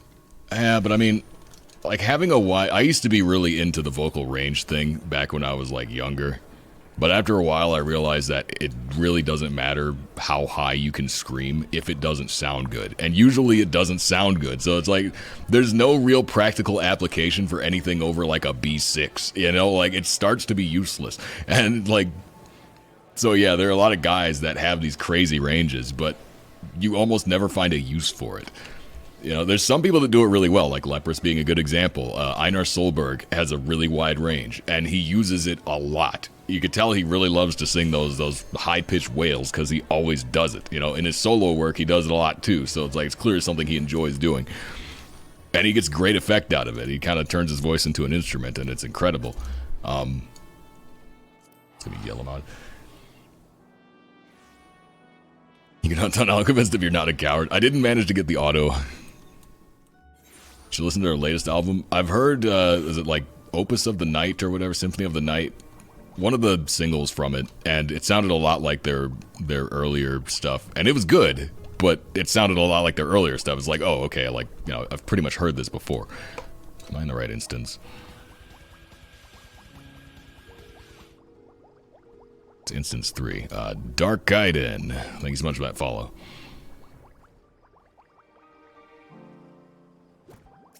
Yeah, Einar is crazy. I've really been loving his solo stuff, and I very much need to get a copy of the record. I don't know if he has more than one album, but he recently released a solo album, and like so many of the songs on that I've listened to on repeat for just like weeks because they were really, really good.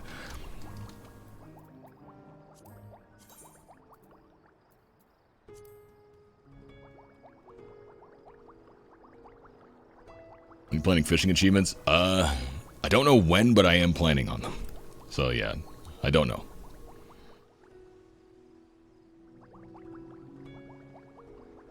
Thoughts on foreign metal bands? Arenrut comes to mind. I don't know that one. I mean, when you say foreign, I mean, most of the bands I listen to are not from America. So like, almost every metal band I listen to is foreign by that definition, but yeah, it just depends. I mean, I'll listen to anything if I think the music is good. I'm not a big fan of baby metal, no.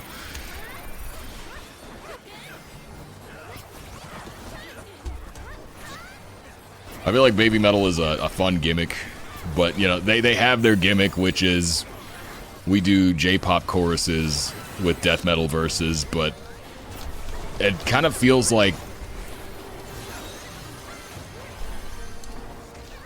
to me, I feel that the two don't really pair that well, those two styles. And I don't feel like they really try that hard to mix them together, so it just sounds like death metal, death metal, death metal, and then J-pop chorus, and it's like, it just feels out of place. Like, I don't know. I'm not a huge fan. It feels like it relies a little bit too much on the gimmick, whereas I feel like you could do that and, like, produce better music out of it. So, yeah, not crazy about baby metal from what I've heard of it, but, I mean, it's fine. Kasharan, thank you so much for that follow.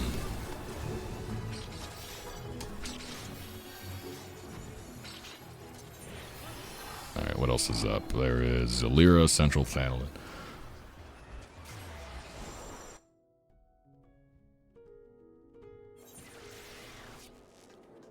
Is it permadeath running out to delete your character? Ah, crap. Ever heard of Planeswalker? Nope. Magic the Gathering themed power metal band. That's not surprising that that exists.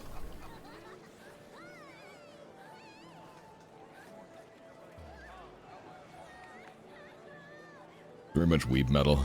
Yeah, that's fine. Like, it seems a lot of people apparently like it, but yeah, like I said, I just feel like it relies a little bit too much on the gimmick. Not quite my cup of tea musically. Have you heard of Carnival? I've heard of them, but I don't remember any of their songs or what they sound like. So, like, yeah, I believe I've heard at least one song by that band before.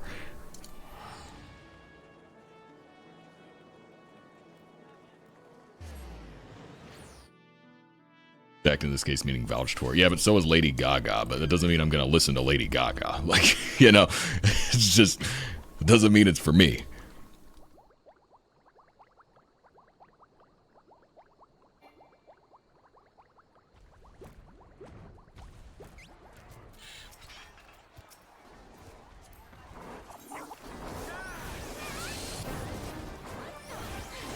So I don't know if you plan to do more Mad Because Small videos. Yes.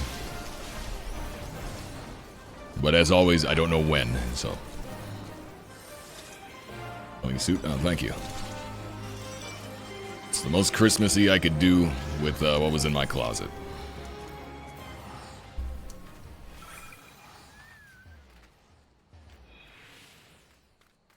Those was Michael on vocals and Jason Ashrak. I don't know who the heck that is. I don't know either one of those names.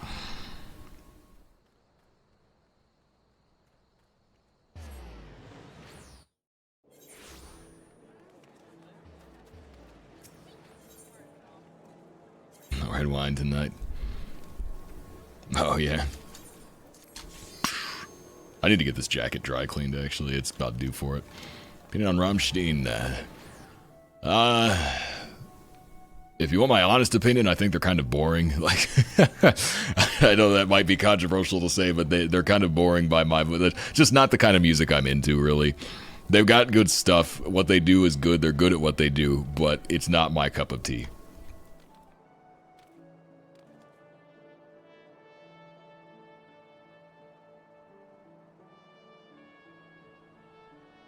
But I really like bombastic and over-the-top crap.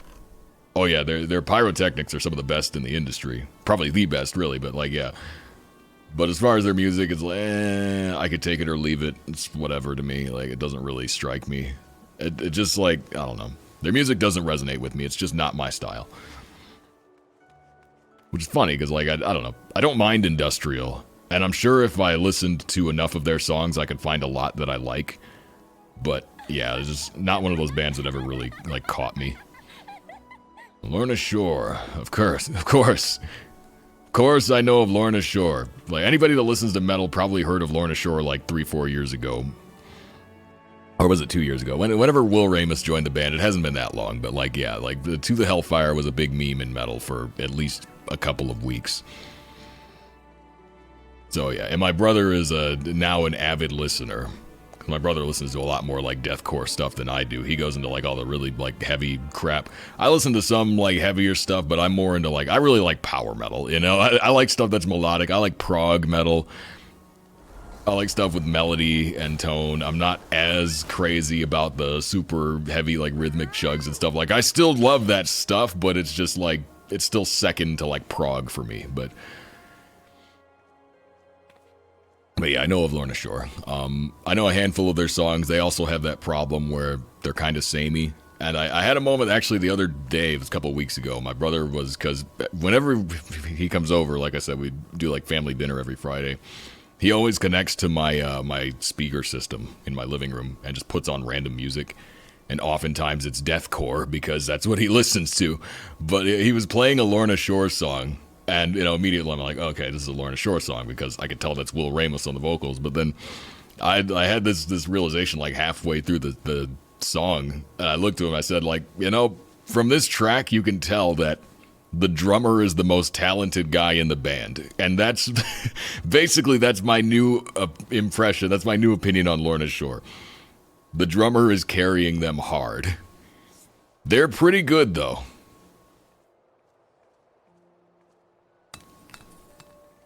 Power melodic prog Viking, sometimes pop metal, that's where I sit. Yeah, I'll listen to pretty much any type of metal, but I definitely like the more melodic stuff. So, like, I'm big into, like, again, power metal, prog metal. I like folk metal a lot, all that stuff. I know Kane's Offering, yeah. That's Timo Tolkki and Yanni Henka from... It's Yanni from Sonata Arctica and Timo... Not Tolkki, sorry, Cody Pelto. I said Tolkki. Timo Cody Pelto, the lead singer from Stratovarius. With Yanni Henka, the former lead guitar player from Sonata Arctica. I've heard a few of their songs. They're just okay. They're not as good as Sonata Arctica or Stratovarius. They're somewhere like, you know, so somewhere in the middle. So it's like, I'd rather listen to either one of those other bands. But yeah, they're fine. Yeah, Sleep Token. Sleep Token's really good. They caught my attention. I was listening to them a lot at the beginning of the year. I haven't really been lately, but... Bring Me the Horizon does a bit of everything. There's a band called Electric Callboy. I've heard like one song by Electric Callboy, but it was fine. It's very silly, but that's fine. Like, that's kind of a thing nowadays, doing silly stuff. But any melodic album you'd recommend? The whole album? I gotta think about that. That's tough. Getting more into industrial. Industrial is a good genre, but the hard part is just getting away from stuff that sounds samey, because like it can be very samey very easily. Thank you for putting on instrumental for background. There's several metal no lyrics playlists saved on Spotify. Oh, nice. I think melodic album. Well, let's see. I mentioned Elysium by Stradivarius earlier. That's the easy recommendation. I love that album. Elysium, the song by Stradivarius, is one of my favorite songs probably of all time. It's 18 minutes long, though, so like it's not light listening, but man, you gotta listen to the whole thing, too. You can't skip around. You gotta listen to the whole thing.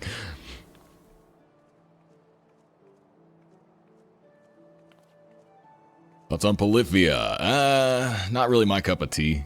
Polyphia's really good. There's really talented. I think there's at least 1 or 2 Polyphia songs on my YouTube playlist. But I don't know. Like it's almost like they're too good. You know, I can only handle so much of that. You know, they're almost too good. Like you know, going into every track that they're gonna shred like really hard, and it's gonna be incredibly good music. But it's kind of just like they run into that problem that a lot of like the higher level musicians run into, which is like, how can we keep, you know, upping the bar, producing, you know, even more technical, even more difficult music, and then, you know, at a certain point, it's like you can only appreciate it as a musician. I don't know, like it starts to be less appealing to me. I was just like, man, yeah, these guys are really good, but I don't know if I'm like jamming to the song as much as I want to. But like I said, I like power metal. I like stuff that's got like a simple verse-chorus structure. And that's why prog is probably my favorite genre right now, because it has just the right amount of like really technical skill. Like you could tell most of the guys writing prog are really good at what they do, but they still have enough melody and song structure to where it's like listenable and approachable.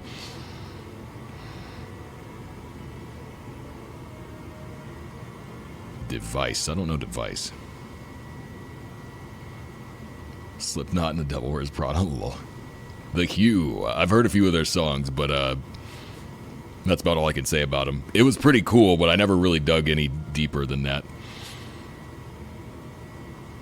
Listened to Ego Death and it was almost too much. Yeah. Yeah, Ego Death is like crazy. It's a really good song. That's one that almost made it on my playlist, but I'm like, man, this is a lot. You can't help but be astonished by it, but at the same time, it's like, I don't know if I want to hear this next week. You know? If these trees could talk. I've heard of that. Math with strings, pretty much. Yeah. Ever listened to that Tim Henson vs. Ichika Nito video? I did not. I meant to, but I didn't. Some prog is just prog for the sake of being prog. Yeah. And that's usually the worst prog. I like the stuff where it's like they clearly had a vision. They were setting out to produce something, like they had a sound that they wanted to go for, and they found a cool way. That's what I like about post-rock. Post-rock is really good for that, where like they'll find a sound that they like and just keep doing it for a really long time. You know, they really like let the soundscape breathe and give you time to like really appreciate what you're listening to. Whereas, you know, in prog, sometimes the best part of the song will be like a 10-second clip and it never repeats. You know, whereas post-rock is the opposite. Like they take that 10-second clip and make an hour-long track out of it. Thoughts on Tool. My siblings really, really, really love Tool and listen to them a lot. I've always been lukewarm on Tool. I think they make good music, but it's just not something that I like that much. You know, like, I respect what they do. I think they have some very good songs. I just don't like it. I don't know why, but it just doesn't click for me. Like, it's something about the deep, gritty, like murky nature of it, to where it's like just not the vibe that I like. I like stuff that's upbeat and like bombastic. Tool is very much the opposite of that. They have a way of making like music that sounds depressed. Like,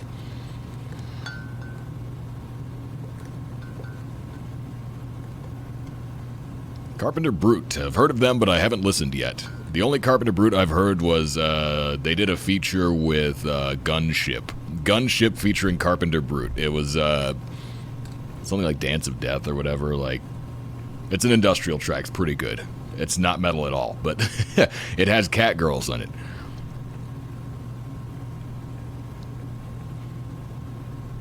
David Draymond from Disturbed doing an industrial album for Device. Ah. The prog name is Devin Townsend. Hey, that's my favorite artist. I know a lot of prog, though. There's like Dream Theater, there's Leprous, Caligula's Horse, Haken. There's a couple more, but... The tone is in the cat girl. Get upset watching Tim Henson legs. I see his hands moving. Sounds like I'm hearing doesn't line up with my brain. Yeah, Ichi Kanito's even worse for that. He always does those freaking flares in his licks or whatever, where it'll just be like 20 notes comes out in like a second. And you're just like, what?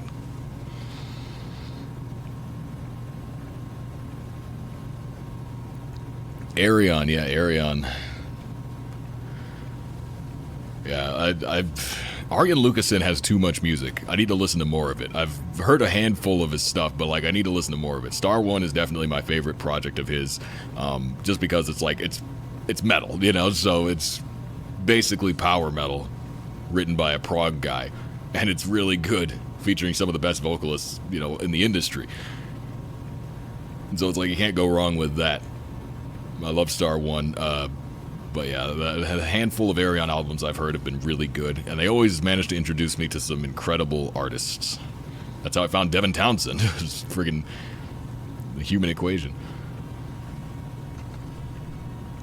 What achievements are we after tonight? Well, we got 2 hunt achievements already today. I'm a couple away from a leave quest achievement, but I'm going to save that. I'll do that one for the video, I think. Yeah, we're almost at this one, and I have the allowances, but kind of just chilling, really. I mean, it's Christmas Eve, you know. We got 2 achievements already on Christmas Eve, so we'll get more if we can, but I'm not, like, not sweating about it.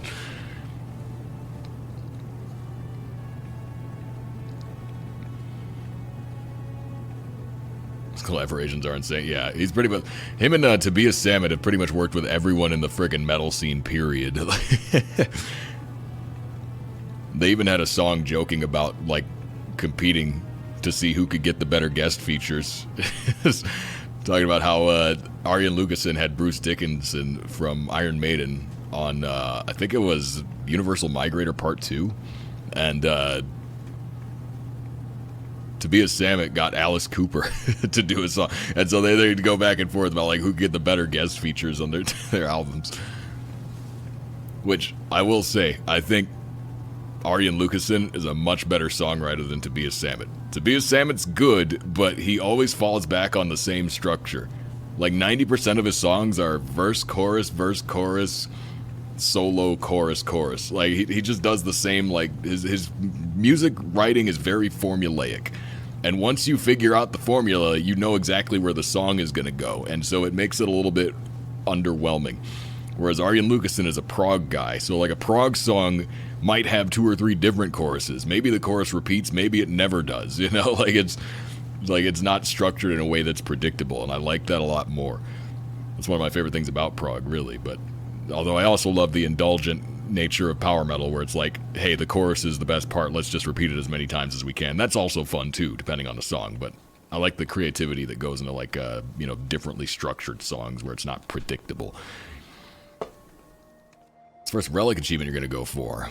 I've got a lot already, but, you know, we're close to, I've been collecting a lot of stuff for Shadowbringers relics, so. Got a lot of stuff in the back pocket for relics. We'll see where we end up.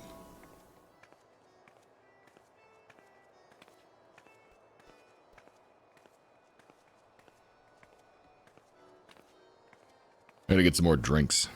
Oh wait, my tea is still full. Never mind. I thought my cup was empty. I mean, the whiskey is empty, but... Merry Christmas, Speeding Turtle. How are you? My tea is full, but it's cold. How did I stand here long enough for it to get cold without drinking any of it? My Datos relics? Oh yeah, the finished Eureka relics are really ugly.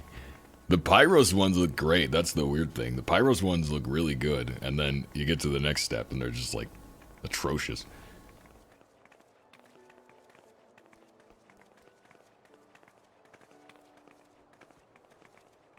considered streaming on Twitch and YouTube at the same time. Honestly, I don't think my internet could even handle it. It barely can stream to Twitch, so I'd have to get better internet first, which I can't do until it gets installed in my area. Basically, right now I'm limited by my internet. Like, there's no better internet I can get at the moment. And until new cables get hung, I can't upgrade. Like, there's nothing I can upgrade to. So, yeah, that would be a huge limiting factor. Like, I wouldn't be able to stream to both at the same time.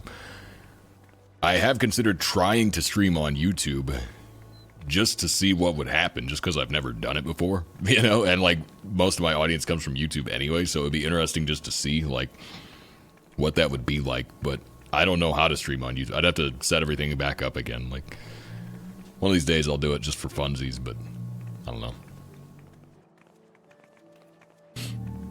Black Mage Relic looks solid. I don't know if I've ever seen the Black Mage Relic. How's your ARR progression going? Well, I finished one, and for ARR relics, you only have to finish one for the achievement. And then the rest, you just have to get to the first step. So, like, I already have a finished one. And so, yeah, I just have to get the first step for the rest of them. You don't have to finish all of them. No, that's not true. Look, I'll show you. It's not true. Check this out. Zodiac weapons.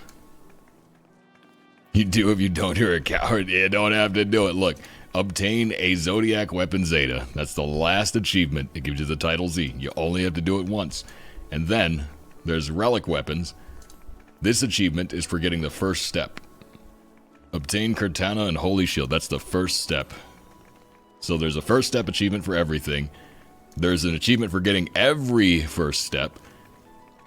And then there's an achievement for finishing one relic all the way. So you don't have to do them all. It's great.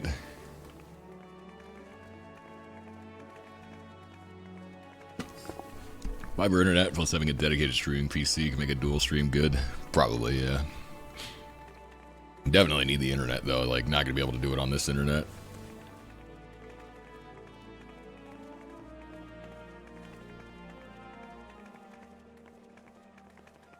Let's check your contract with Twit. No, they unlocked that like a year ago or something. Double streaming is allowed unless you have like a proper contract. I just have default partner contract, and I'm pretty sure you're allowed to dual cast. But if you got one of those ones where Twitch actually pays you, then you can't. But well, unless you negotiate for that. But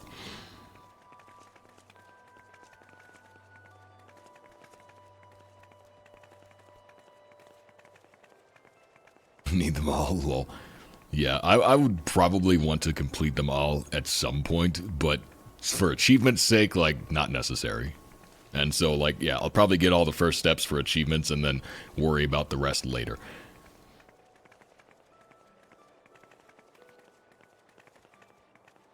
I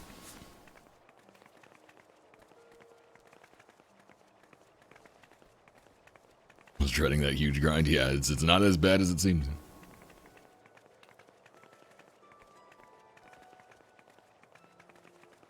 Brother Love Angle Christmas Eve. What?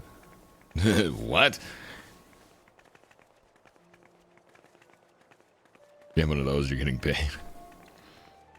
Yeah, if you have like an actual contract with Twitch. I mean, there is a contract that you have to agree to when you become a partner, but again, like most like people like me, like I'm small time, you know, I got the default contract. So at the time, it didn't allow streaming on multiple platforms at the same time, but I think it does now. I'm pretty sure they changed that. So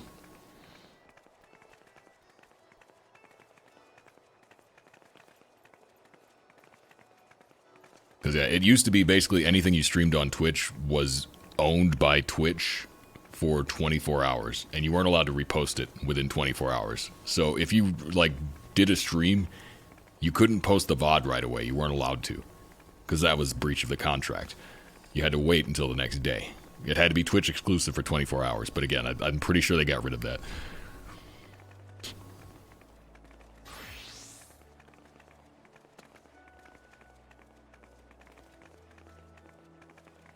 wearing the outfit Brother Love wore. I don't know who that is.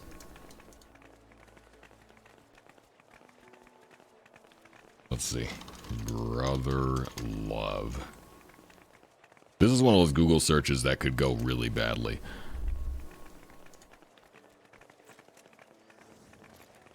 Oh, yeah. Yeah, no, that's pretty close. White suit, white tie. He had a black belt, though.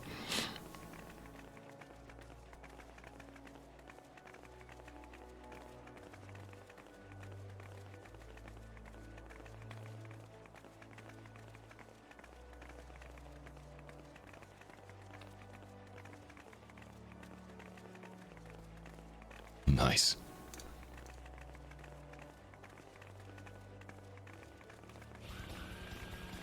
Say Lillian Knight. Thank you so much for that follow.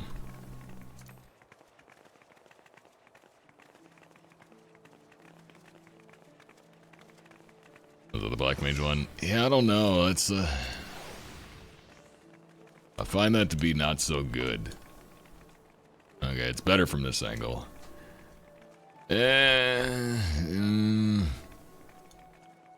It's not horrible, but it ain't great. It's just okay. I'm inclined to say just okay.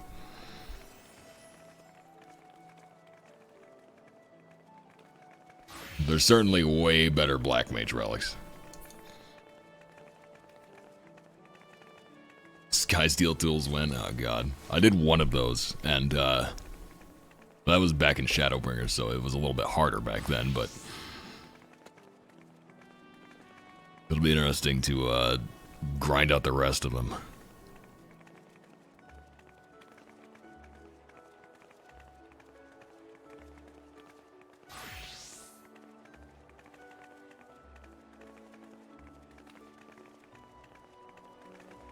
Stardust Rod. That one seems to get a lot of love, yeah.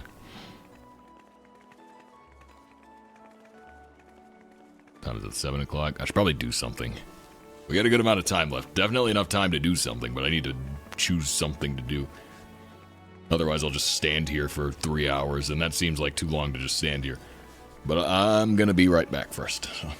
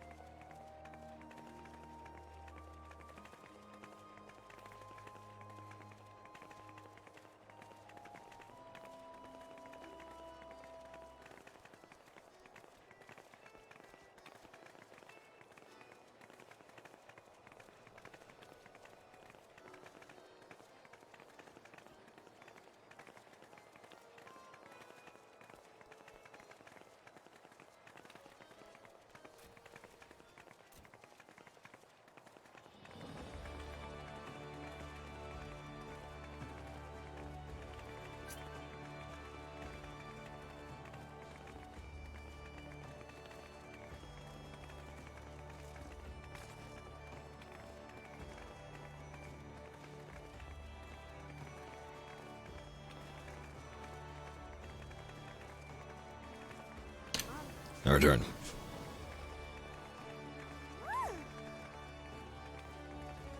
I need to put something in this, this ornament. But it can't be too over the top, because I have to function tomorrow.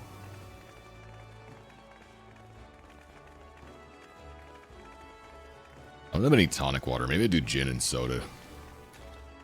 Apparently that's a Japanese-style gin and tonic. Making it with soda water. Just, oh, man. I didn't think that through, did I? Oh.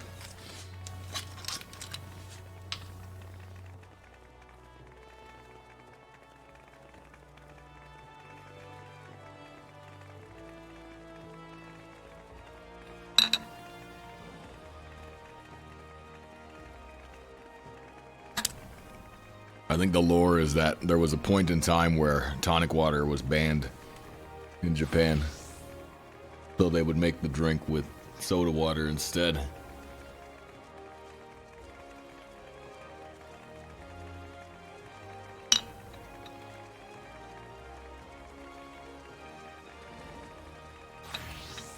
Alright.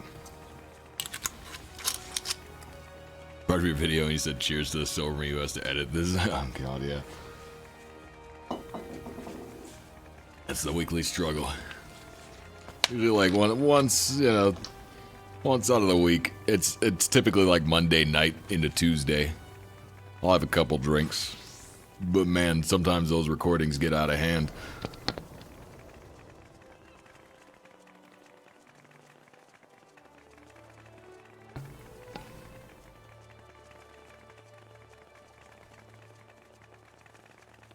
A drink counter on the next achievement video, lol.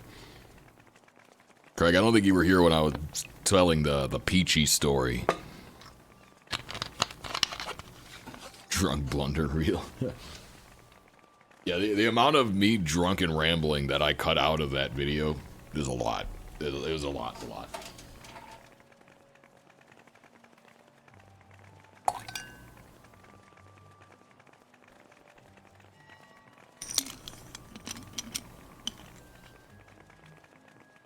You ramble when drunk? Never. Yeah, that would never happen.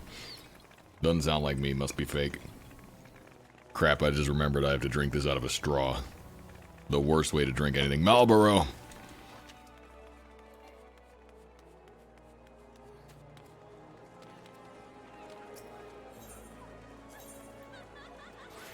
I can't wait, though, to do Christmas tomorrow. I'm actually really looking forward to it. I've realized I enjoy Christmas a lot.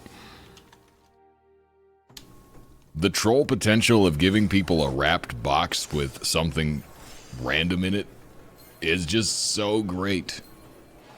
This is upper right, yeah. It's kind of a running theme with my family that I always do something stupid for Christmas. There's usually like a big, like, stupid, like, so there's usually something really stupid. Sometimes it's less stupid. Just depends. Glitter bomb. No, not that dumb. That just sounds like it would be annoying. Other than things are fun.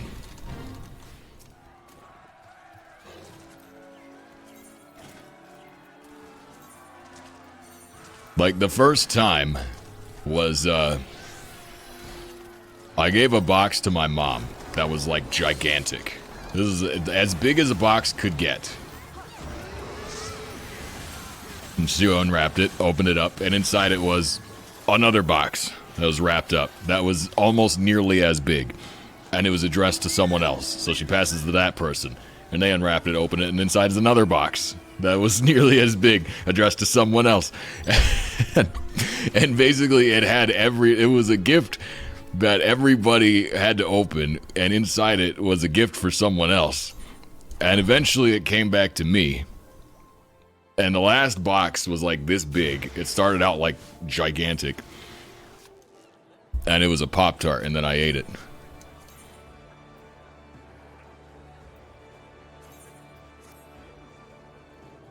Truly the crowning achievement, the crowning moment of my troll life. So that was where the trend started.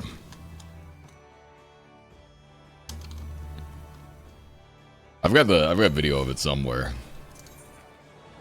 All right, Yang Sha. Should have unwrapped the Pop-Tart and ate the filling wall.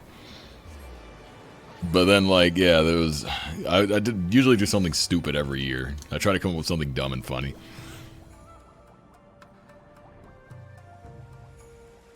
Trying to think of other examples.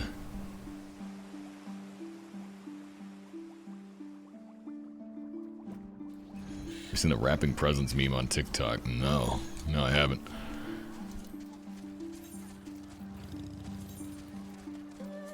Oh yeah, one year I gave my brother a box of spaghetti. It was just a full box of cooked spaghetti.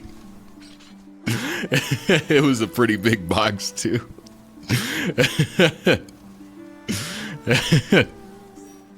That one was pretty good. Why? Why not? Literally, why not? Because it was funny.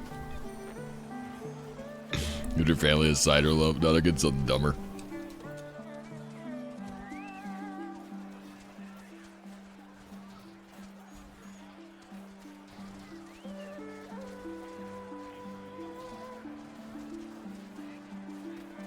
When did Post Out a Loaf came out? Oh yeah, the last one, the chicken loaf. It was mid.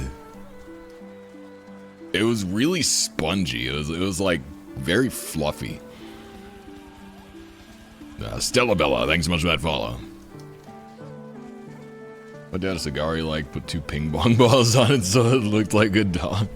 It's pretty funny. Could you create a cider with a spider in it like there's some booze with a snake in it? I mean, hypothetically. Why not?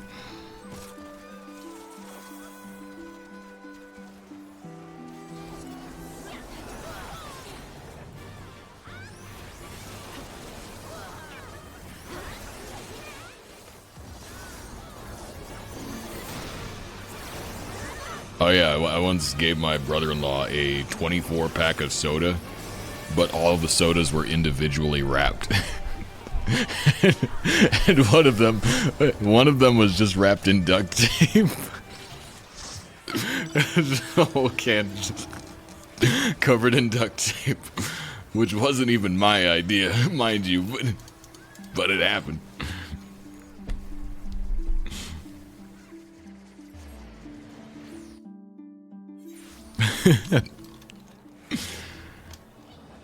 There's another where like everything I put googly eyes on everything just because it was funny.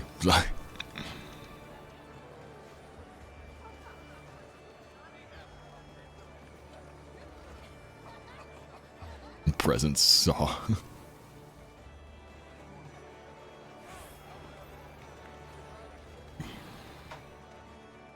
I want to give a gift.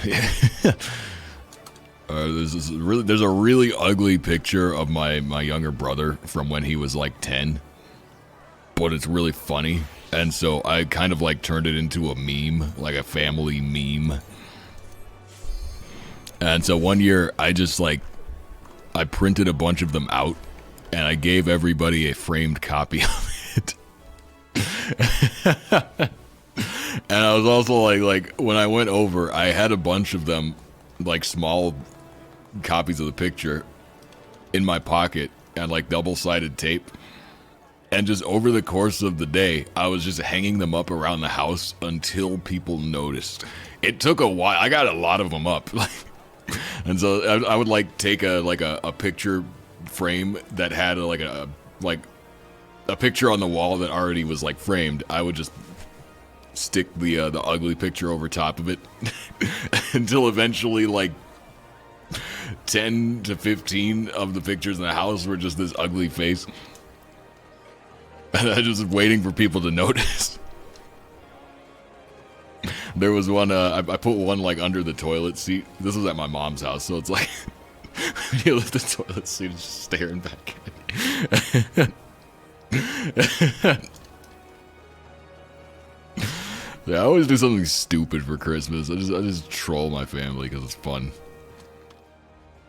Go to thrift stores specifically to buy something random, hide it in the house, and wait to see how long until someone notices it. Lol.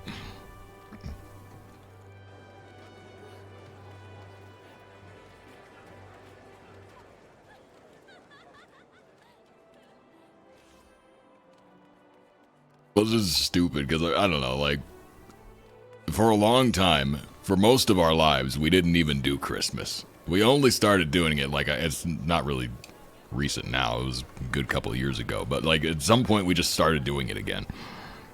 But, like, we never had a lot of money, you know? Like, we were all, like, we never had that much money. We're doing a bit better now, you know? Times are a bit better than they were. But, you know, so it was just, like, we just did it for fun, you know? It was mostly for the kids. We would get the kids, like, cool stuff, and everybody else, it was just something, like, small and sentimental. And so just to make it fun, I would just, you know, come up with something stupid. And yeah, it's just been a running thing. Like, every year there's something stupid.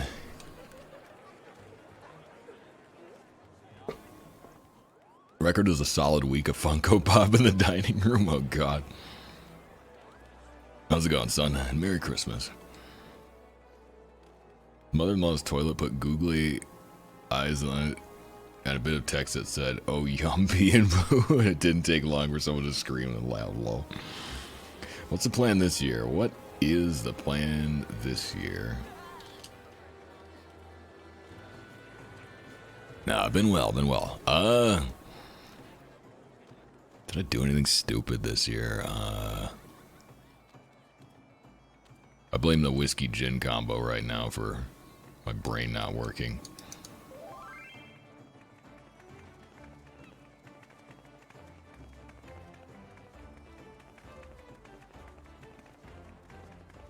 Well, I was trying to think if there's anything like other dumb things mixed in. Because, like, last year, I didn't have anything, like, super good. So I just made, like, dumb jokes that I wrote on slips of paper and put into each gift. And it was pretty funny. But, so I did a couple of those this year. Most of the gifts have just, like, a dumb joke in them. It's like, if you think of, like, any random line from one of my dumb videos, it's like that style of humor, just, like, written on a piece of notebook paper and slapped in there. And then, oh, yeah, I got something really funny for my brother, but it's like all the... I just got a bunch of food with, like, really suspicious names.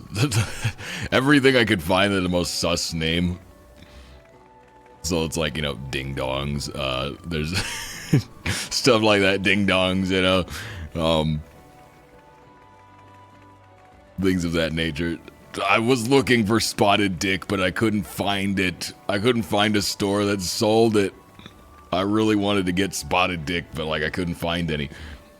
Because my grandma used to get that. She would get it in a can, and I don't know where she would get it from, and I couldn't figure it out. So, like, I don't know. I couldn't find any spotted dick, but yeah, stuff like that. They're just things that's, like, food that has weird names that are kind of suspicious. So I found one that's, like, shitto sauce. Pretty sure it's Cheeto sauce, but it's spelled shitto sauce, and I'm really looking forward to the reaction to that one.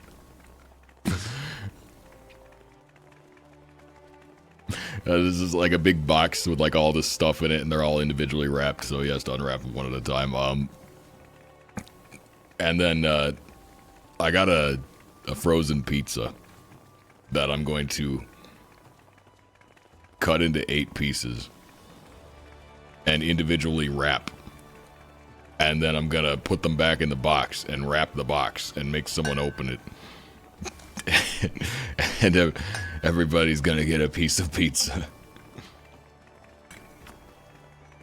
But the thing is, I have to cook it right before everybody arrives. So that's where it becomes time sensitive, because I have to cook it so that I can wrap it so that it's still warm when it gets unwrapped. It's going to be a layer of foil and then a layer of wrapping paper.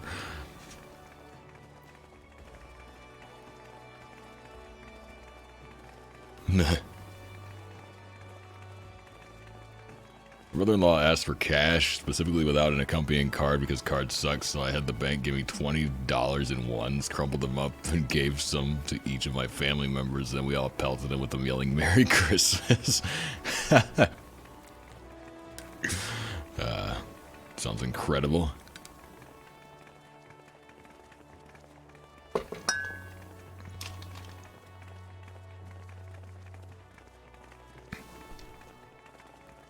Yeah, didn't have any like incredible ideas this year. It was just the box of like really dumb stuff for my brother that I think is gonna be really funny, and then yeah, the pizza.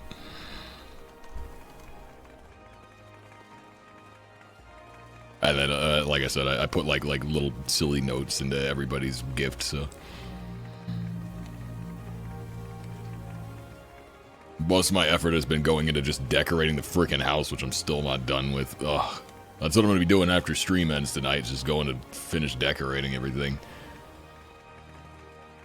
I don't think grandmas get enough appreciation for the amount of work that goes into hanging garlands everywhere. Pizza somehow matches all the requirements for a good Hanukkah gift. I don't know anything about Hanukkah, so I don't know, but... I know it's like, what, it's 8 candles and you get a gift on every candle or whatever? Like,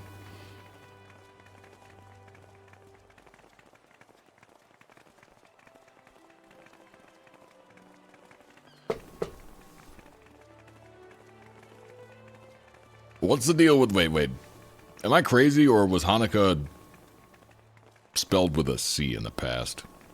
Is that a thing? You eat oil-fried things for 8 days. Huh. What's the deal with the C in front of the word Hanukkah? Has multiple spellings? Okay. Yeah, because I distinctly remember... This is another running joke in my family, because like someone was doing the announcements at a school that I went to when I was a child. You know, it was like the Happy Holidays announcement, but she was listing the holidays. It was just, but she got to Hanukkah, and it's just like, Chanukah?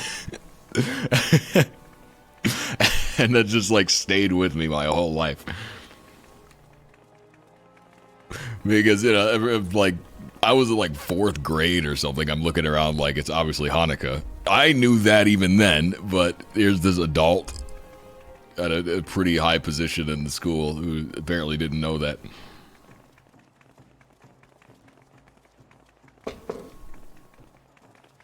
They want a higher score in Scrabble. Sometimes with a K. Huh.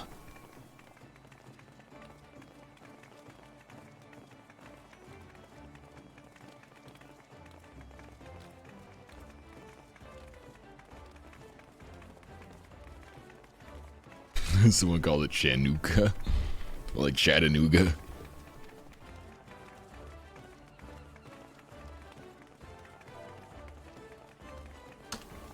Yeah, I think I'm most curious about those. I have to see if my, I got one of those gas fireplaces in my house, like a fake fireplace. And allegedly it works, but I never got it to work. And, like, I tried to turn it on one night and I couldn't get it to work.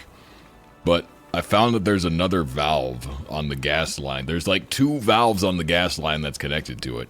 And I only opened one of them the first time I tried it because I didn't realize there was a second one. And so I want to see if I can get that to work because I think it'd be really nice to have a little fire going. But fingers crossed I don't burn my house down. No, it's a pretty simple mechanism. It's just, yeah, I think I didn't have the gas on. Because the last time I tried it, you know, basically the way it works is you hold down a button to open the gas, and then there's like a clicker that creates a spark that will light it. And, you know, I was trying that for a while, and just nothing ever happened, and I didn't even ever smell gas, so like it clearly wasn't working. Like it just like there was clearly no gas being supplied to it. So yeah, but I found the problem. It was because there was another gas valve on the line for some reason that I just didn't realize was there. I don't know why there would be 2, but there are. So yeah, I'm gonna mess with that tonight, and I think I'll get it going.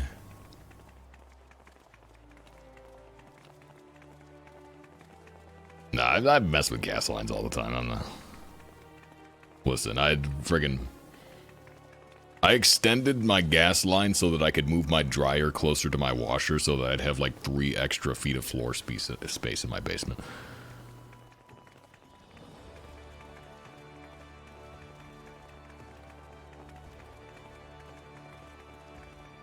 Anyone here had latkes? No. No, I haven't.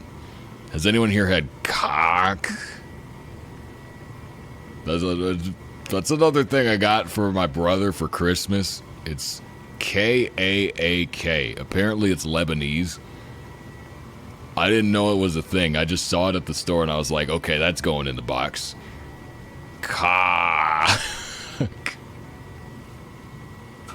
There's a never heard of cock. Okay. Let's look it up. Let's look it up. Let's look up cock. Let's see. Cock or kaka is the common Arabic word for biscuit. Okay. So it's just like a, yeah. There you go. It has various senses and can refer to several different types of baked goods produced throughout the Arab world and the Near East. The bread in Middle Eastern countries is similar to a dry and hardened biscuit and mostly ring-shaped.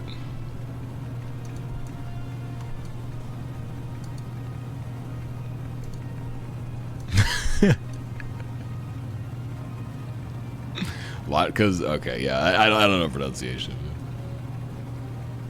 Up to that on Burn? I'm gonna trust you. I'm going to Bernhilder.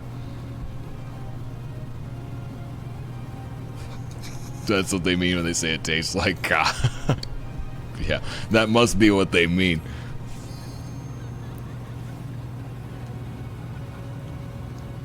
Sir Stroming, yeah, that'd be funny. One that I really wanted to find, but I couldn't find a packaged version of it. I could only find recipes. Was fart-ons. That's an Italian delicacy. The peaks don't know location. Okay.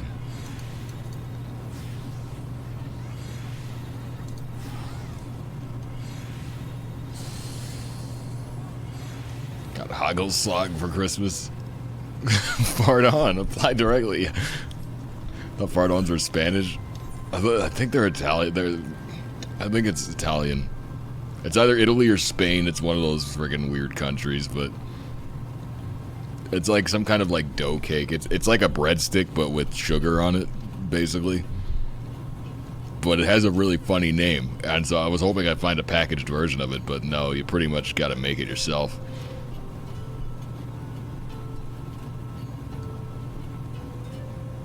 I feel like we discussed Hagelslag last time, but I don't remember what it is. I already forgot.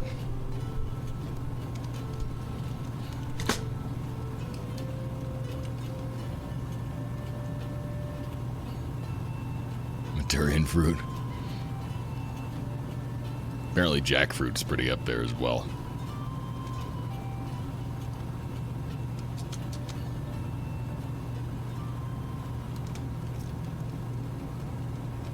Certain types do hold prepackaged foods. No, they are. I'm pretty sure there are packaged fart-ons you can get. I just don't, like, I don't think they're in the U.S. You'd have to go to, like, an import store.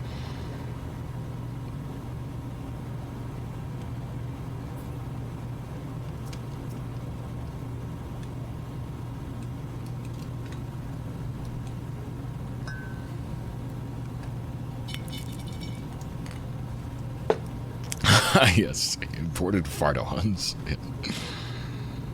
Stroop waffles. I've seen Stroop waffles. I've seen Stroop waffles here.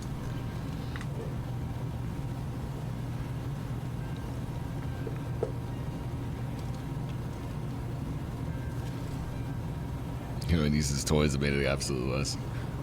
I got my niece the dumbest toy. I got her a stuffed hippopotamus that farts when you push on the stomach. It's really funny looking too. You can find it on Amazon. That's where I got it from. But it's just great. It looks so happy. Because she's a spoiled brat, so I'm like, I'll get her a hippopotamus for Christmas. It just felt fitting.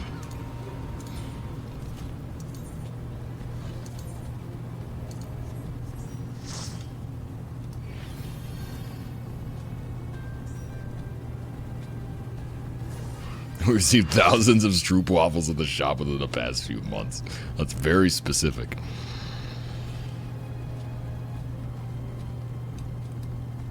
So, Niv, you and Akia, you work at like a resale shop, so you guys are probably going to be slammed next month, right? Like January is probably like your Christmas with all the people returning crap.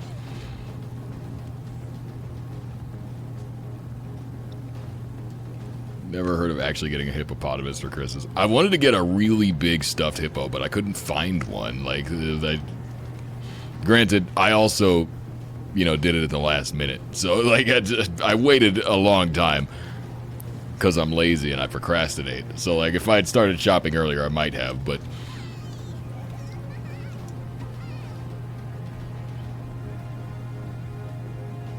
So this one's like, it's like football sized. I really wanted to get one that was like just massive, but I couldn't find any.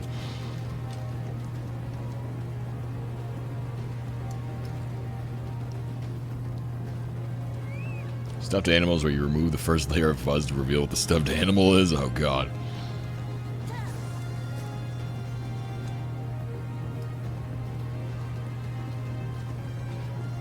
So the song that Abby had in NCIS, I don't know.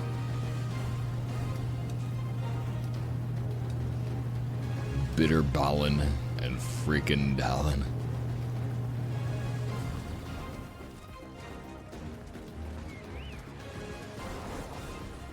Pepper Cacker.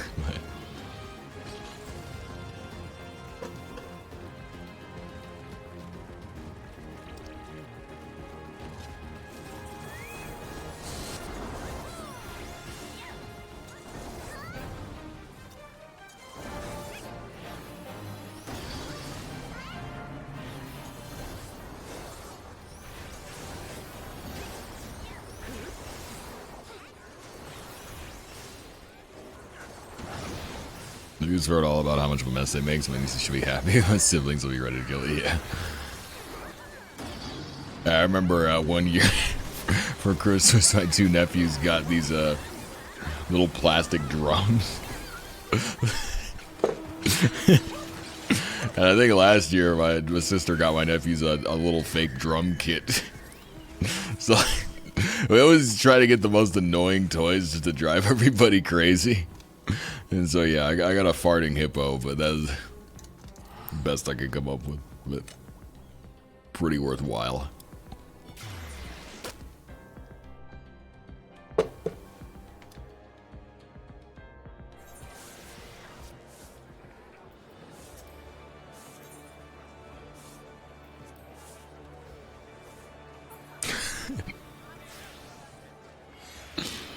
Four different grocery import stores, some wild snacks out there. In New York, yeah, I imagine that would be pretty easy to find those. I'm a little further inland. It's not so. You got to be a lot more diligent in your shopping to find wacky stuff like that. And my problem is I do everything at the last minute, so it's, yeah, racing against the clock. But yeah, I got a lot of stuff. I'm really excited for it. I'm really looking forward to it. It's going to be nice having everyone over. I had a bunch of popcorn. I'm going to make popcorn. I got a giant bowl of banana chips. There's friggin' tons of booze. Like I said, I got a handle of Fireball, which will probably be gone by the end of the night. I don't know if we'll kill a whole handle, but I bet we get at least 2/3 of it. At least 2/3 of it will be gone.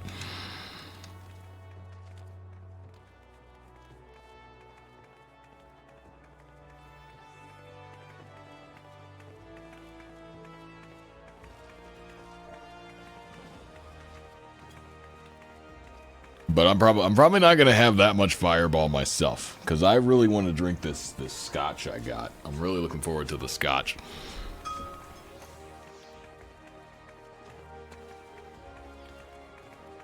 One store had Lay's from an Egyptian airline. Oh, what? 2/3 of a handle. There's other drinks. Yeah, there's other drinks. But 2/3 of a handle for, you know, again, like, it's probably like, well, me and my one sister drink the most, because I can put them away even though I'm a lightweight. and she's an alcoholic, so, so you can put them really away. Yeah, my mom could put away quite a bit. My oldest sister, it depends on the night if she's going to actually drink or not. Question from a non-drinker, what's a handle? Does anyone know offhand? It's a 1.5 liter, right? It's it's 1.75? I thought it was 1.5. Holy crap. Basically, it's called a handle because the bottle has a handle. It's so big that it has a handle like a gallon jug would have.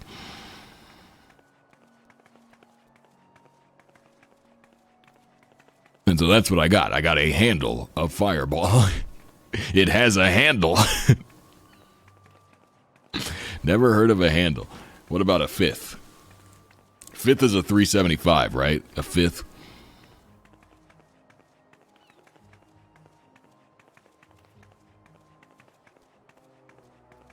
This is what I got from Captain Morgan. Doesn't have a handle anymore. Lame. Well, the Fireball still has a handle, so. But yeah, I got a handle of Fireball. It is a big jug of cinnamon whiskey. And then alongside that, I got a gallon of apple cider to mix it with. A fifth of 750. What's a 375 then? Is there like a name for it? I mean, hypothetically, it'd be a tenth, but nobody says that, so. Thirds, halves, liters, and liters. Thirds, half liters, and liters. Yeah.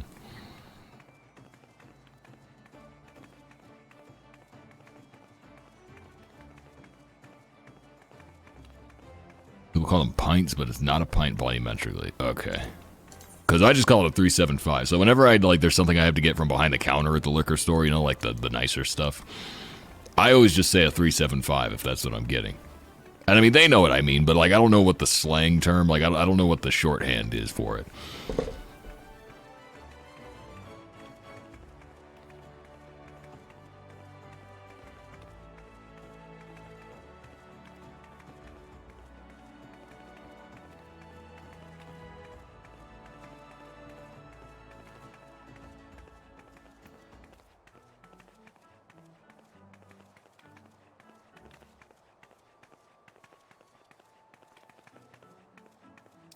What was I looking for? Oh, better. Oh, very yawn.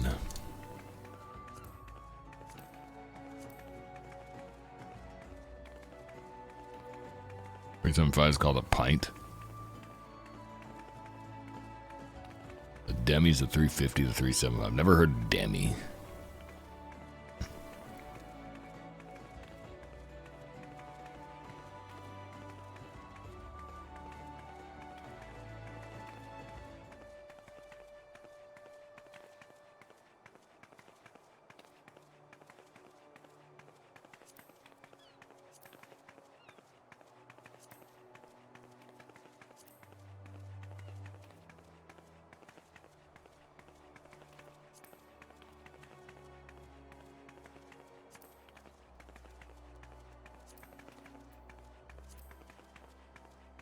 Home.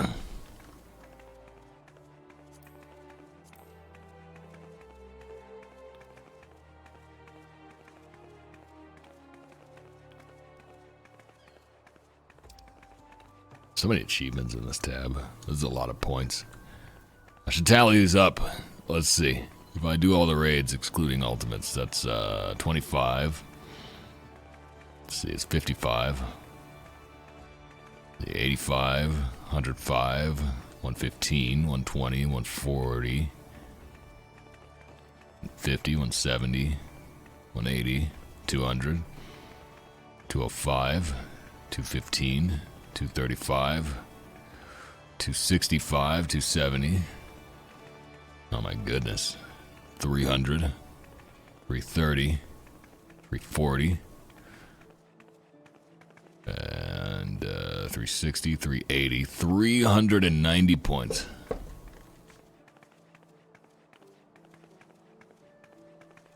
That's a lot of points.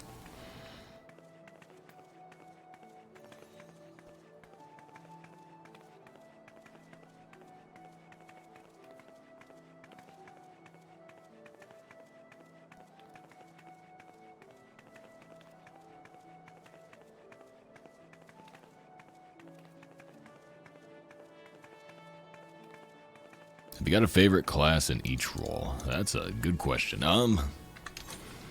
I would say, well, the healer is obvious. I'm a scholar main for a reason. It's definitely scholar. Tank is kind of a toss-up. It used to be Gunbreaker, but now I really like Warrior, but I also really like Dark Knight. It's kind of a toss-up between those three. I don't know. I could take either one of them. I guess I would rule out Dark Knight just because it has less self-sustain. So it's probably between Gunbreaker or Warrior, but I don't really know which. For melee, I think at the high level, it's going to be either Ninja or Samurai. It's kind of tough to choose, but I've enjoyed both. Any achievements you're not looking forward to, besides the ones that will just take a while?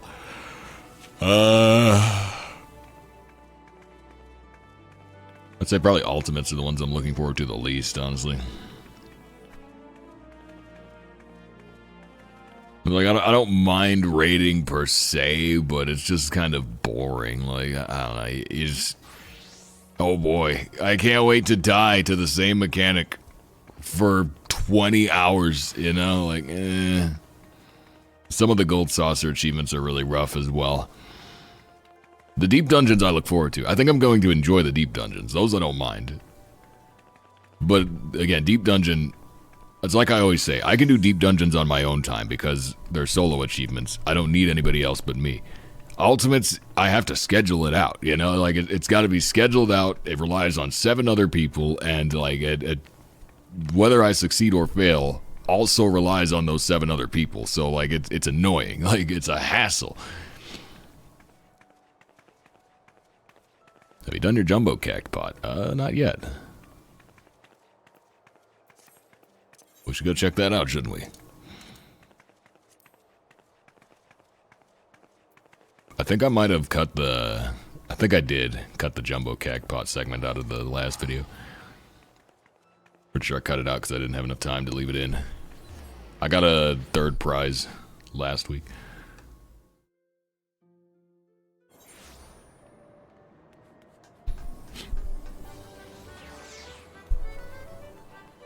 One jumbo cactpot 2 times? What?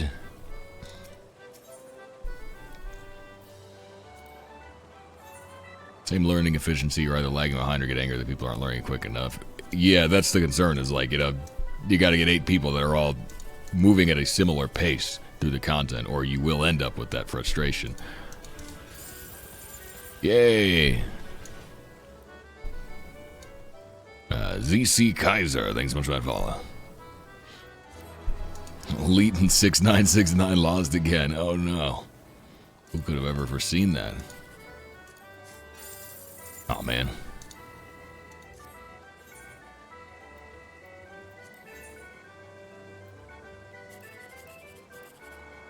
Oh man. This tickets suck. Let's take the 9 and call it a day.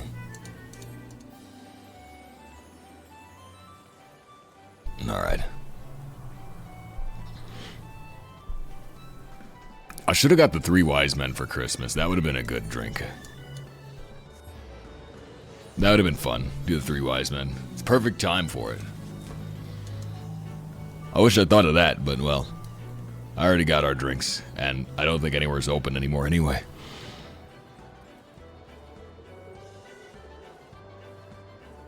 Alright, winning number is 6495. That sounds like one of my numbers. Probably. Oh man. Must be the 3rd one.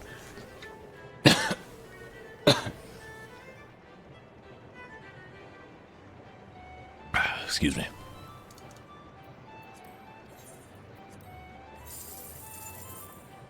Oh man.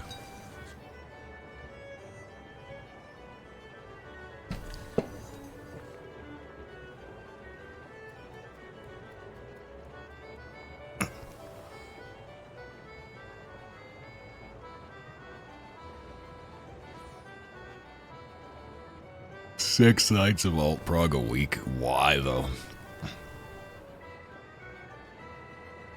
ZBS is monk. Monk is fun, but like, I don't know. Crap, I gotta get to Mordona. Be quick.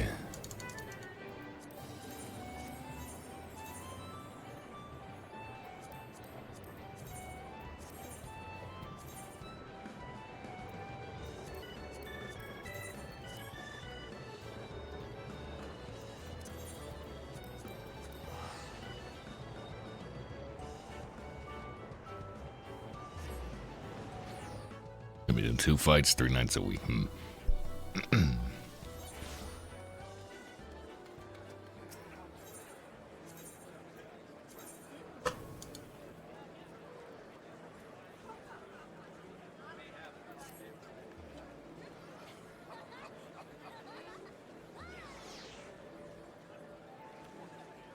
Their per counts toward the million. Lol. Let's say I'm like halfway toward it or something, but I'll get it one of these days. Man. I'm gonna win the jumbo though. It's gonna happen. Oh yeah, here's a question for you guys. How do does anyone know how to cook a rack of lamb? I looked up a recipe, of course I did, but I want your advice. Random people on Twitch who may or may not be qualified.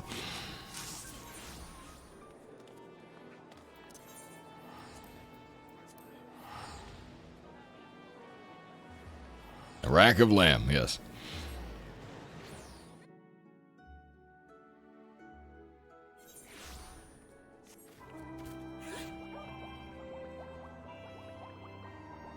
I don't think I've ever had it, and I've never made it, but I'm gonna try.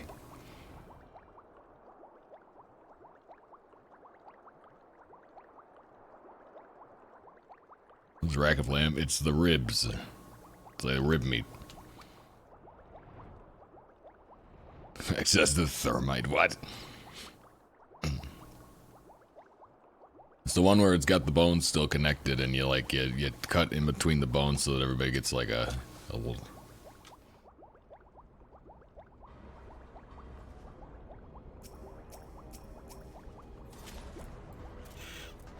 Listen, it was on sale, but I don't know how to cook it.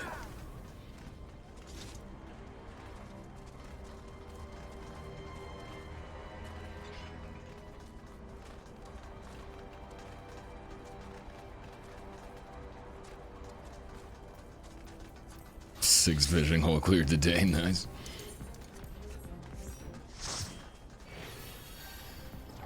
Seared on all sides, rub it in Dijon mustard, coat it with crumbled pistachios, Parmesan cheese, roast in the oven until it hits 120. See, that's similar to what I was, like, gonna do. That's similar to the recipe that I saw. So, yeah, like, that's probably what I'll do, more or less, but...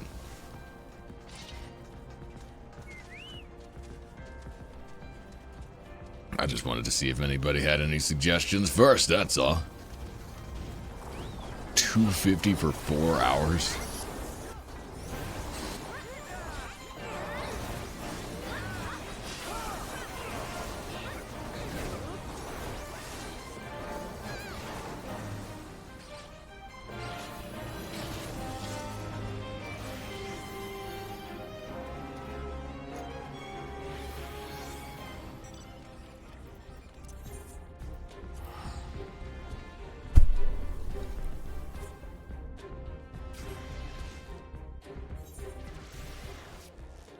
Make nice chicken.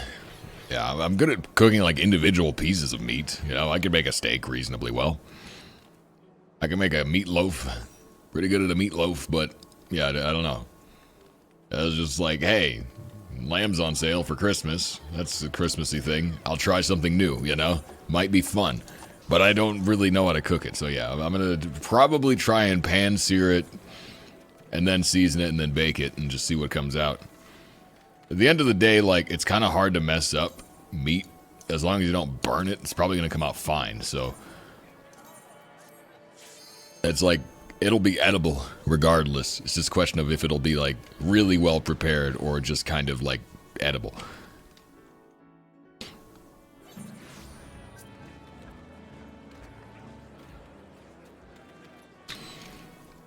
Meat Master Cider. Yeah, that's me. The meat man.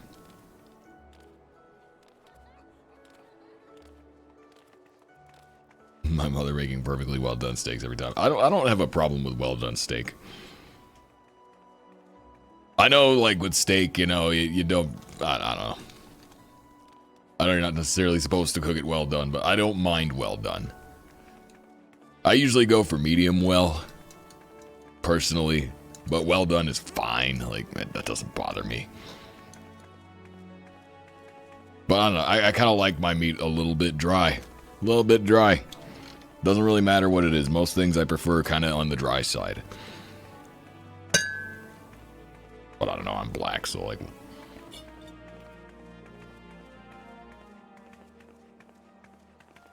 No problem with well done steak either, as long as it isn't on my plate. Law. It's possible to cook steak well done and correct, but it takes effort.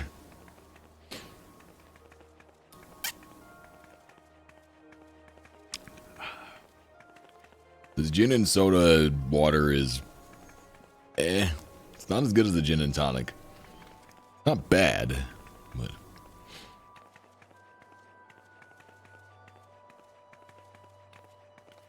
Can't justify an overcooked steak. Well done is not overcooked, it's well done. That's what well done means. That means it's done well. Overcooked is if it's anything more than that. Generally, my steaks are pink in the middle. But, yeah, like I said, I do medium well. I usually do medium well, but...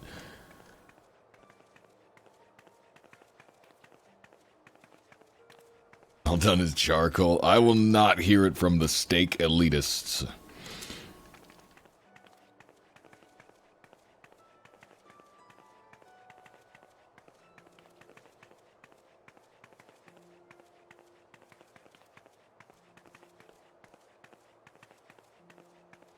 Needs to be a well done type. Like I said, I don't even prefer my steaks well done. I just don't mind if it is. Like, if it's well done, it's fine. I don't care.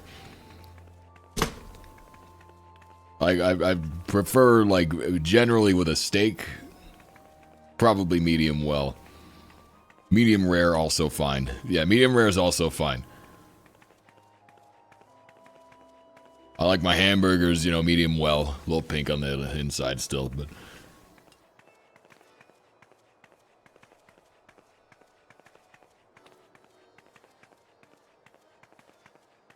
Prefer not to eat shoe leather. I don't know.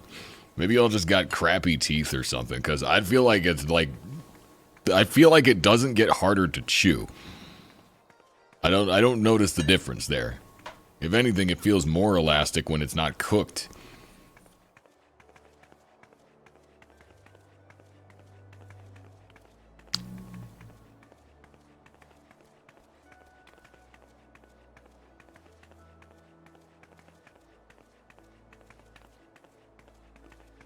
Cooking out all the flavor. No, there's still flavor.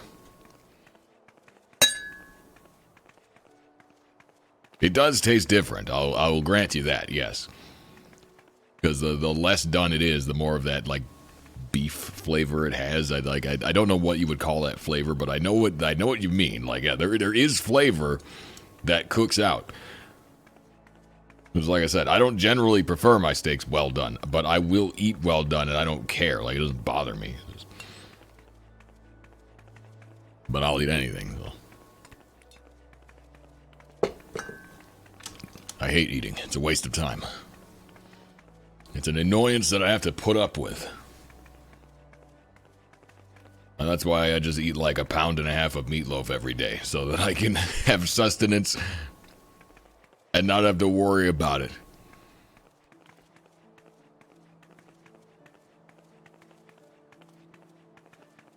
Speaking of which, I gotta remember to take something out of the freezer because I don't have anything left to cook up.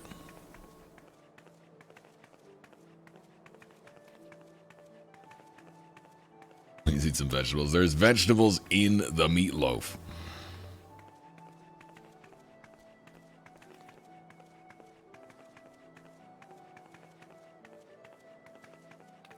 Food in pill form. Look, eating is a chore. It's a chore and it's annoying. I got things to do.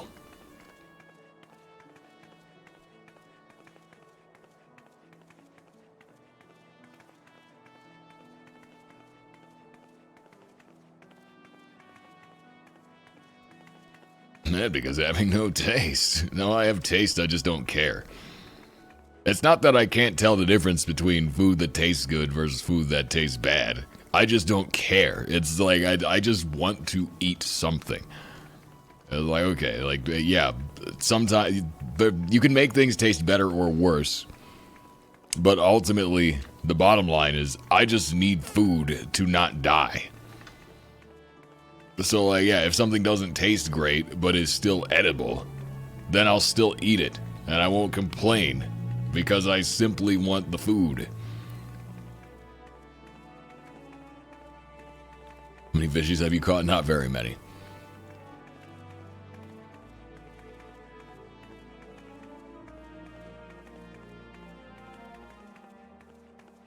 Burnt food is horrible. Depends on what it is. And how burnt.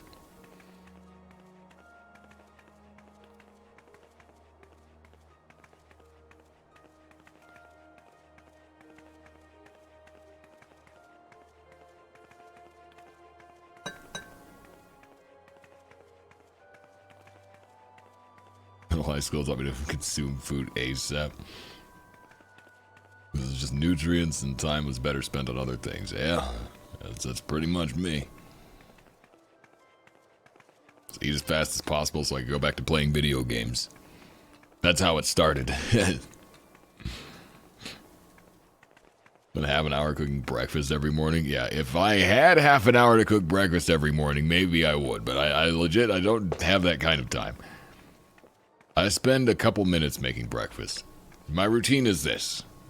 I wake up, I turn on my egg pan, put a bit of olive oil in it, start a cup of coffee, and by the time I've started the coffee, usually the pan is hot enough to start cooking eggs on. At this point, I pull out a pre-cooked steak, a small piece, because I buy usually I buy a big steak and cut it into like small pieces. Pull that out of the fridge, put it in the microwave for 1:30, and then I cook 4 eggs on the pan. Usually by the time the steak is done in the microwave, the eggs are almost done. So I pull the steak out, flip the eggs over to get them, over easy or what have you. And then slap them on the plate with the steak. And that's breakfast. Takes about 5 minutes. Let's rank Amarang Diabolos. Let's do it.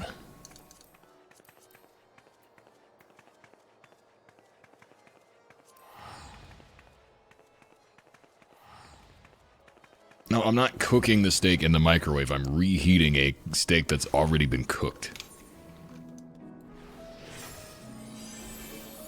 And it's like a bottom sirloin roast or something. It's not high quality steak in the first place. It's just breakfast. 20 pounds of pork and 10 pounds of beef in the freezer. It's a lot of friggin' pork. Good lord.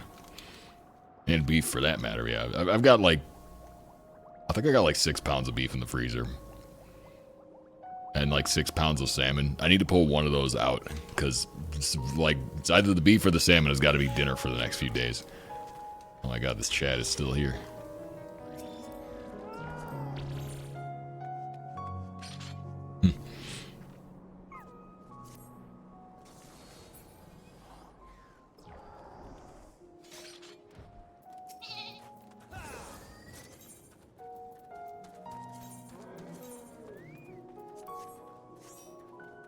Put the steak in the pan with the eggs, because the pan is only big enough for 4 eggs, and also the microwave is going to heat it up faster. Eggs cook really quickly, and reheating a steak in the pan is going to take longer than cooking the eggs.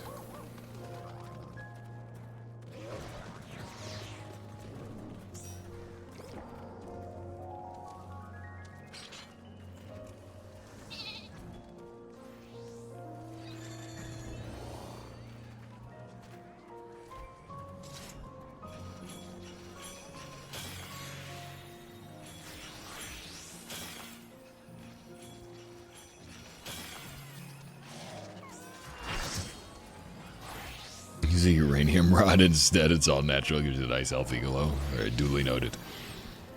I'll put that on next year's Christmas list.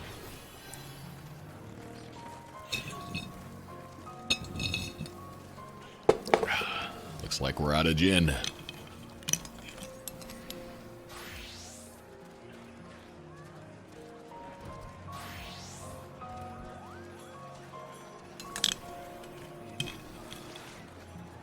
was watching a video about the London gin craze a few days ago. Pretty wacky. The history of gin, apparently it was like, it was a notoriously cheap and easy drink to make. And so at some point it like pretty much completely took over London.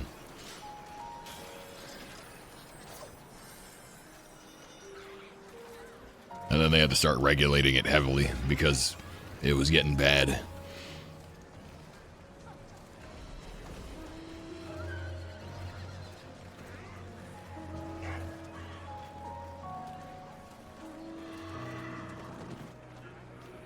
Oh, I think it was illegal at one point. There was a type of gin that was like really cheap to produce, which was outlawed. And so they had like these weird contraptions at bars where you would like insert a coin and there would be a spout that was like disguised by like a statue facade. And so you'd insert the coin and then put your cup under the spout, and then the bartender would dispense the gin into your cup discreetly. So that it like didn't look like he was officially selling whatever the cheap gin version was, which was illegal. Cheap version of Genever. The two are similar, but I don't know the relation that they have. I just know that they're similar drinks. Genever.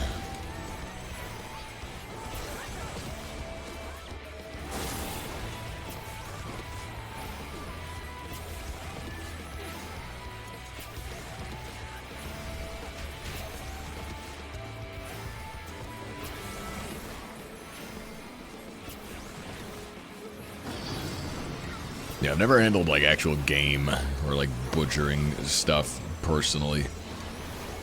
Wouldn't mind it though. It would be fun to go like hunting and stuff, but it's just a process, you know.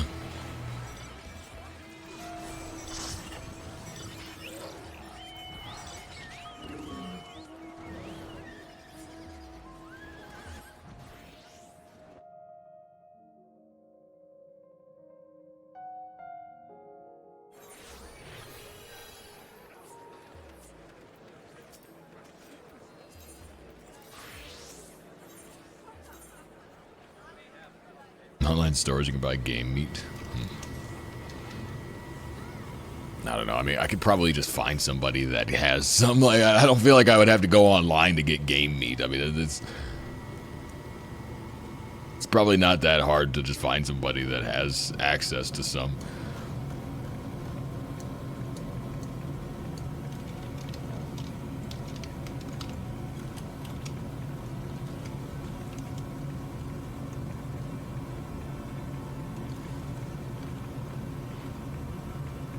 Because again, I mean, I'm Midwest, so like we got nothing but farms out here, farms and woods. So, hunter in your area who will barter for it? Absolutely, I'm sure there is.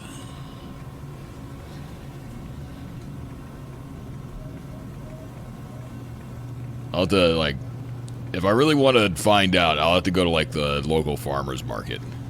That'd be what to do. Check out the farmers market, probably find all that stuff.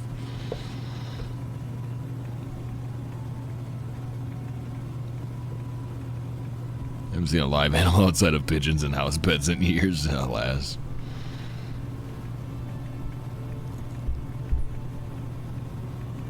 I'll tell you, like, I'm on that part of the country where you see a lot of deer on the side of the highway, deer and like raccoons. You know, roadkill, ones that got bowled over by semi-trucks.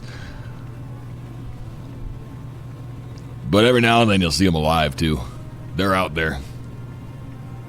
Deer, they're out there. 3 refrigerators will stuff like deer, squirrel, and duck. That's a lot of refrigerators. So a guy shoves some pigeons in a bag and walk away, which I guess is hunting. Lol. Yeah, I mean, pigeon's a bird. I mean, it's technically edible. I don't imagine it's good eating, but it's something.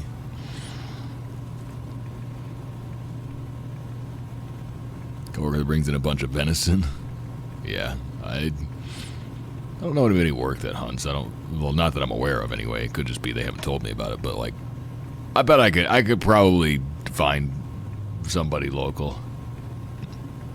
Because again, I'm in the area for that type of stuff, so it wouldn't be that hard to find here. And yeah, I could go hunting myself if I really wanted to. I'll have to look into like what the licensing and whatnot is. But I've talked to my brother about it because like we're both like interested in that. It's just something we'd have to like schedule out. Roadkill Cafe. You kill it, we grill it.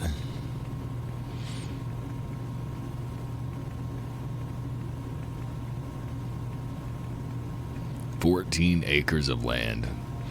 God, I wish that were me." That's really the dream, isn't it? Just having land, you know? Not a house, but land. I would say that's when you know you made it, but like in a lot of those places, that land ain't even that expensive because it's just out of the way, you know? It's places that people don't really want to live that much. So like you can kind of get a good amount of acreage for like not too terribly much.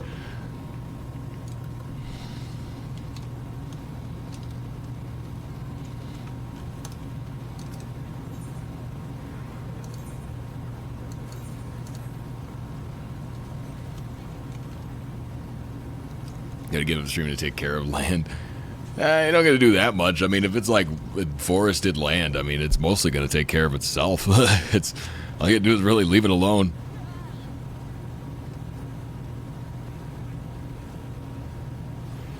Alright, see you, Silvermental. Happy holidays to you as well. Roast pigeon with toasted squirrel meat.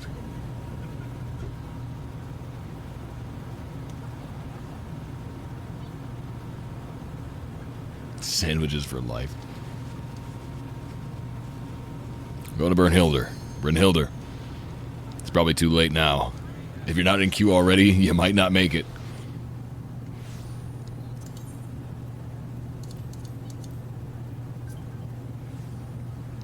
That's going to be an Agnorisis.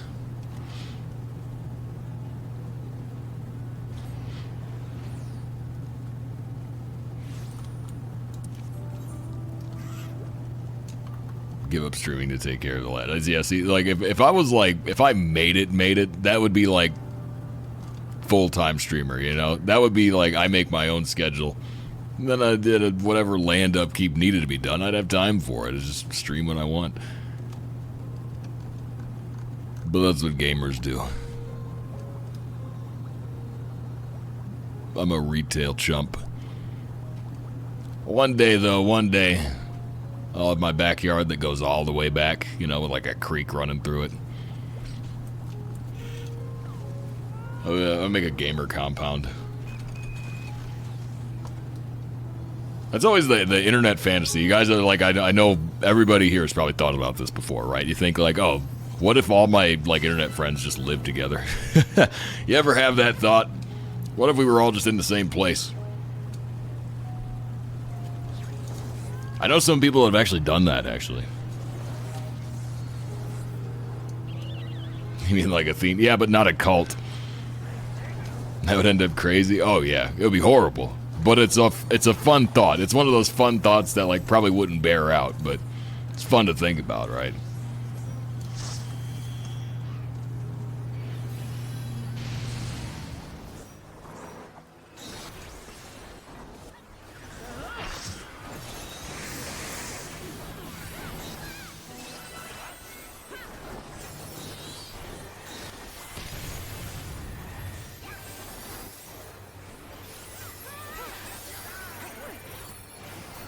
World can handle all my internet friends in the same place, lol. If Kia and I lived in the same building, we'd be dead in 3 days. That is quite possible, yeah.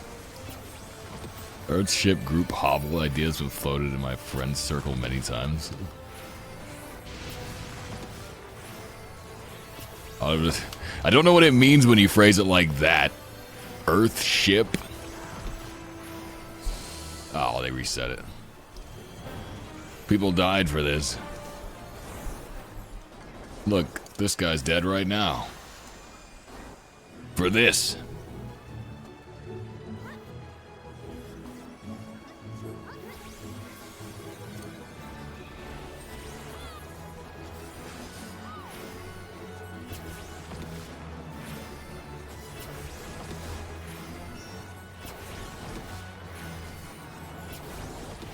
Until their rooms start to smell. There's the hallways and they never clean anything ever, yeah. That's the hard part. You don't know what it's like to live with someone until you live with them. Yeah, it's one thing to be friends with someone, but then you gotta live with them. Doing S ranks, yeah. Kind of just chilling.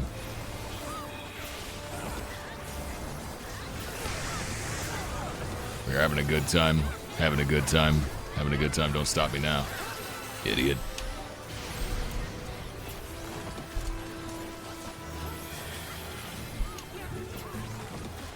Build a home you could power wash. See, what I would do with, like, if it were me and I was making the internet dudes hangout zone, it would be more like a commune. You know, it wouldn't be one building. It'd be a series of buildings, like a summer camp. You know, there'd be cabins around a fire. So we'd have a central place to hang out, but everybody would have their own hut to go back to. So it's like, if your hut's a mess, I don't care. I don't got to deal with it. That's your problem, you know? Like, I wouldn't put everybody in the same house.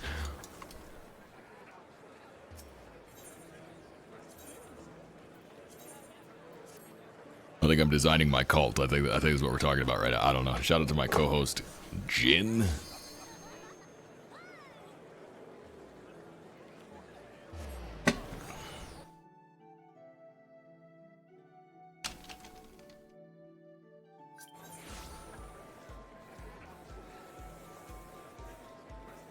Gamer camp. Converting an empty mall into a living space for all of us. That'd be pretty sick. I feel like a mall would be hard to upkeep, though. It's a big building.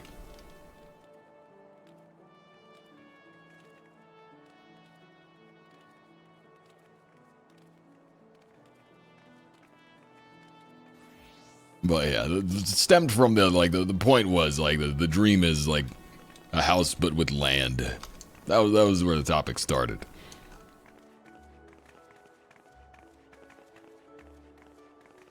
It would be nice to just have land.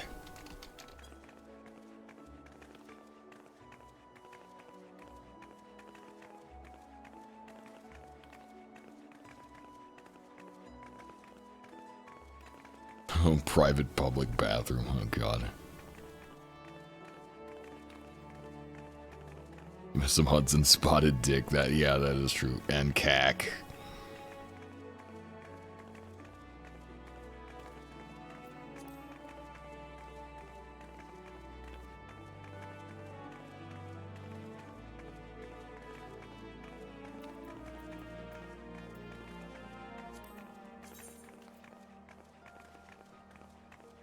I need more tea. My tea is empty.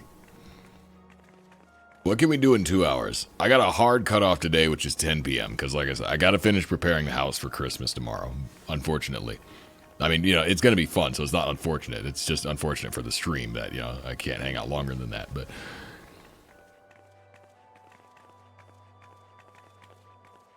listed present traditions of psychological torture. Oh, yeah, we did talk about that, yeah.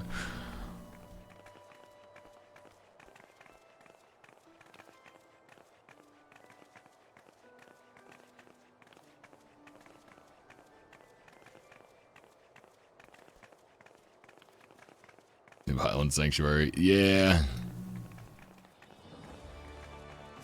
Run Savage Raid 10 times achievements. Those are the back pocket achievements, though.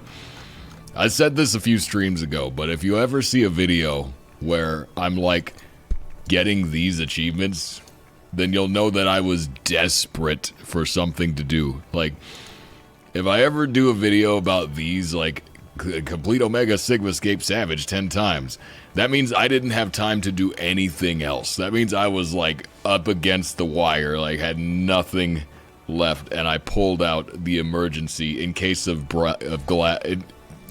in case of glass break emergency. That's what I was trying to say. In case of emergency break glass achievements, because that's what these are.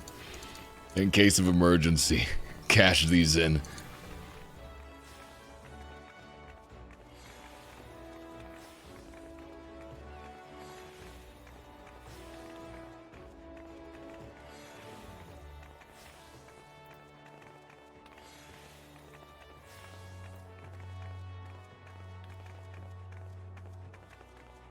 In cache of glass, break emergency, yes.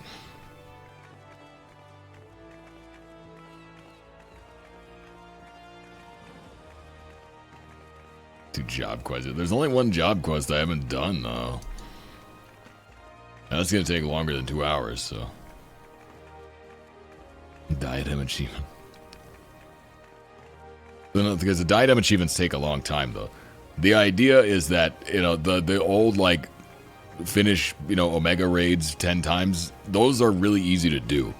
So it's like, if I hit a point where I don't have time to do anything else, I can knock that out in no time. So it's got to be something that's quick and easy, basically, and that's what those are. So that's the panic button. Like, if I just don't have a video, I can do that. And, God, for this week's video, it might also be another, break glass moment. Because I had a plan, but I don't have enough time to actually finish that plan, so I'm going to do it next week. But now I don't know what to do this week, and it might be something very boring. I'll have to wait and see, though. I don't know. Might be something boring. But it doesn't have to be that exciting, though, because, I mean, the first video, I only got, like, 3 achievements, and they were all lame, so...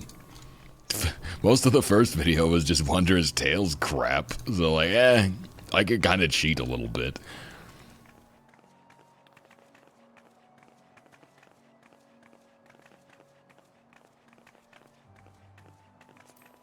Yeah. Starlight video and explain the end of that. Those actually count. Lol.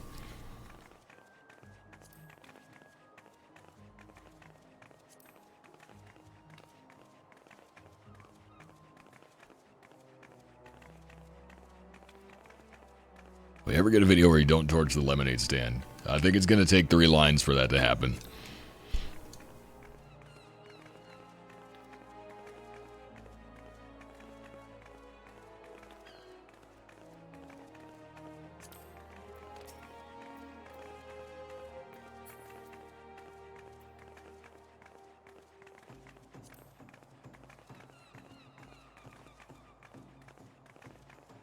Alright, catch you later, hackers. Thanks for hanging out. How many quest achievements? Mostly crafting stuff. So let's see, there's the fish quests. These are fishing quests, these 3. Kettle to the metal I could do right now. There's nothing stopping me. But then there's... These are like crystalline mean and studium.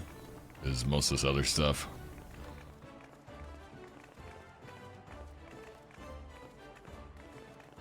Sparrow's Harmony. Oh wait, no, these are from Variant Dungeons, these first 3, these 20-point ones. But then, yeah, a lot of these other ones, these are,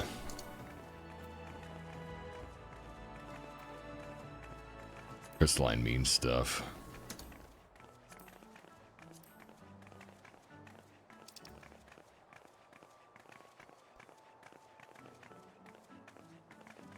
Shudder to think about the craft XYZ times specific level range crafting achievement video. That's gonna be the worst ever. That's another, like, in case of emergency, do this, because those are, like, they're boring as heck, but they're not hard, so. Originally, I was gonna do some of those. I had a list that I made when I first started these achievement videos. Oh, so long ago, 5 weeks ago, you know, but, like, I made a list of, like, okay, here's what the first couple videos will be about. And I went all the way up to number 12. And, originally, like, numbers 3 and 4. 3 was gonna be Luminary Tool for Carpenter. 4 was gonna be Luminary Tool for Leatherworker. And those are just, like, you know, craft level 31 to 40 recipes 1,500 times. Craft level 41 to 50 recipes 3,000 times. It's those. Those were the plans for videos 3 and 4. So I'm really glad I started doing hunt stuff instead, because, yeah, that would not have been a very good video. And then the idea was like, okay, those will be the ones that I, like, go for, and then we'll just pad it with other stuff. But, like, man, yeah, that would have been lame. So I still do need to get those achievements someday, and that's probably what will end up happening is, you know, I'll just, you know, do those boring ones and pad it with other stuff, but, like, Yeah. I'm glad that we kind of stumbled into something better. And then, yeah, I had a really cool plan for what number 6 was going to be. Well, like I said, I spent too long on Christmas stuff, and I don't have time to do it. Stapler, thank you so much for that follow. So, the cool one will be next week. It's going to be 7. 7 videos. 7 videos is all the time I have to... No, I didn't think this through. Did you check the list twice? Yes.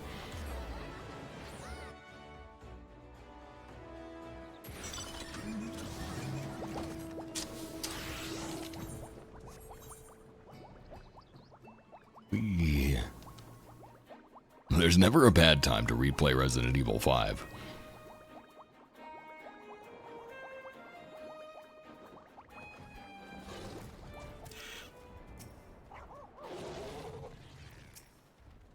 Come on! Hurry!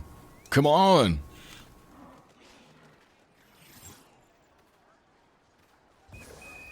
Alright,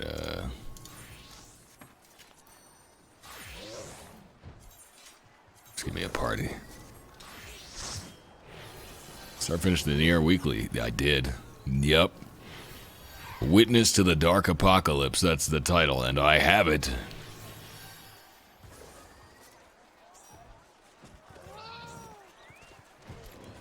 It's gonna give on my RE5 problem.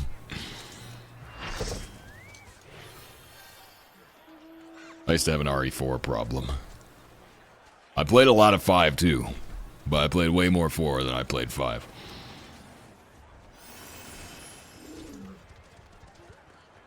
It's Bonacon, the worst convention in Eorzea.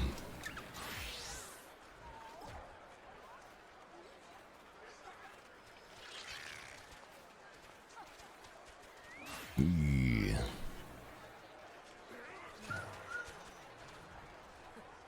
I don't have 4 or 5 different releases. I just have 2. I've got the HD PC release and then the original GameCube version. Played the GameCube one the most, but I played a lot of the PC one as well.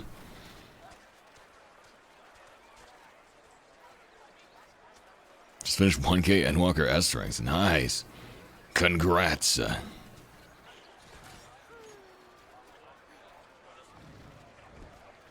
That sounds like something that deserves a pog. Guys, can we get this person a pog? Where are my poggers at?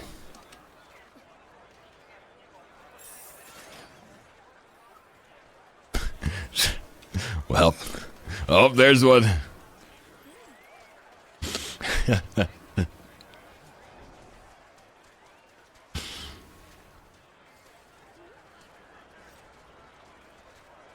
That is so poggers and so Keck W.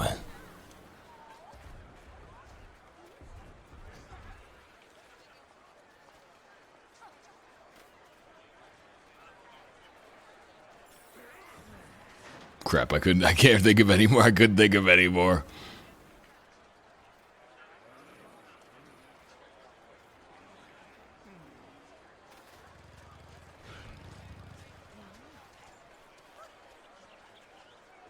Kappa, yeah, that's the one. It's very Kappa. It's quite Kappa Sour Plus.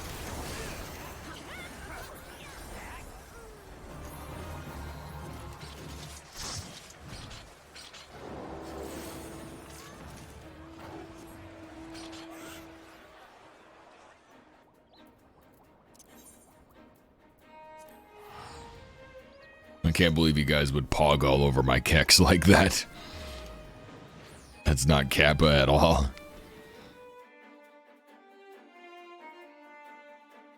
You know, the partner area at TwitchCon was called the Kappa Cabana. At least in 2022 it was. I didn't go this year, but it's not very Kappa money of you. Did anyone go to TwitchCon 23? I don't think anybody went. Nobody that I know went, but like, I don't know, like.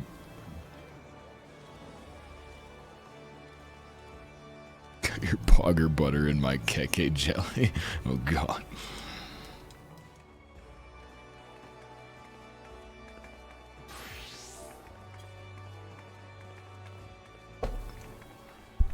I didn't even really, like, I'd considered at the very last minute, like, TwitchCon, maybe I could go to that, but I was like, nah, nobody's going.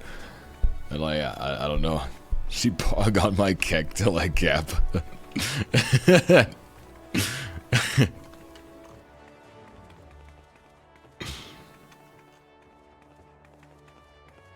Twitch is truly the platform.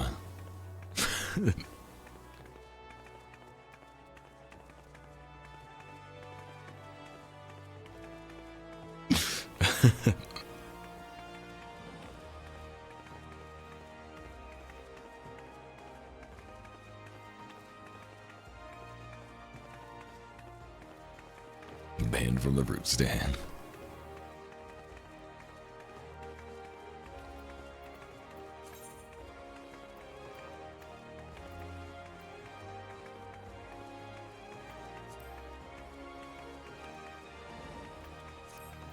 Remember Pogs? Yeah, me too. I remember the Pogs.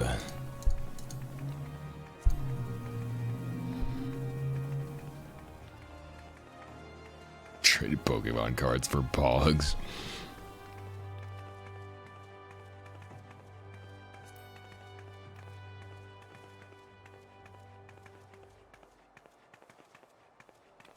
What even, like, what? Who was making Pogs? They were there was a Pog for like everything. But like, who made them? Where did they come from? That seems like one of those fads that couldn't have been more than like a couple of years. And like, it just came and went, but the remaining Pogs lingered in the ether for a while.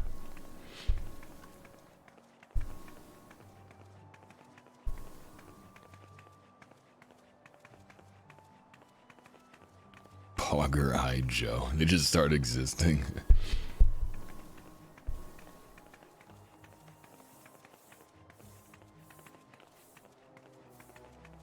Yeah, I don't know.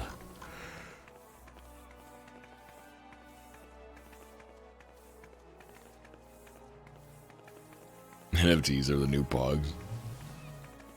Oh god. Bored Ape Pogs. Firefaller, thank you so much for that follow. Has anyone started Pog NFTs yet? I bet someone's already done it, but like, it's the perfect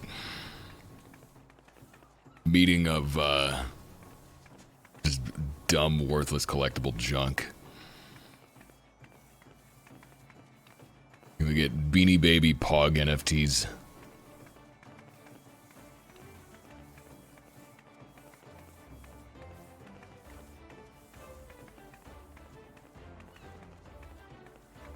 It's truly that'll be the end of the internet. That's at the bottom of the rabbit hole.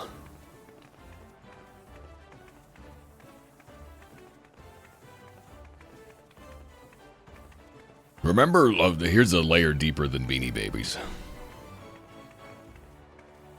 Slow down, the original PogChamp guy tried to riz the gat from the White House.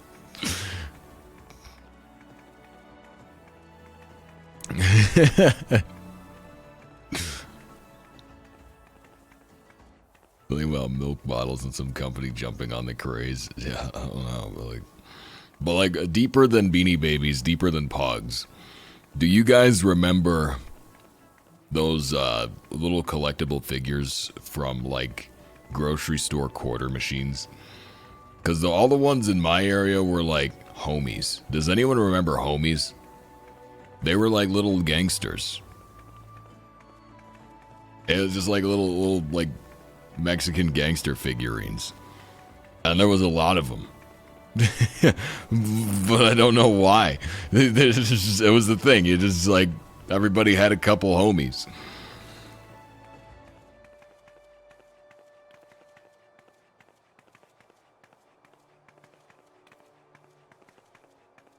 Brother used to collect homies. Lol.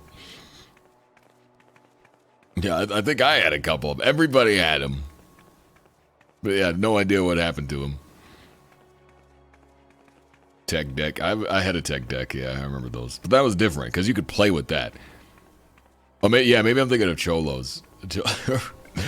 Whatever. But like, there were like just little collectible figurines, these little, pocket-sized things of just gangsters, and that was it. They weren't posable. They didn't move or anything. It was just they just stood there. They came out of the gotcha machines at the supermarket, and you'd put a quarter in back when a quarter was worth a lot more than a quarter's worth now. Everyone needs a homie, yeah. Remember grocery store gotcha machines? Guys under your supervision. There used to be some dumb stuff in those things, but there was also some that were fun. Trying to think. I don't even remember. I used to like the bouncy ball machines. You guys remember those? Or the gumball machine where you put a quarter in and like the gumball would fall down like a spiral track. It would go through like a marble, like Rube Goldberg style thing, and then come out and like light up a bunch, like biting a bouncy ball in half. Yeah, I've been there. That was a dark period in my life. That's like that biting into the soap moment where you instantly regret it. It was a homies kart racer game. What? He's got the dog figures. They're full of fake tattoos. Oh man, the fake tattoos. Used to do those too. Little dog figures with big eyes. There used to be so much dumb crap, just every time you go to the grocery store. Because, people didn't really pay with card that much back then. Everybody used cash. This is late 90s, early 2000s. And so, your mom would finish buying laundry detergent and there'd just be change left over. And, sometimes she'd give you the quarter to go put in the quarter machine and you'd get some homies. I don't know. This is what we used to do. Oh man, some stores, like the bigger box stores, they would have like rides, There'd be like a little car that you could sit in and you put a quarter in it and it'd like rock back and forth. Or like a horse or something.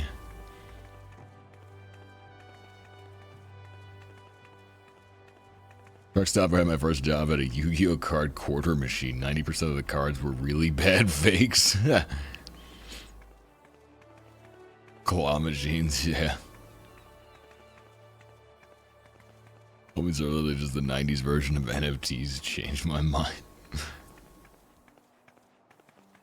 Well, no, because homies were not sold under the pretense that they would be worth more money later. They were really just sold because it was just I don't know. It was just a pointless knickknack. You would buy it and you would have it and you would never do anything with it. It just existed. I don't know why they were a thing, but they were a thing. The rocket ship. Meyer has a penny pony. Lol.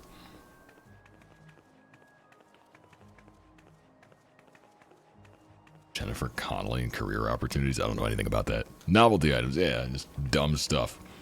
Yeah, a lot of times it would be like keychains, which made sense. I remember my grandmother worked at a laundromat. And so whenever they changed out the prizes on the claw machines or the quarter machines, she would keep the old ones because they just threw them out. They didn't do anything with them. And so one day we just got a bunch of bags of the stuff that was in the quarter machines. But they were very specific stuff. So one was all sports memorabilia. So it was plastic helmets, little plastic helmets, football helmets for every team in the NFL. And then little ceramic mugs for every team in the NFL. A ceramic mug, about this big. Not big enough to drink anything out of. Just significantly smaller than even a shot glass. With the logo for every NFL team on it. They're individual ones. And, yeah, we were just we would just played with them. Like, you know, we'd put the football helmets on like Barbie dolls and stuff, and like use the cups as toys for them. And then, like, I don't know. And one day we discovered that if you dropped a marble on the ceramic cup, it would break. And we had so many of them that we would just break them for fun, because it was a whole garbage bag full of them. Oh man. Maybe today, those quarter football helmets and mugs might be worth 50 cents. So, I don't know, maybe we just weren't wise with our money, but... They were so flimsy. They were extremely flimsy, yeah. Homies were made so you'd have something to lose, lol.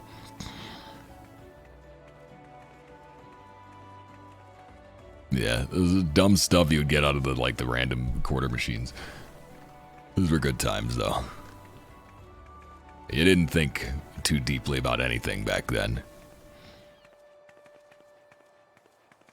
Rocket ships out of old film containers, like the plastic ones for rolls of film.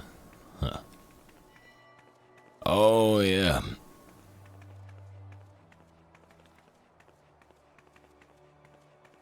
We used to use Pringles containers as rocket ships, but we didn't launch them. Good time or over, yeah.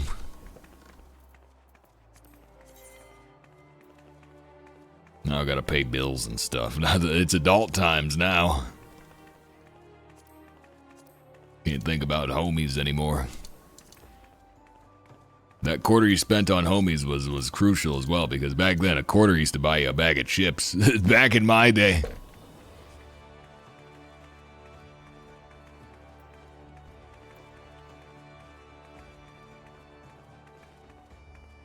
Quarter used to buy you a bag of chips. If only there were achievements for standing on this rock. If only.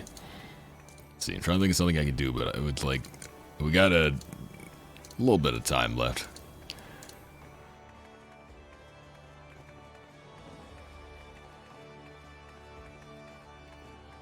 You just grow up to make room for the next generation to have a good time of their own. Well, yes and no. I mean, we're supposed to raise the next generation. That's what's supposed to happen. And then you live vicariously through them to re-experience the good times. You know, because once you got kids, even if you're like 30 or whatever, that's your excuse to go to the water park. I gotta take my kids. That fat cat, thank you so much for that follow. That's your excuse to go to, you know, Disneyland or whatever, like the trampoline park, or buy the toys that you wish you had as a kid for your kids.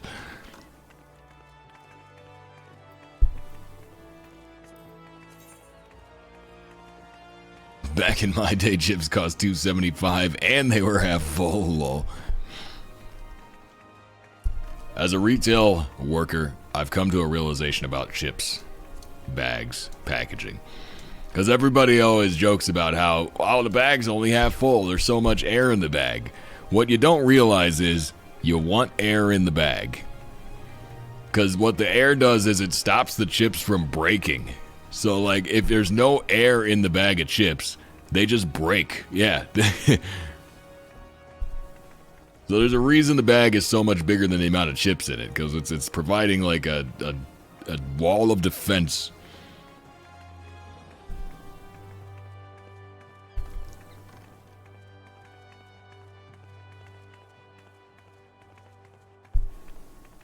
A can of Surge for 50 cents. Yeah.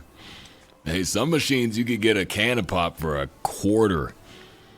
Depended on the machine, though. Walk in with $1 and leave with a large variety of candy. Yeah, that's those type of stories my parents tell. We used to get penny candies, though, like 2-cent candies. That used to be a thing. You could just walk into, like, a corner store, and if you had, like, a couple cents, that was enough for a piece of candy. It'd be like that crappy candy. I don't even know how to describe it. It was, like, the texture of, like, taffy, but like those soft chew candies. I don't know. I don't know what you would call that. There's got to be a word for it, but Fruities. Yeah, that was one of the names. Nitrogen mixed dry air to keep fresh. Yeah. What? But why? Thank you so much, Anonymous Gifter. For 10 tier 1 subs to Iggy, City Morgue, Razakel, Sprightly Isley, Shawnee Kaya, Bramble Bear DM, Ezra Todano, Sir Barton's Lady, Annika FF14, and Zeka76, who all now have access to... Hey! Stop! Anonymous Gifter, I wasn't done with the last one. Thank you so much for the 10 tier 1 subs to Celador, Ani Shikima, Ariala Amaryllis, the names are hard to read, Corrosive Fox, Klungle Bungle, Officer Friendly 12, Estes Soup, Kohaku Kashino, Thunderbuns, and Endless Nerd, who all now have access to some pretty awesome cider emotes and several mad babies. Thank you so much, Anonymous Gifters, for those subscriptions. You are far too kind.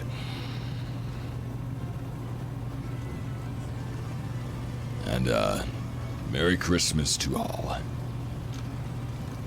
I asked this earlier, but if anybody who wasn't here is here now, what are you guys doing for... I had two questions. What do you do for Christmas Eve, and what do you guys got going on for Christmas? Because, like, Christmas Eve is one of those weird ones. Everybody is different for, like, what they do for Christmas Eve.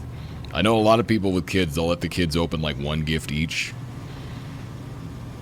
Tessel Craig, thank you so much for that tier 1 sub to Vash the Stampede, who now has access to a pretty awesome cider, some pretty awesome cider emotes and several mad babies. Sorry. Watching Die Hard tonight so that Hans falls at exactly midnight. Nice. It's both is drinking. I mean, I'll be drinking tomorrow, but I'll be drinking with family. Bunch of Chinese food. And tip 100%. Nice. Chinese food sounds good, to be fair. Like, sounds delicious. Anonymous Gifter, thank you so much for that tier 1 sub to Ooh Woo Spank Me Daddy, who now has access to a pretty awesome cider smile emote and several mad babies. Why? Doing arts but bad art. Hey, art's fun. Die Hard? I think Die Hard is a Christmas movie, isn't it? Doesn't it take place on Christmas?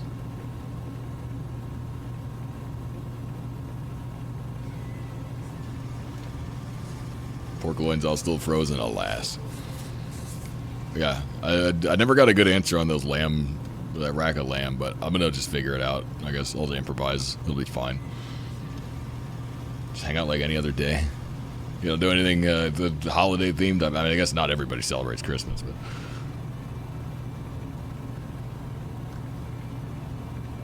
I don't even consider Christmas like a religious thing. It's more just like an American thing.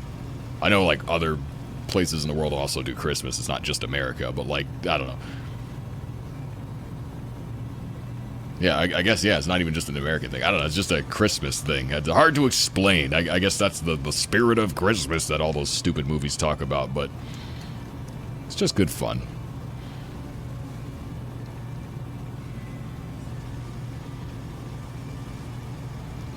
Tomorrow dinner with my dad and niece, and second dinner with my best friend and his family. Nice. Those first blood. Struggling to not resub to 14, trying to play other games.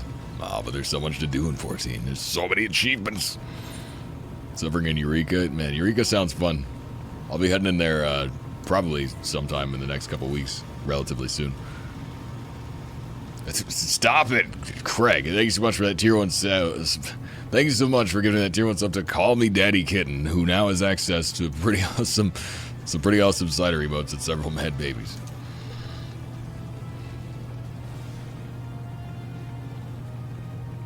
Why did you even find that? What did you type in that brought that up?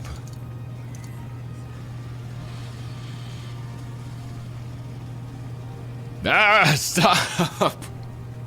No, that's too many! Oh, no.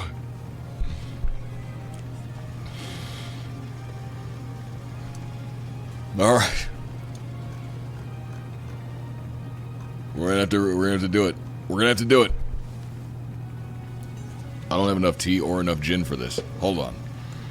Let's just go for it. I'll make a cup of tea after. Thank you so much, Anonymous Gifter, for 50 tier 1 subs to... nope, I already failed. Reading is hard. Sorry.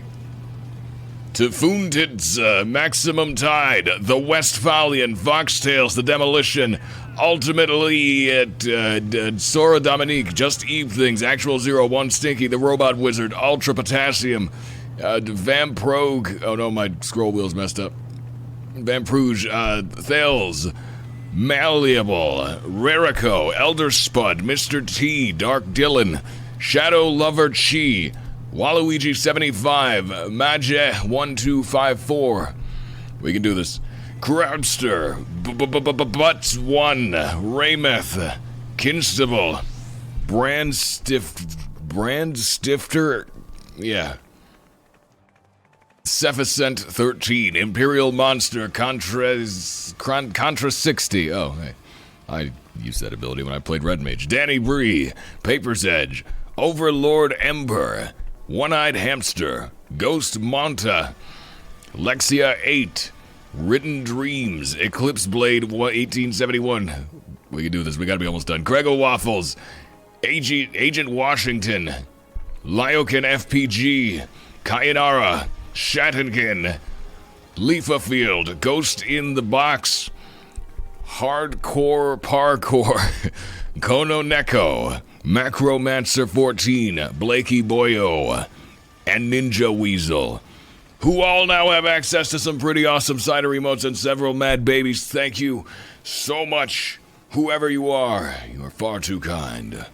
And happy holidays. And highly caffeinated. Thanks so much for giving that tier 1s up to Ascalon, who now has access to some pretty awesome cider emotes and several mad babies. On the 50th day of Christmas, they gave to the 50-some... Oh, God.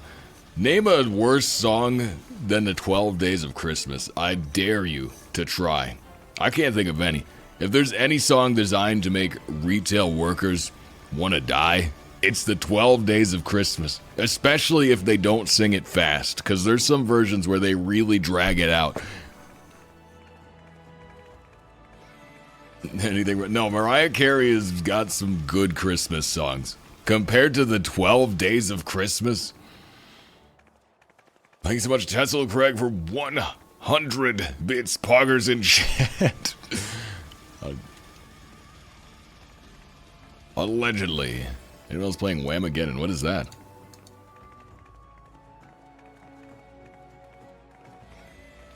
Oh wait, Whamageddon. Oh wait, I think I've seen this meme, but I don't remember what it is. Wham! Last Christmas. I don't think Wham's Last Christmas is not that bad. There's much worse than that. Let's go December 1 to 24 without hearing Wham's cover of Last Christmas. Yeah, I work in retail. I heard that song on day one. Like, there's no chance I would have to leave the building. It's not that it's bad, it's that it's everywhere. Yeah, but there's only like 10 Christmas songs, so they're all everywhere.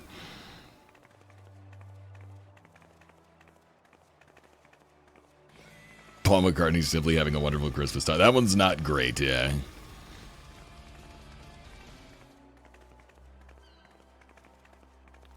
PvP is allowed, but not encouraged.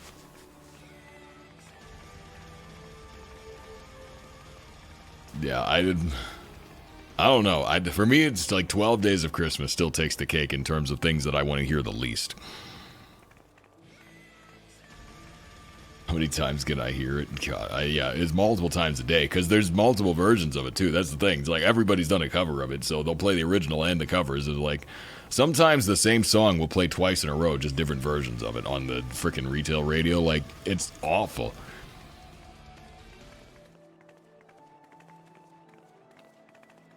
Retail, I'll let it go. So, oh, man. When I worked at Kohl's, they had Frozen the movie playing on repeat on the demo TVs.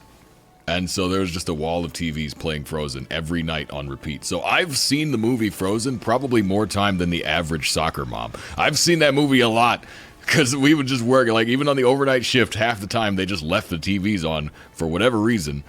And so it would just play all night, Frozen, on repeat. I've seen that movie a lot. Not a fan.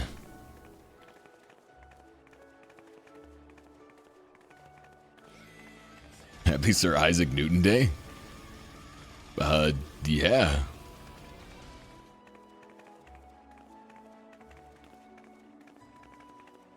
Let it go. Let it go. Yeah, it just.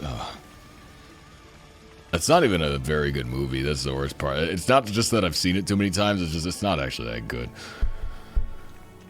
Can you sing "Let It Go" from memory? Let's see. No. No, I don't think I can.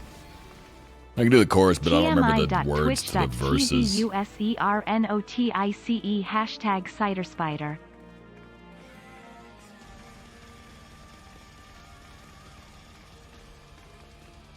I'll put on a Christmas themed rock list of all things. I had a couple songs by Rob Halford. Huh. They didn't know who Wham is, nor was I aware they did a cover of Last Christmas. No, it's their song. They didn't do a cover of it, they wrote it. He's just played so many Michael Bublé Christmas songs. Oh, God.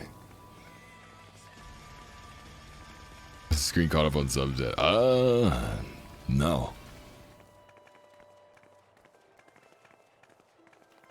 You guys are friggin' silly.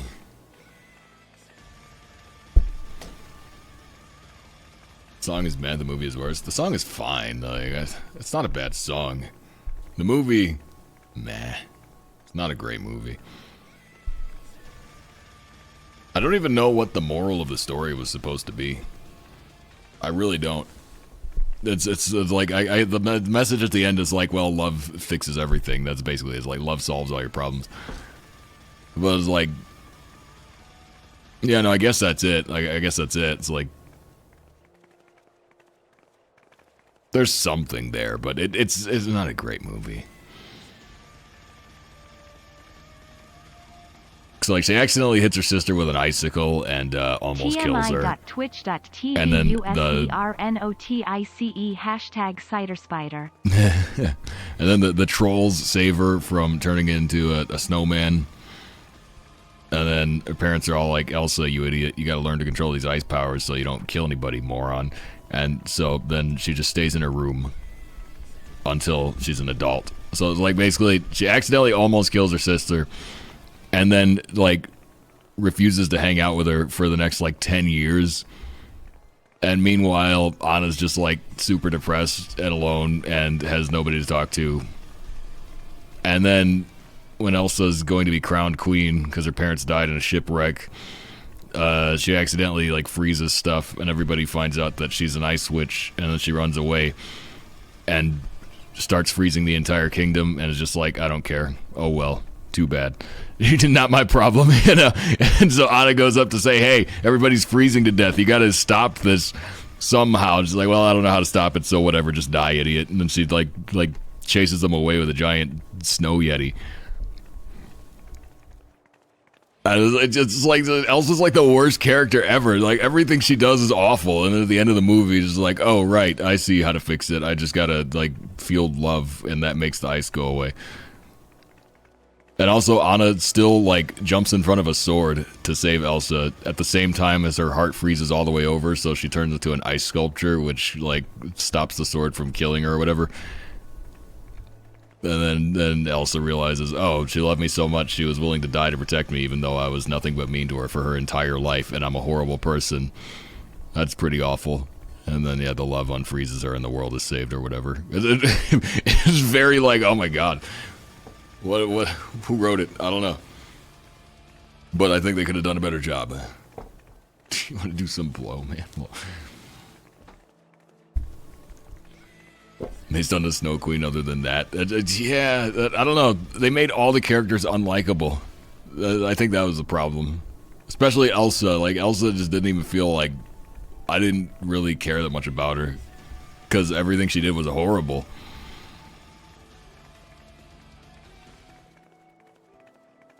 Oh, look, I've been impaled. Well,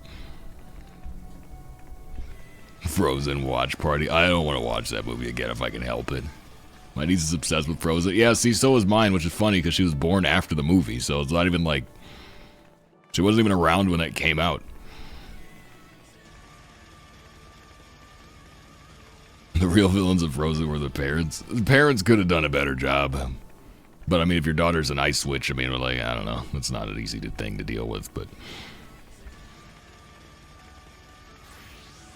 The worst character ever. Lava's a bro. Lol. I always scrap all the cool concepts to make it just boring. It was mostly just like I don't know what I was supposed to take away from it, because like again, Elsa's like the most hateable character probably in all of Disney. Like she's just horrible. And it's stupid too. That's the worst part. Is like because it's the entire movie. It's one of those things where like the whole plot could be solved by just having a single conversation. Like so, I guess in some way you could say maybe that's part of the moral is hey, just communicate with people. But like holy crap, it's frustrating. Luna Light, thank you so much for that follow. It's never fun to watch a story where the crux of everything happening is just bad communications. Like just literally talk about it. Like. Polka's in chat.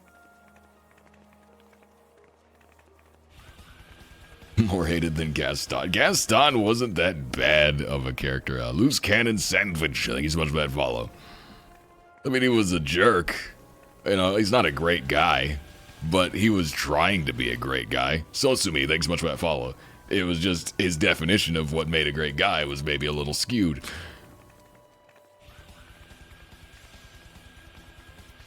Inkslings, thank you so much for that follow.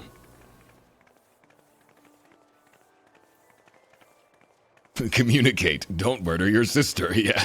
That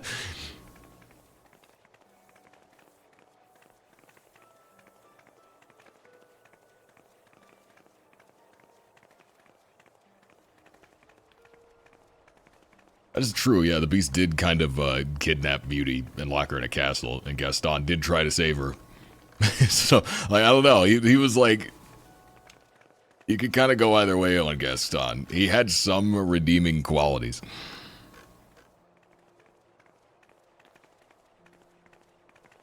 Granted, he was, blatantly misogynistic, but,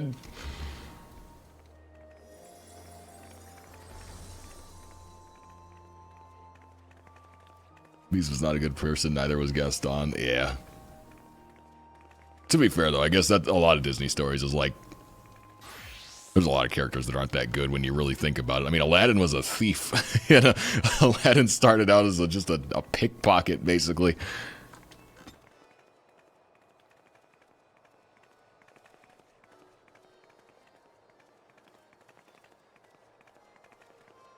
Disney seems to be dropping the ball a lot lately. I don't know. I don't watch any of the modern Disney stuff. I never hear anything good about it, but also, like, I just don't really care. Like, I'm not invested in any of it. Like, if I had kids, I would probably show them the classics. Probably stick to the classics. Some of the new stuff, like, it's not all bad, but most of what I've heard seems like it sounds like it has gone downhill a little bit, but, I mean, it's a 100-year-old company, at what point do you reach the... At what point does the ship stop being the same ship that it was 100 years ago? You know what I mean? Like, it's a different engine that's running it now.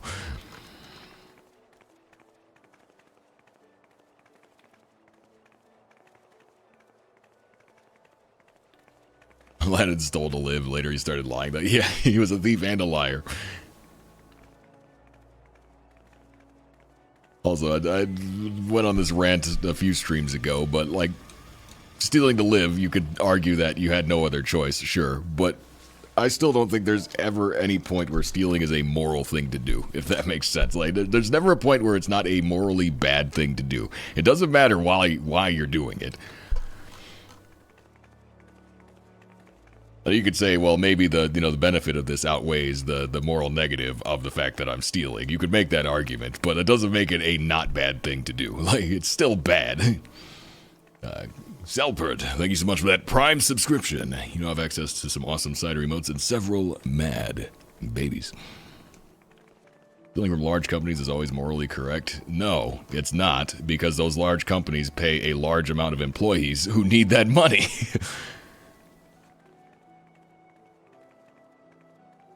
Because who do you think, whose bottom line is it coming out of when the shrink is especially high in a store? Like, that affects my pay.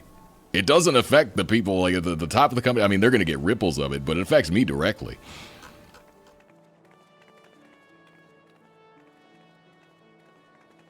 Still getting a fade doesn't affect your pay? No, it does. It does.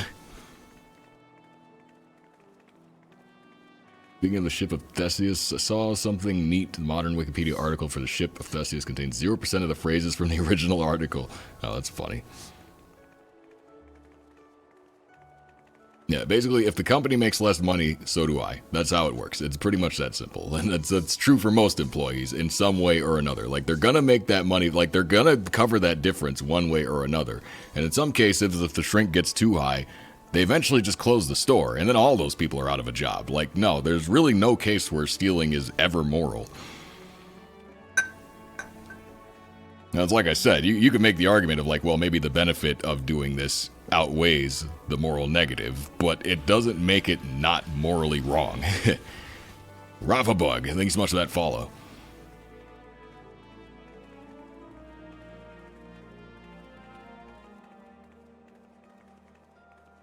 I haven't thought about the Atlantis movie in so long. Alas. Yeah, that was a weird one. Atlantis. That was a really weird one. Stealing if you're starving is bad. Stealing if you're starving might be what you feel is your only option. That doesn't make it morally good. Like, I'm saying, like, you could say, yes, the benefit of I get to survive by doing this outweighs the moral negative. That doesn't mean it's morally correct, though. Like, that doesn't change the fact that it is morally wrong. But I don't know, that's just my perspective on things. I mean, people might disagree, that's fine, but... Still enjoy quoting the "you don't want to know." Oh, yeah. Oh, thank you, Eternal Champion. I was obsessed with Atlantis as a kid. I saw that movie in theaters, actually. It was a really good movie. Or at least I remember it being really good, but I was a child when I saw it, so I don't know. I assume it probably holds up. A lot of stuff from that era did, because that was the same era as like Tarzan and Mulan and whatnot, so that's probably pretty good. But yeah, I remember just really loving those giant vehicles they had in that segment where they're like tunneling under the, you know, through the caves and whatnot. I love that everybody had like a big stupid vehicle, because I like crap like that, you know. They had these giant, like, wackily engineered rigs that all did different things.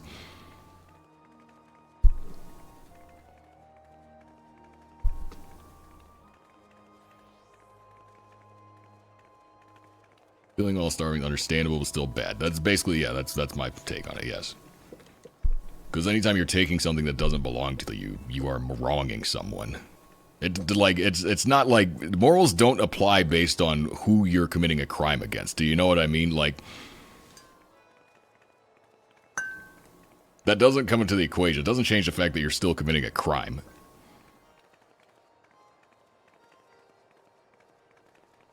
Like, I'm not going to stop and say, like, oh, okay, it's okay to steal from this guy because he jaywalked. You know, like, it doesn't change anything. I'm still doing something wrong. It's it's not how it works. But I don't know.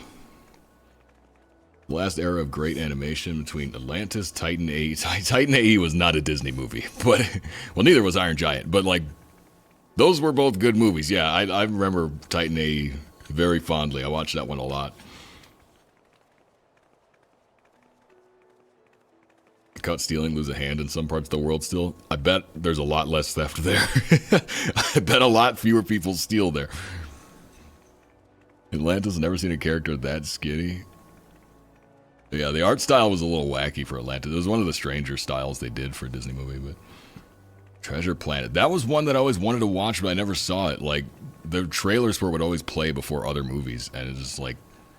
I never actually, like, got to see it. Because we had a lot of the Disney movies on VHS, and so there'd always be freaking Treasure Planet trailers on them, and I never got Treasure Planet. Watch Treasure Planet. I hear it's one of those, like, almost a cult classic in a way. It's like, it's one of the lesser appreciated Disney movies. I've heard mixed things about, like, whether or not it's even a good movie. There's kind of some back and forth on, like, it being mid. But I did want to watch it regardless, because it does look like something I would enjoy. I don't know. Treasure Island in space. Yeah. I don't know much about Treasure Island either, though. Like, I know it's an old story that exists, but that's about it. It's better than mid. Black Cauldron. Yeah, that's another one. Like, there would always be trailers for Black Cauldron on some of those old VHS tapes, and I never saw Black Cauldron either. Titan AE was the last theatrical release of Don Bluth. Titan AE was surprisingly good for being a movie that nobody's ever heard of. Face reveal? Lol. Yeah, you're about 2 years late on that one, but yeah, welcome to the stream.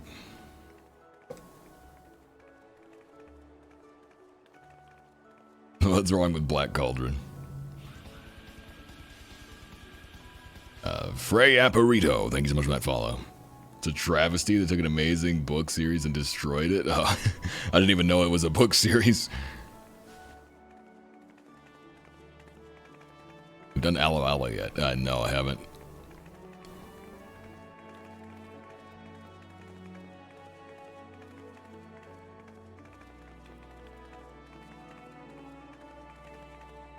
And hey, you killed the Fox Animation Studio. That's a shame because like it was actually a good movie.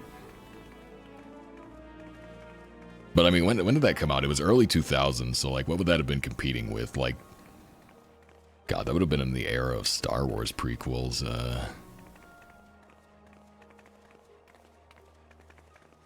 I feel like, yeah, sci-fi would have been pretty saturated at that point, because anytime after like 99 when Star Wars Episode 1 came out, sci-fi was having like a bit of a moment because everybody was trying to get on that cash cow again. Around the time of Treasure Planet. That's not surprising. Problem with Titan AE, though, I think, is like it wasn't really a kid's movie. It was a pretty mature film. But it looked like a kid's movie. You see a cartoon, like especially, 20 years ago, people see a cartoon and they think, oh, this is, for kids. But like, it really wasn't. And it was kind of like, I don't know. I think it was just, yeah, it probably just didn't find its audience.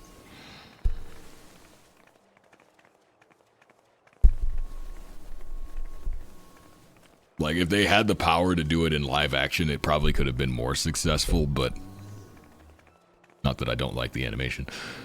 Although I will say, I don't think the dredge hold up.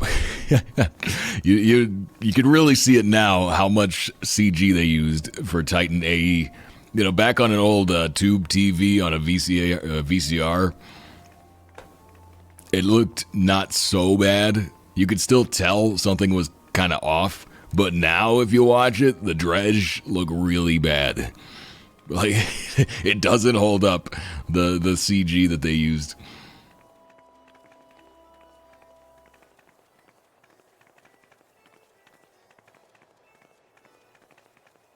Love this Dragon's Lair series, live action game back when they had to guide Dirk through the dungeon. Huh. Who worked on Shrek? Was the side team that wasn't able to work on Prince of Egypt. Oh, I remember Prince of Egypt, yeah. That was another one of those not Disney movies that everybody thought was a Disney movie. Some of the songs were kind of crap in that, but the movie was good. Or at least I remember enjoying it, but I haven't seen it in, 20 years, so.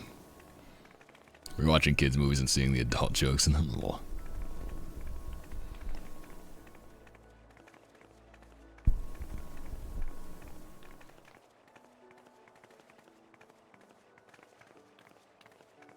Watership Down, animated movie, but it's not for children. Rabbits torn apart by a dog. You see blood on his jaws.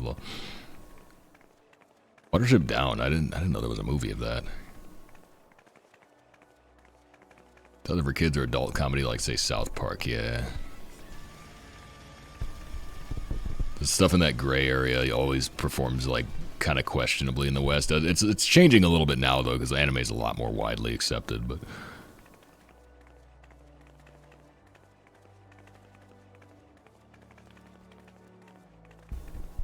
Through Heaven's Eyes. I don't know what that is.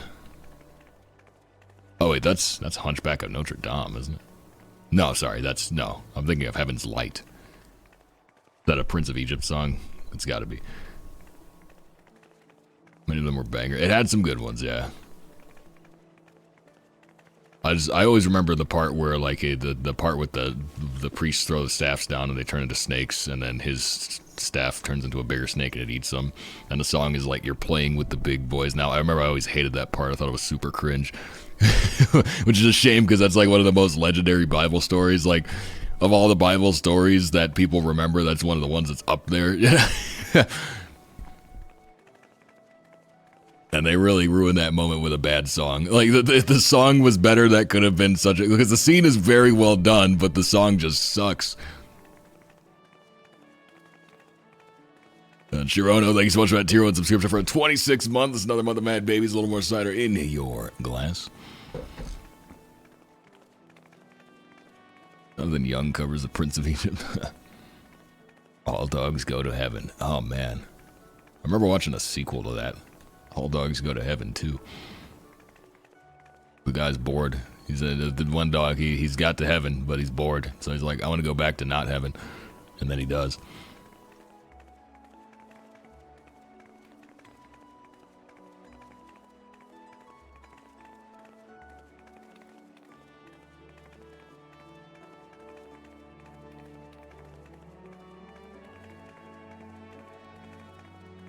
Live action of Notre Dame. God, I don't think they'd touch that one. That one's tough, dude. Like, there's some things that, like, you know, with the way Disney does things nowadays, I don't think they would be brave enough to touch Notre Dame.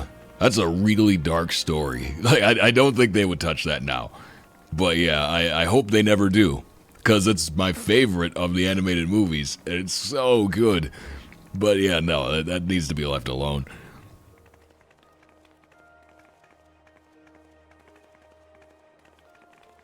Fern Gully, the original Avatar, but better because Robin Williams and Tim Curry. Huh.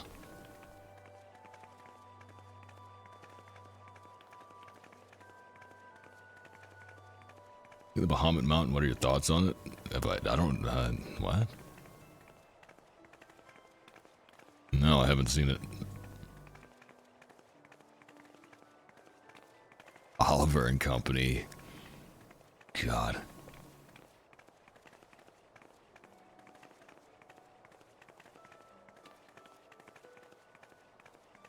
All the animated films need to be left alone. Yeah, well, I think they're probably going to slow their roll on that one, because as far as last I heard, I think the Little Mermaid one didn't do that well.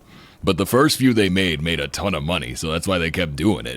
Because this is like, well, yeah, these movies aren't that great, but people are still going to see them, so, you know, like, whatever. Just slap it up there, put it on the screen. I mean, The Lion King made $1 billion, so, like, why wouldn't they try and, you know, remake all of their classics in the laziest way possible, you know?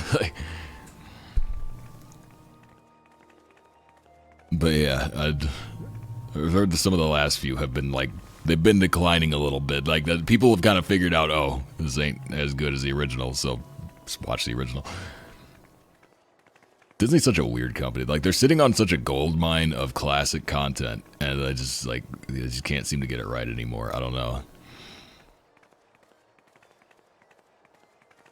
And I wouldn't even be bothered by that if they didn't, you know, eat up Star Wars and Marvel and, you know, everything else that used to be cool.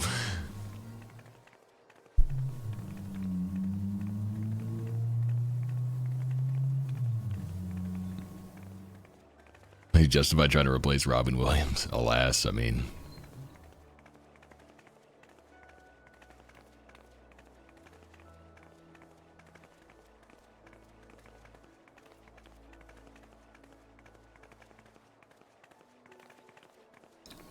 Supposed Stitch for Lilo and... Oh, God. Are they doing Lilo and Stitch? Why would they do that? Oh, God. Our characters can't be used in live action because I only seen Robin Williams as being the only person for their role.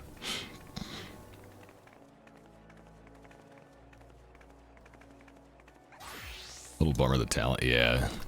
So around the time they stopped doing 2D, Mateus Lakeland, around the time they stopped doing 2D was where it was really, like, already starting to slip a little bit. But yeah, it's just a shame. Snow White. Well, they're trying to remake the whole movie, because at first they didn't have dwarves, and now they're like, okay, well, I guess we should probably get some dwarves, but they didn't cast actual, like, short people. They just used awkward CG dwarves, and they're basically reshooting the whole film now, and it's like, it seems like they don't know what to do with it.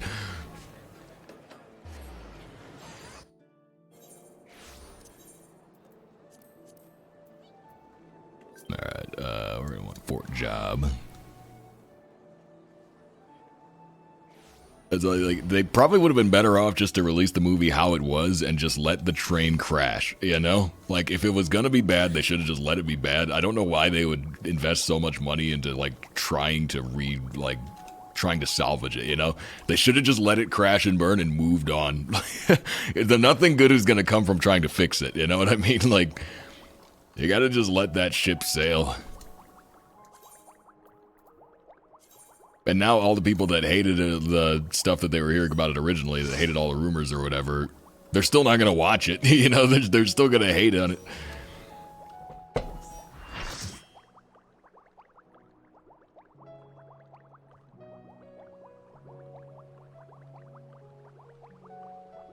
Jonathan Majors is out. Yeah, but I don't know. They can replace him. They've replaced Rhodey between Iron Man 1 and Iron Man 2. They can replace Jonathan Majors. Like, just get a new actor and have him play the same character. Like, nobody's gonna notice. Rather, nobody's going to care. They'll notice, but I don't think they'll care that much. Everybody will just kind of accept, like, yeah, what can we really do about that? You know, like, we had to get rid of that guy, right? So it's like, okay, whatever. You know, everybody just accepts it and moves on. His contract states only he can be Kang. Why would they sign off on a contract like that if they hadn't, you know, done their diligence on this guy? I guess, you know, obviously they didn't know about all that or they wouldn't have hired him in the first place, but like, holy crap. That's all right. All they got to do is just do the old switcheroo and just say that Kang was actually a sock puppet for the supervillain Blang, who was calling his shots all along. And now here he is, you know? There's enough Marvel characters to where they could probably just, like, pull one out of nowhere that fits the bill, you know? They could just find somebody that could be manipulating Kang and use that guy. That's all you gotta do. Doctor Doom. Yeah, Doctor Doom, you gotta use Doctor Doom for, like, a good saga, and, like, what's going on in Marvel right now? Does anybody care about it? It's like, they're still doing that multiverse crap, like, get that out of the way. Like, if you want Doctor Doom as a villain, you gotta have a good story. You gotta have something better than whatever the heck they're doing now. Like, they're really gonna give us Blang.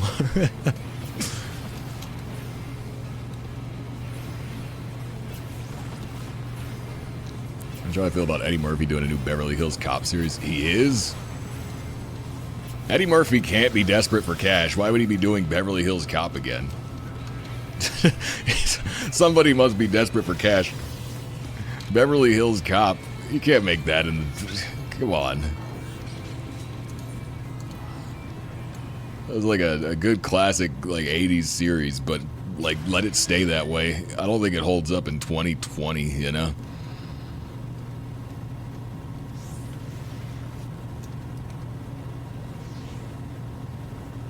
Real villain was really Krang from Teenage Mutant Ninja Turtles. Yeah, there you go. They could get away from Kang on a dime if they wanted to. It wouldn't be that hard to do. Like, the best villain in the Marvel Universe so far has been Thanos, who was a guy that was, like, barely mentioned for 10 years and then just showed up one day, you know? It's like they were always building up to him, but, like, he never really had an on-screen persona until Infinity War. Like, it wasn't until he was most relevant that he actually showed up. And so they could just say, oh, Kang was actually a front for this other thing. Now here's Super Kang. Yeah, it's not that hard. Like, this is a comic book series we're talking about. Like, they've done far dumber. And one of Iron Man's villains early on in the comics was a guy that made super glue.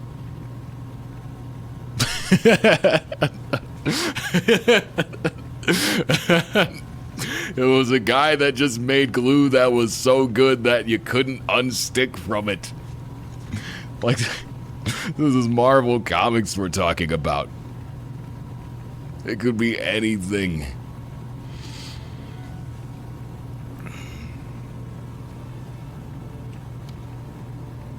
Doctor Doom is unironically the most multiverse-tied villain ever. The architect of Battle World and Secret Wars.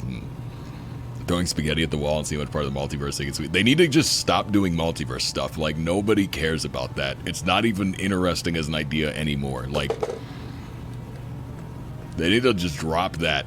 Can we just have one universe? Can we just have Earth? Like, how do I care about Earth when there's 20 million, or not even, you can't even quantify, there's an infinite number of other Earths. Like, I just want one. One Earth is enough. Let's focus on that, you know? Just take one big city, put a bunch of superheroes in it, and have someone rob a bank.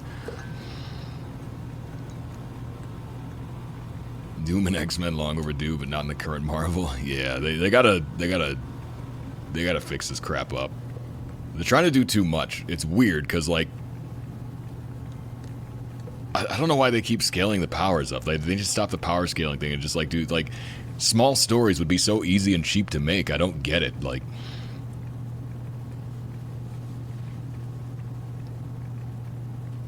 his contract's null because he was convicted of a crime. Oh, well, yeah, there you go. Just get somebody else to play it.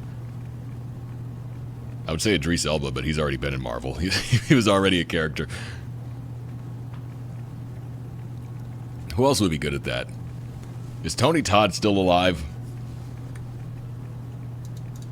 Tony Todd would be an excellent Kang. He's kind of old, but, like, is he still alive? Tony Todd. Yeah, he's a little old, but honestly, I think he would absolutely slay the role.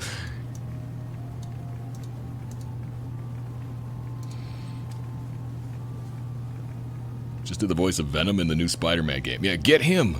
Get that guy.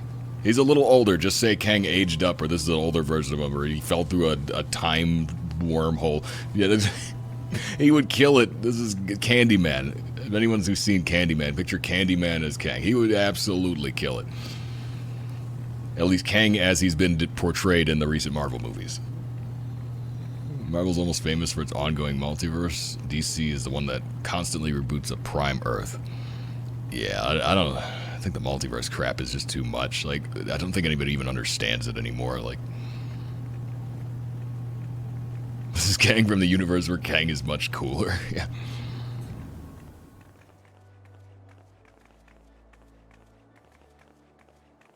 He can appear in any form, at any time, at any age. Yeah, there you go. Get Tony Todd on the phone. Kang with a hook for a hand.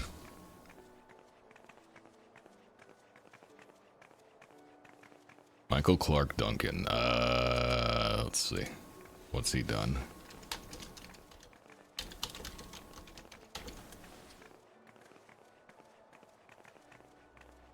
He's Wow, yeah. This was 10 years ago he died.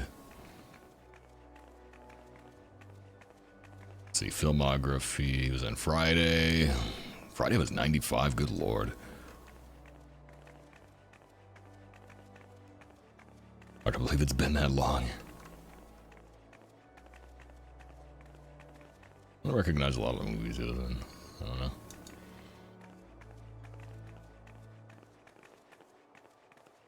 King Tut was Kang, who was fought by Reed Richards, future Kang, and Iron Lad Young Kang. There's no reason he can't be recast. Yeah, just recast him. It wouldn't be too hard.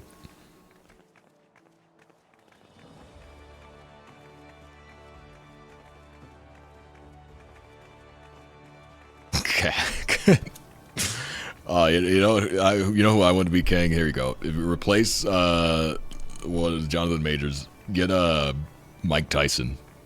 Get Mike Tyson in the role. Come on, it would be great. It would be awesome.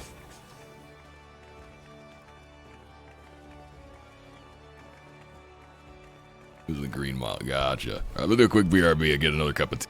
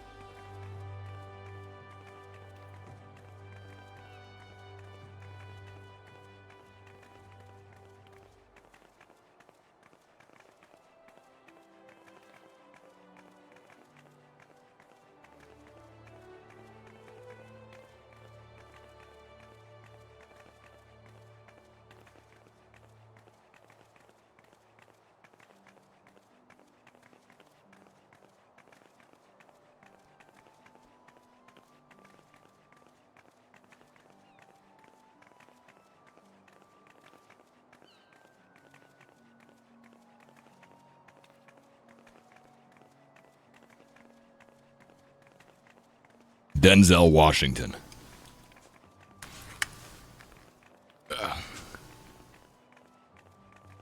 One thing I know about Daredevil movie was that at one point Kingpin picked up Daredevil and bench press throws him up to his ceiling, but they cut it from the theatrical. Lol. I've only seen like the first like 30 minutes of the Daredevil movie. It was playing when I was at a friend's house. Actually, it was one of my cousins, but like, yeah, I didn't watch the whole movie, so. 2 more S ranks to 200. Nice. I'm not that far away from those. Not that close either, but. Yeah, 27 for me.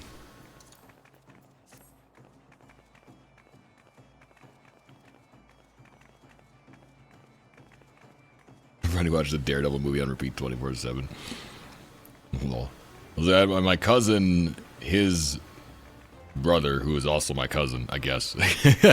That's kind of how that works, right? Yeah. My younger cousin was obsessed with Spider-Man. This was at the time where the Spider-Man movies were like the coolest thing since sliced bread. And he would just always watch the Spider-Man movies all the time. And he'd play the Spider-Man games all the time. He was really obsessed with Spider-Man. He had all the toys and the costumes and everything. But yeah, the Daredevil movie was like just on once while I was over at their house. And I only caught the beginning of it. Never finished it, so.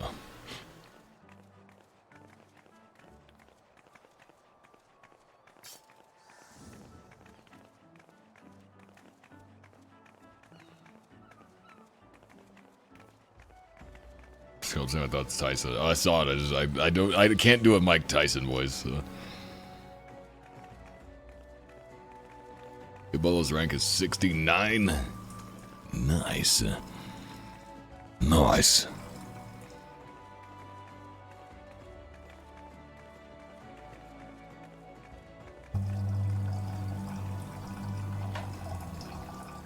But yeah, I don't know. It's not that hard to fix superhero movies, though. Something small, you know? Something relatively small. Put a superhero in a city, tie them to that city, and then have the movie relevant to that. Spider-Man was always New York. The moment you take Spider-Man out of New York, you're kind of like, you're going in the wrong direction there. Like, you can't do that too often, and you shouldn't go too far away. Spider-Man is a New York character. He should always be in New York City. That's just like, it's how it's supposed to be. Made an Elektra movie? Oh, man.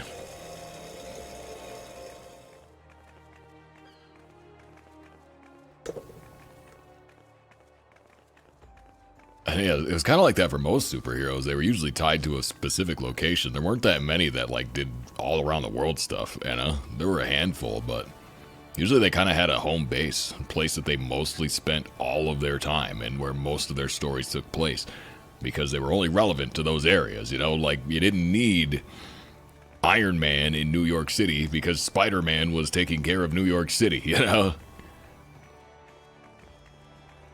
It was like everybody kind of had a territory that they'd kept watch over. They definitely weren't traveling to different planets. That was very rare that happened. It wasn't until like usually more so in like the 90s where it started getting a little bit over the top with the story. Some of the 80s stuff too. I mean, Iron Man had the space armor in the 80s and whatnot. I think that was when Rhodey was doing it, but the Baxter Building where the Fantastic Four live. Yeah, there you go. Like.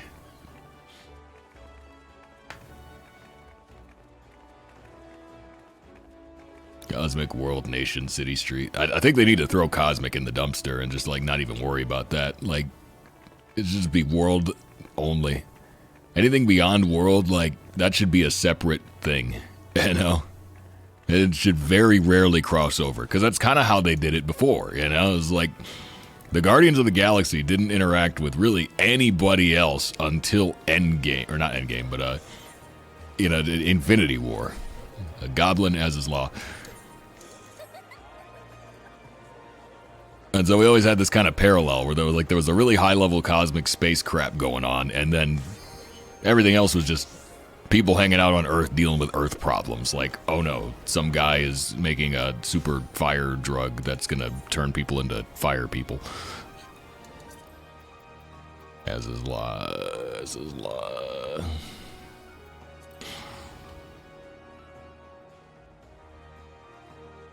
Or, God, what was Iron Man 1? Weapons of mass destruction in the Middle East. You know, that was the threat.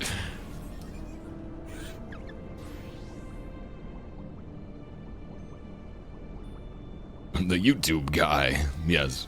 Mr. YouTube. That's me. Squirrel Girl movie. I don't think they could do it justice. Squirrel Girl is one of those things that, like, only works if nobody knows about it. But since she kind of got to be a meme a couple of years ago, it ain't gonna work. I wouldn't have faith in them to do it justice. Because it can't be meta. You know, it's one of those things that, like, simultaneously has to be a little bit meta, but it can't be too meta. Like, I don't know. It's hard to explain, but, like, I don't think they would do it justice.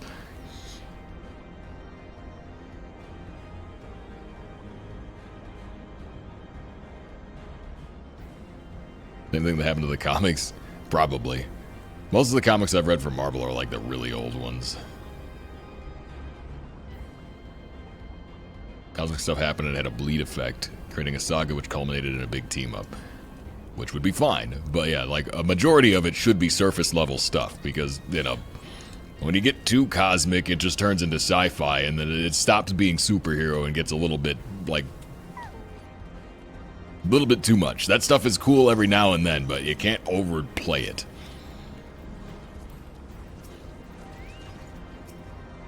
It can't be an all-the-time thing. You can't have every movie be a multiverse movie. That's too much.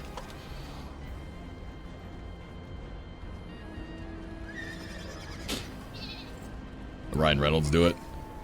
Yeah, he could probably do it justice. What's the grind this evening? We're kind of just chilling. How's it going, Dawnforge? Kind of just relaxing and doing S-ranks. I wanted to catch up on weeklies, but I already did that now. We did that earlier, so now we're just kind of hanging out. I gotta go soon, though. I gotta do some Christmassy stuff, so.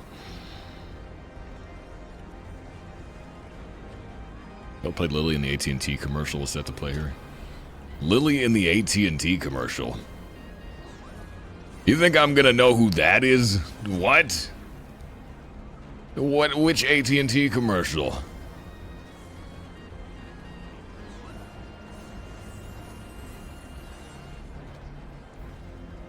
Disney doesn't want to put down the old toys and leave them off and introduce new ones. I don't think it's that. I think, again, the problem is they just keep trying to do too much. I don't know if it's like a Chinese market thing or what. Because, like, there's a lot of movies that don't do that well in the West will do really well in China. You know, and they seem to have more emphasis there on spectacle. So it's like, if there's giant robots in outer space having a super nuclear, you know, laser battle, then that, you know, will typically perform well because it's just a big spectacle, even if it's kind of dumb. Like, basically, that market has a different preference in what they like in a movie versus what we're used to here. And so like, my only guess is, like, maybe they're trying to pander to that. They're trying to do a thing where they, like, play to all audiences to make, like, that global box office. That would be my only guess as to why they keep making the movies the way they're making them, because otherwise, I don't know. Because they've gone way off the rails with some of that stuff, and it just seems like they keep, like, upping the ante when they really need to scale it back. And, what's the AT&T commercials that Lily in them? I can't even tell you the last time I've seen an AT&T commercial. I don't even know. When you said AT&T commercials, the first thing I thought of was Flo from Progressive. And that's completely different.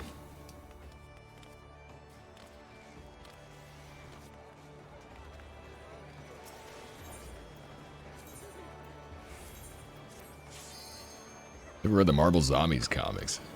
I read bits and pieces of the first issue of Marvel Zombies. I think it was the first issue. I don't know. I was, like, looking at it at a bookstore, but I didn't buy it. So, like, I didn't get to read the whole thing. But a bunch of, like, Magneto and a bunch of others were chasing Spider-Man through the city, and then they killed him, and then they ate him. Meanwhile, Tony Stark was like trying to find a cure, but he had some other guy like tied up and he was like eating him. It was a whole thing, but yeah, I read bits and pieces of what I think was the first issue of Marvel Zombies.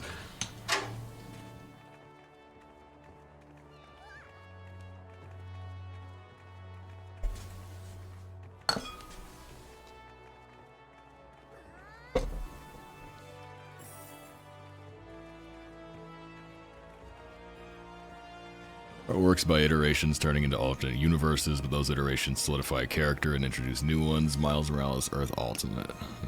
Secret Wars where Spider-Man originally finds the Venom symbiote, though obviously they retconned it for the movies.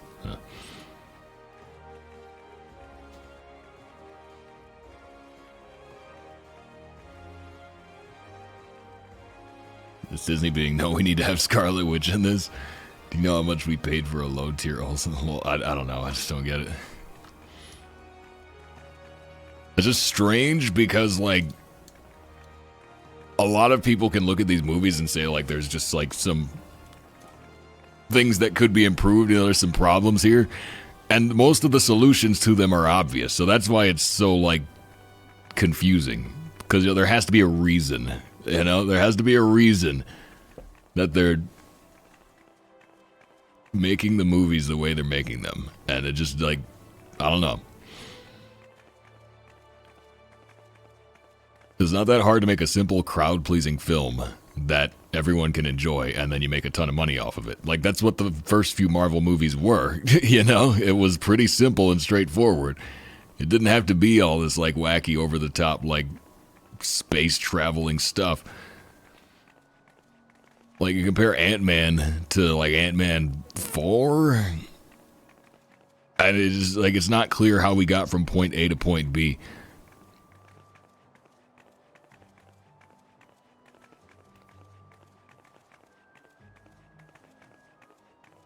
Disney Marvel's entire problem is they tried to bring star power to obscure stories by hiring big names that eventually got too costly.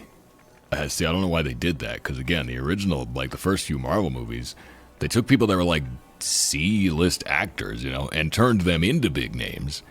You know, they had the power to build careers.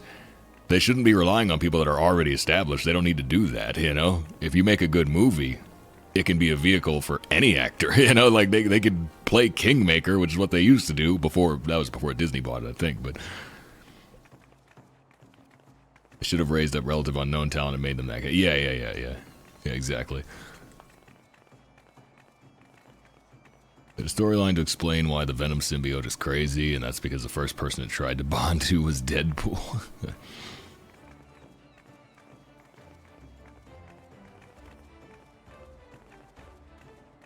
Howard the Duck. Like, well, Guardians of the Galaxy, like I said, like, it's fine to have some things that are like space level stuff, but they should generally be separate. Because I don't know, it's just a large part of superhero mythos was always that you might walk outside and see them one day. You know, they protected ordinary people. That was the whole point.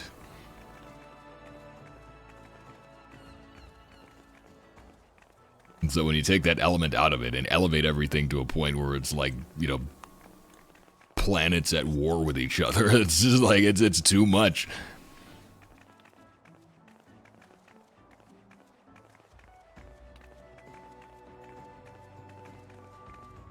Disney did take over after Endgame or so. Were they not calling the shots before then? This Pratt is basically a no, now he's everywhere, yeah. All it takes, a good movie can make someone's career. I mean, nobody remembered Robert Downey Jr. when Iron Man came out. You know, he was that guy from 21 Jump Street, which nobody remembered. but you know, he came to be one of the biggest movie stars of the generation.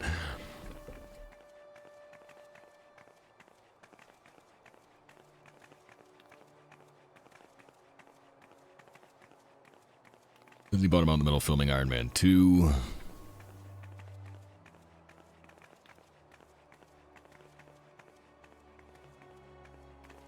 Oh, they were calling the shots. Yeah, see, that's what I thought. Like, I don't think it was, like, suddenly Endgame, and then everything went downhill after that. Like, no, I think Disney was already in charge before that. I don't know. Seem like they kind of lack direction now, though. World War Hulk movie? Yeah, that would be cool.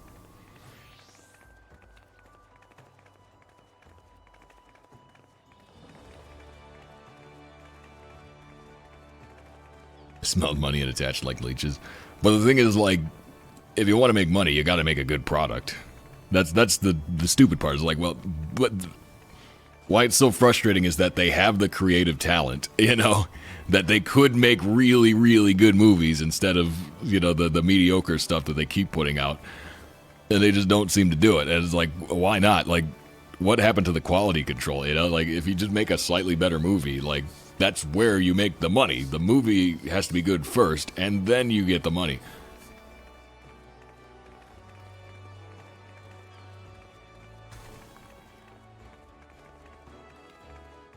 Blade, I don't know, man. I like the Wesley Snipes Blade movies were fun. They were good movies. There's some parts that don't hold up today, but you know those were good for what they were. And you know, I don't have faith that they'll do it justice today. But who knows? You know, you never know. You never know when you might be surprised, but so people can think of Marvel when they saw the actors. Makes sense.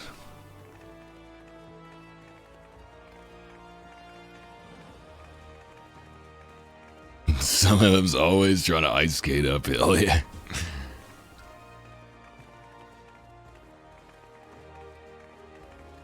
Yeah, well, I mean, Snipes is like an 80s movie star, you know? There were a lot more divas back then.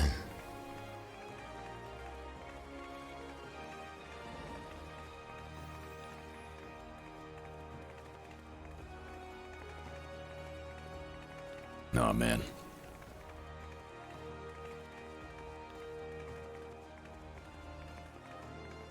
It's a good Christmas movie. What do you got? Do you got anybody watch? Anybody on the Christmas movie train?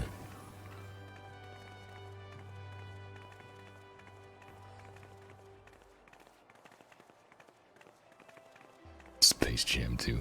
Oh. I'm probably gonna like on the living room TV, which is my monitor that I'm using right now. I'm gonna have to carry it up to the living room and turn my computer off. But probably just gonna put on like a, I don't know, like a random like snow ambient video or like soft piano music or something. But classic Christmas story. That's a good one. Muppets Christmas Carol. Never seen that. Die Hard and First Blood. Charlie Brown Christmas. Fireplace. Well, see, I've got like a little gas fireplace, and I don't know if it works or not, but I'm gonna try and like start it. So if that works, there would be no point in having a fireplace video on and a real. Well, and maybe I would just because it would be funny to have an actual fireplace and then a video fireplace above it. That'd be pretty funny. But yeah, maybe I'll do that. I don't know.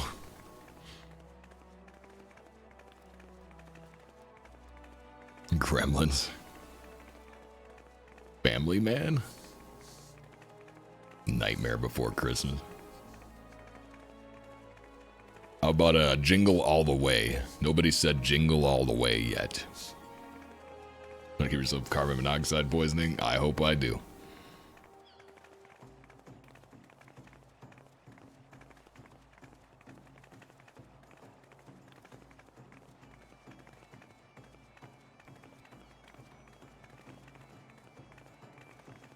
There's a lot of people saying Muppets Christmas Carol. I've actually never seen it.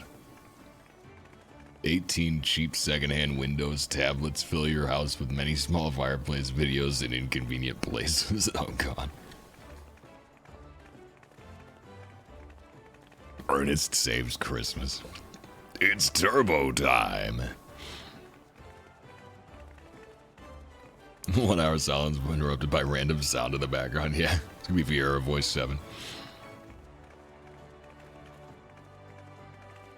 The Griswolds. Ah. National Lampoon's Christmas Vacation? Maybe? Yeah. Griswolds is Lampoon's, right? Yeah, yeah.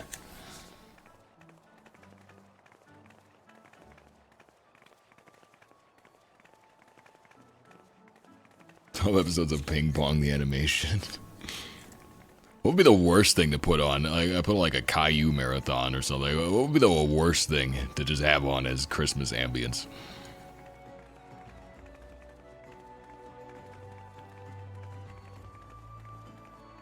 Not worst as in like graphic or shocking, but just like really annoying. 8 Crazy Nights. Man, I watched that so many times as a kid. That stupid movie. Warcraft gameplay. Frozen? Oh, anything but Frozen. Veggie Tales. Night of the Living Dead.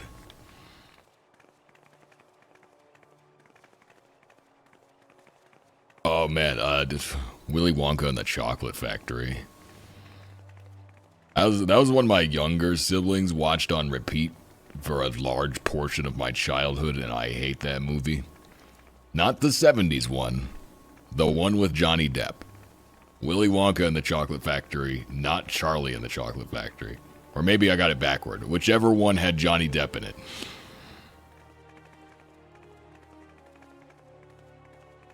Rocky Horror Picture Show. It was Charlie and the Chocolate Factory? Okay, yeah. They used to watch that on repeat. I've seen that so many times. Yeah, the 70s one was definitely better, albeit very cheap. The 70s one's funny to watch because it's so cheap. You see all the, like, the sets and whatnot, and, like, how they did the effects, and the chocolate river isn't actually brown enough, and yeah, it was great. Glorious piece of cinema. And then there's Tim Burton's Chocolate Factory. Cringe YouTube channel. Hey, screw you. Didn't like that Wonka movie. Honestly, I think the movie was fine. Like, not great, not terrible, just fine. But yeah, it was a weird take on the Willy Wonka concept, I'll say that. Eliminations Grinch? The live action one?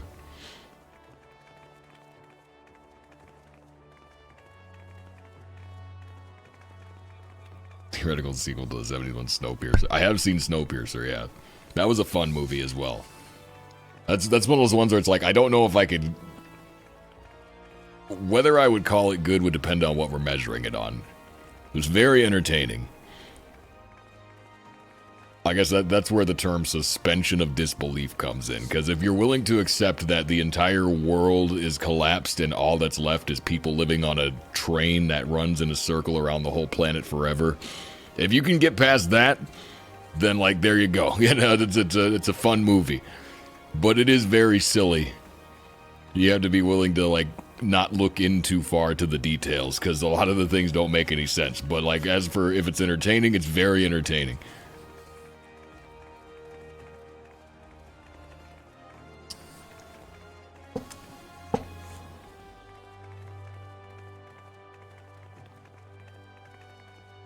Yeah, I've seen, like, stupid internet conspiracy theories. That's like Reddit tier stuff. I don't...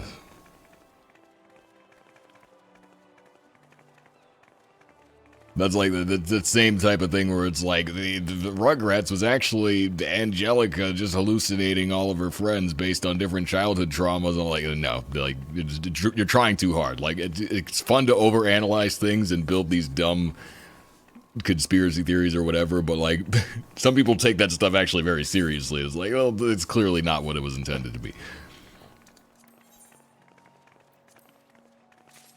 But, I mean, I guess people have the right to interpret stuff however they want. It's just silly. It's too much. It's too much.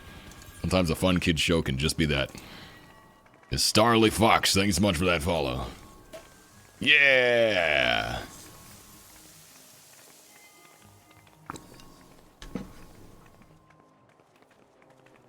A news article about a prion disease infecting the deer near Yellowstone. Oh, the prion disease is like... That's an old thing with deer. That's been going on for a long time. I don't remember any of the details about it. I just remember that that's a thing that I have heard about before. It's not a new problem.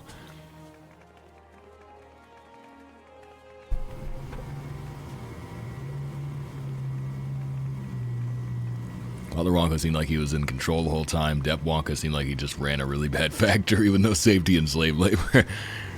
Yeah. Yeah, there was definitely a very different, like, because, yeah. As Johnny Depp's Willy Wonka was a lot more, like, gloomy and introspective, and it seemed like he was kind of just letting things happen. Whereas, yeah, with Gene Wilder, you definitely felt like he was in control the whole time. Like, he knew what was going on 100% of the way. There was never a moment where you thought, like, this guy's not in on it, you know? He always had that just that vibe about him, like, yeah, this guy's up to something.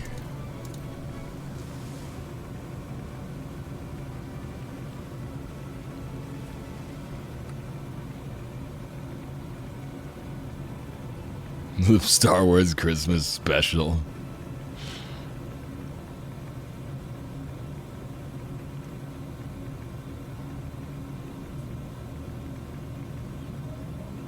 Courage the Cowardly Dog, yeah.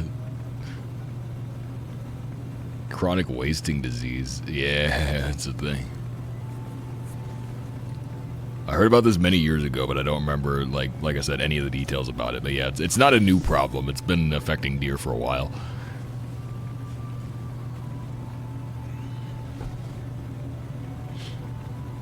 Monk was watching it, waiting for those kids to die.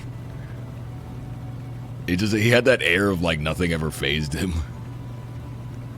Whereas Willy Wonka's, or Johnny Depp's Willy Wonka, he was always like getting emotional and stuff. It was very different.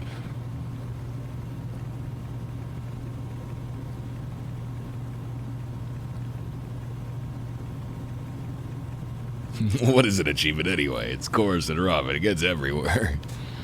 A miserable pile of secrets.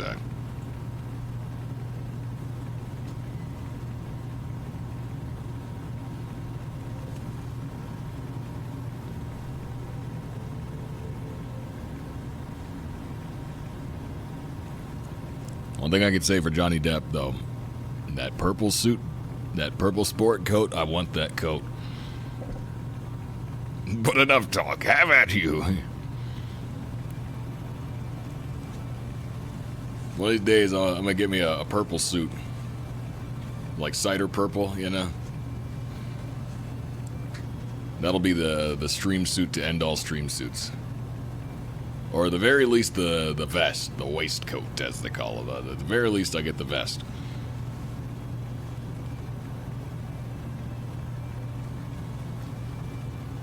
I gotta get some more dress shirts. I've been wearing the same ones for years now. The vest is actually the newest thing in my wardrobe, pretty much.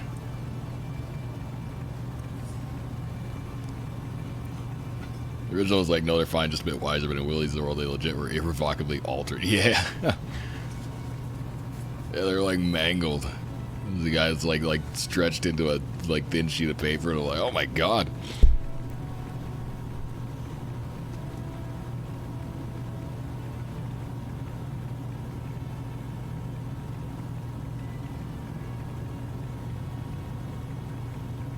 Purple vest and a black dress shirt. Maybe so. I'll have to look into it. Coordinate something. Green. I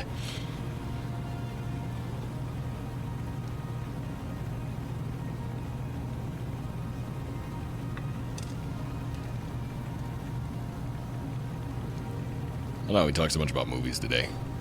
A lot of random stuff. We talked about a lot of stuff because I didn't really do much. We kind of just stood on this rock for most of the time. But I mean, again, it's Christmas Eve, so, you know, relatively chill stream.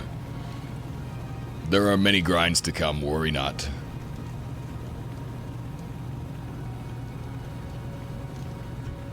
But today is just kind of a day for relaxation. I might or might not, I don't know.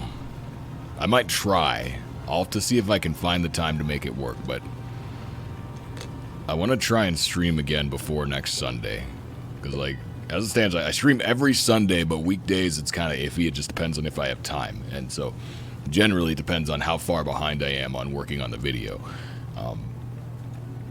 But I want to finish all of the summoner job quests, because even though I have at level 90, I've never done a single summoner job quest. So, I want to do those.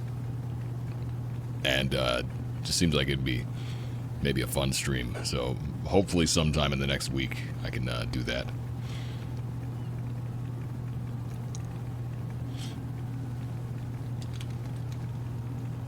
How hard it'd be to find a purple sport coat? Probably not that hard.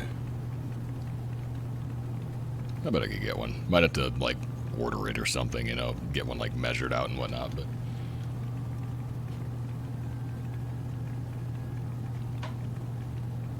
Lancer 2.0 quests, lol.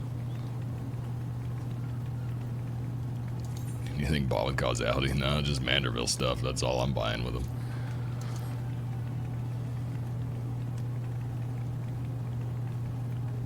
But let's see. We did get 2 achievements today, which is nice. Got Take Your S Game Further 1. And all the unique S ranks for half of Heavensward. Total of 15 points. Pretty good. Fall Guys Shop. Yeah. I'll try and get on that.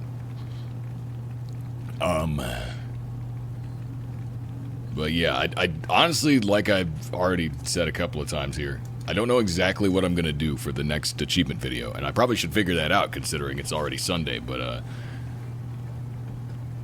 episode 7 is going to be a big deal. So yeah, this upcoming one is number 6. It's probably going to be filler. It's just going to be whatever I come up with that I need to do. But, you know, I got to get it done, so we'll figure something out. We'll get some achievements done. Hopefully I come up with something exciting enough, but episode 7 is going to be a big one. 6 is kind of just whatever, you know.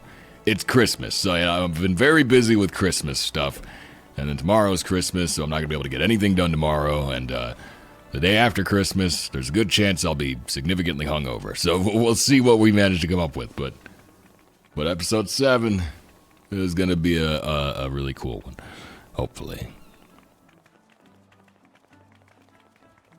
We'll have to just wait and see what we come up with.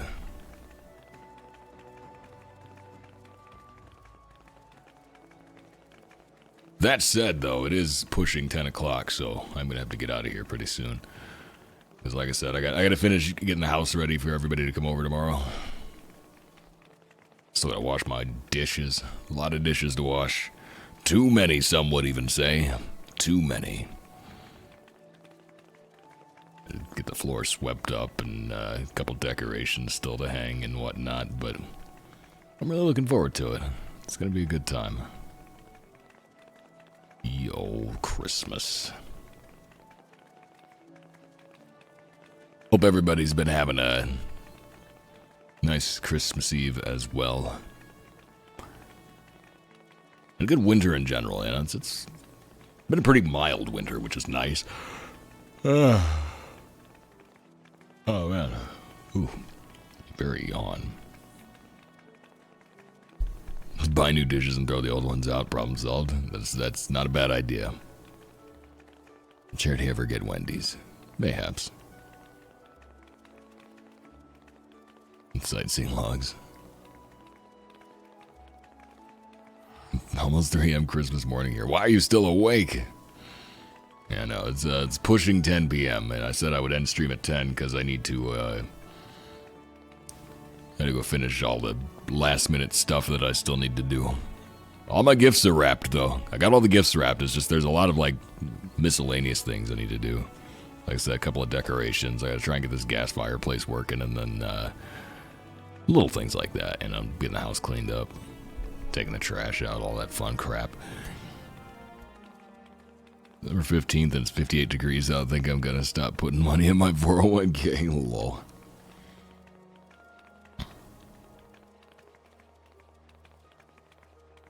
What do you think you're getting for Christmas? I don't really know. Pretty much, I didn't even nobody asked me this year what I want, but I always ask for the same thing, so it's not a big deal. My mom has a list of CDs, random metal CDs, which I pulled from my YouTube playlist. And so usually for my birthday and then for Christmas, I'll just get something off that list. And it could be anything, just a random album. Nelly XOX, thanks so much for that follow. So yeah, probably going to get a CD or two. Very likely going to get tea, because I always ask for tea, because I drink a lot of tea. That's what I got last year, is mostly tea. Possibly some, like a shirt or two. I got a couple shirts last year.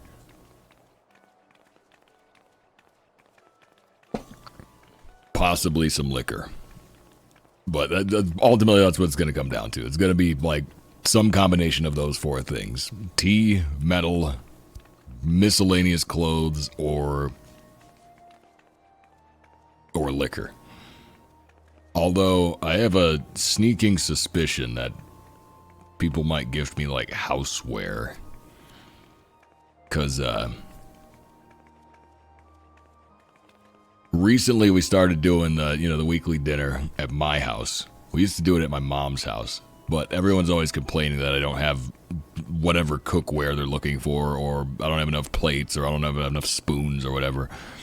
I was like, well, I live alone, you know? Like, I never went out and, like, planned to have a bunch of people over all the time.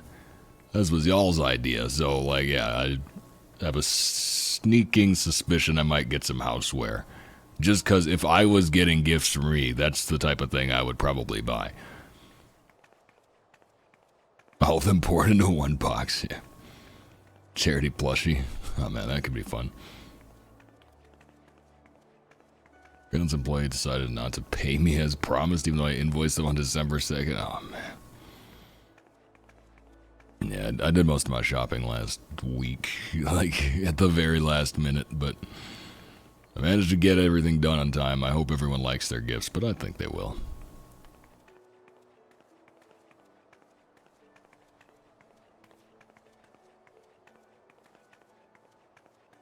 I think I want to just buy it myself, so I asked them. I usually say I don't want anything, but if they must, I'll take some beef jerky. Lol. Yeah, that's why I asked for, like, tea, because it's like, there's not anything, like, really significant that I need, so usually, like, sentimental gifts are fine, or some tea that I can drink, because I drink a lot of tea, you know?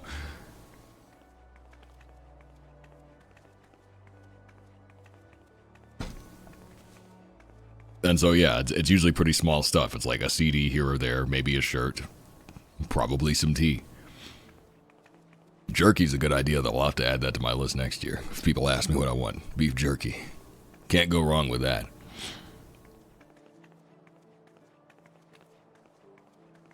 Can't go wrong with that.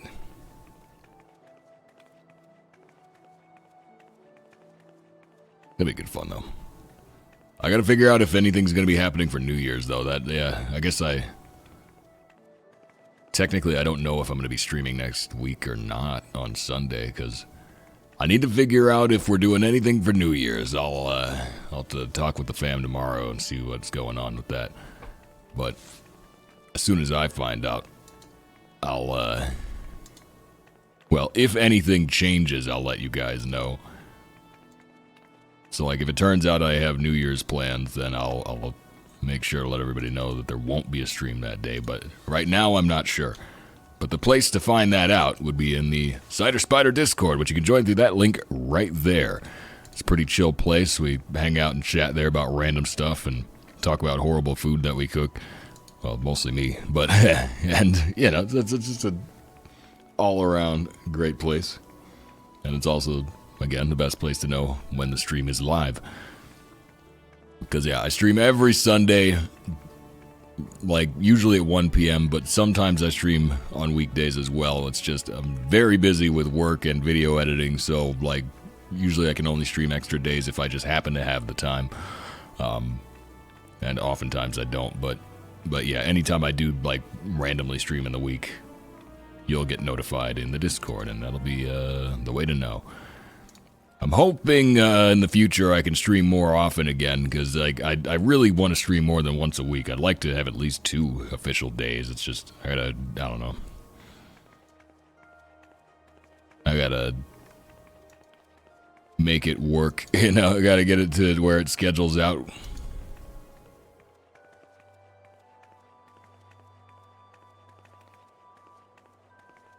It's tough. I was sleeping over at New Year's, skip the stress of not waiting forever on a taxi home. They're gonna be busy regardless, I see. Yeah, I'll either be, like I said, I'll either be hanging out with you guys or hanging out with family members, but otherwise I have no real plans yet, so I'll find out which it's gonna be. But I don't know. Like, usually we don't really do much for New Year's, so chances are we'll just do like Friday dinner like normal, and just that'll be that. And I'll be able to hang out with y'all. But yeah, I don't really know. We'll have to wait and see. But like I said, I'll let you guys know as soon as anything gets figured out. That said, though, it is 10 o'clock, and I gotta go finish up some last-minute chores before Christmas so that I can get to bed on time and enjoy the holiday. And I hope that all of you are also enjoying your holidays, whether you're celebrating it or not, or just enjoying time off, or even if you don't have time off. I hope you have a great day today and tomorrow, and a Happy New Year as well. But I'm going to go ahead and get the heck out of here.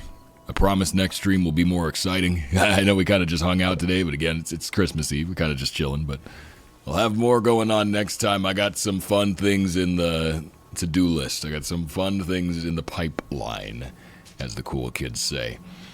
So yeah, thank you so much, everybody. It's been great as always.